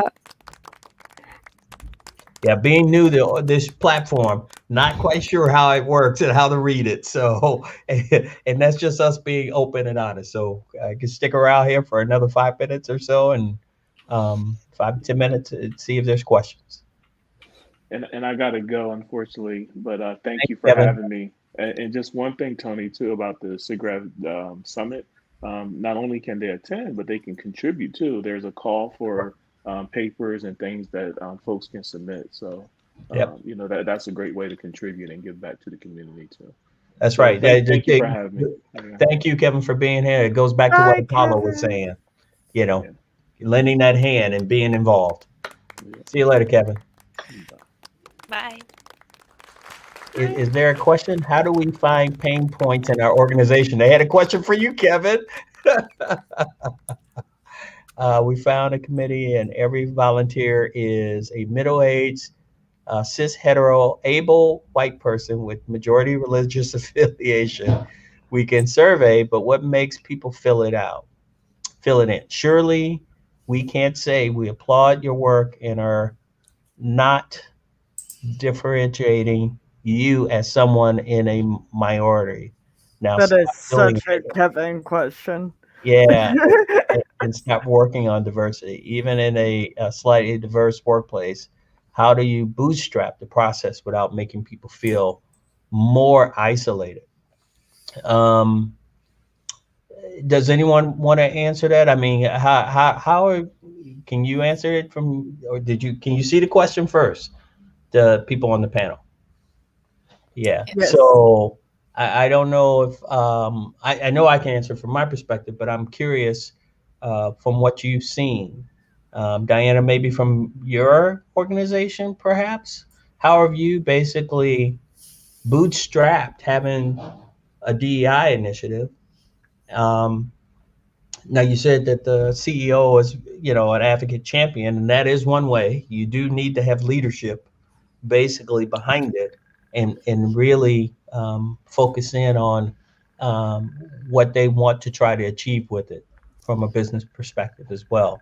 And also from a workforce, we say business perspective, but it's also from a workforce perspective as well. It's trying to create a place where people feel comfortable, people feel like they belong, people feel like they can actually be themselves and put their best foot forward to excel. And how do you create that type of environment for them to do that? Diana, do you want to try to take it on, or? I can try. I'm thinking about how it's been done. So I think it's a lot about how you bootstrap the process. And first of all, you cannot force anybody. So you can it doesn't work. You can invite people and hope that they will come. The way we have been doing, or Accenture has been doing it, they have been organizing, for example, lunch talks during I think in May, that was Diversity Month, in June, the Pride Month, in March about women. So they were using these dates to make a series of talks. So they would organize it very informally, and they would explain what they are doing, why they are doing it, and why it actually helps the company to grow. That said, I have tried to share this information with my team, try to make them engaged, but it's difficult, because the moment you realize this is something when you are part of this minority, but if you're part of the mainstream, it's like, what am I getting out of this? So nevertheless, some changes happen, so that leadership is more aware of this. Maybe they don't have all the answers, but still they are trying, and they are open and willing to listen. Maybe they won't act right away, but I think one needs to be patient in a way, that things might go slowly, sometimes a bit faster, but not to make it as an imposed thing sometimes, but just offer it, talks, inform the people, because at the end of the day, that's what you want, people to have the information why we are doing this, learn what are the issues, what are the problems, what are the differences, the similarities, what can they do, and you won't feel people more isolated than they are. If you have a minority, they are already isolated. They feel isolated just because you highlight them. If I understand the question correctly, for example, if I'm a Latina and they make a Latinx group, I won't feel more isolated. I will feel maybe part of a mini community within the company, feeling that we can do something better for everybody. So I think that's my try. It's based on what I've been observing in Accenture and how they are doing it. So yeah. And I just wanted to add real quick, as like someone that has to I don't wear my disability like on the outside unless you know what to look for.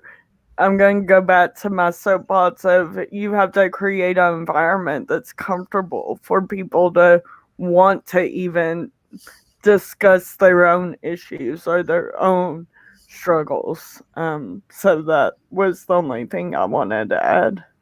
Okay, thank you for that. Anybody else want to add anything to that question?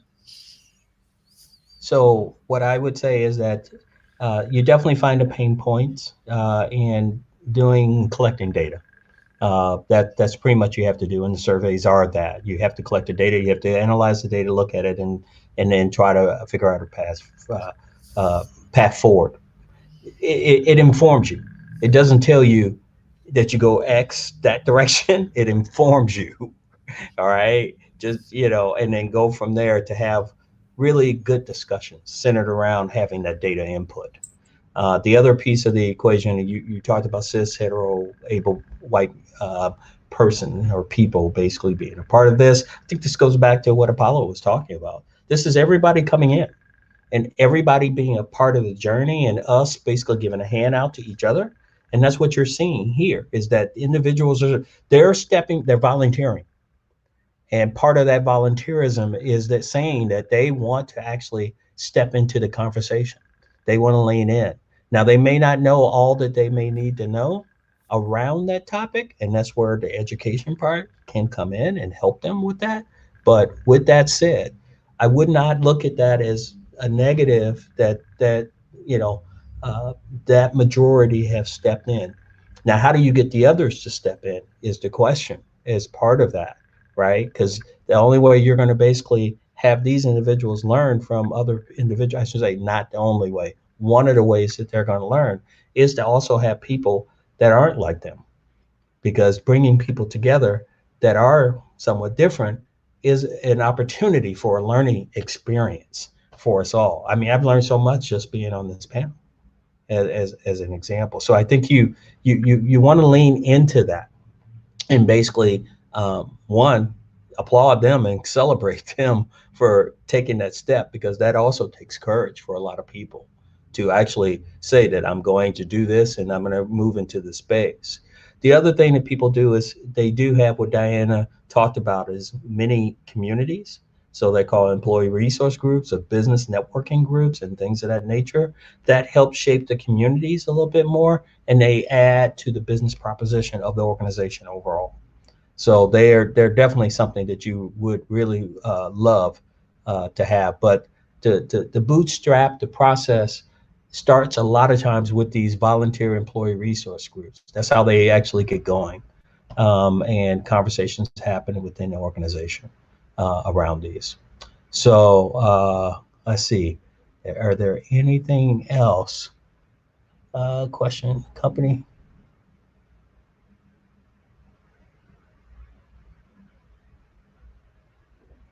The second one looks like it's a little bit similar. It's they're asking the question is on having a board that's gonna do something about diversity when no one on the board fits the diversity criteria or whatever. So yeah, that's I think you pretty much just laid that out. So it's very simple. Yeah, I think you can do that. So in my organization, for example, we have our senior leadership is our diversity sort of decision makers. So they're the council, so to speak, that make a lot of decisions. But then we make them up. Then we have a committee that's more institutional across the organization as a whole.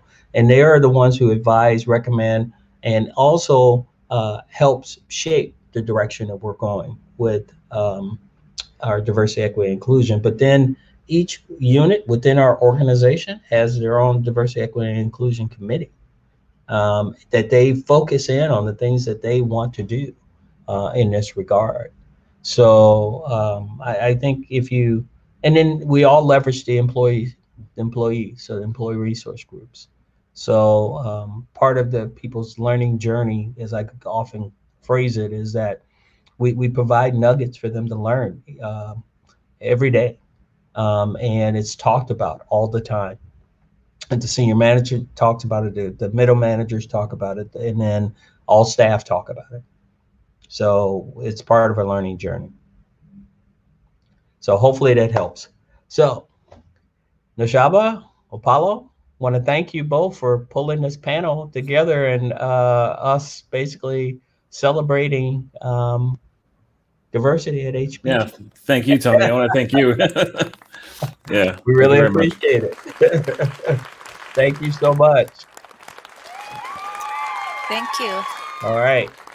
So everyone have a great Thank you. evening, afternoon, or morning, wherever you are across our community. All right. So take care. Okay. Bye. Bye. Thank you. Apollo, Diana, are you still here? Thank you. Bye. Okay, I just wanted to chime in real quick and thank once again Noshaba for organizing this diversity panel and Tony for moderating. I think it went really well, and thanks to all the panelists for the discussion. I had one last kind of set of announcements I wanted to communicate.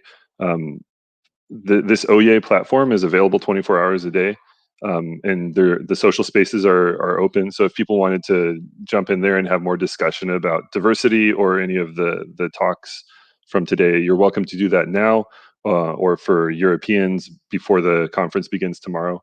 That'll be available as a resource for all of us. And then we will see everyone back here tomorrow at the start time, and the program will resume then. Thanks again, everyone, for attending today.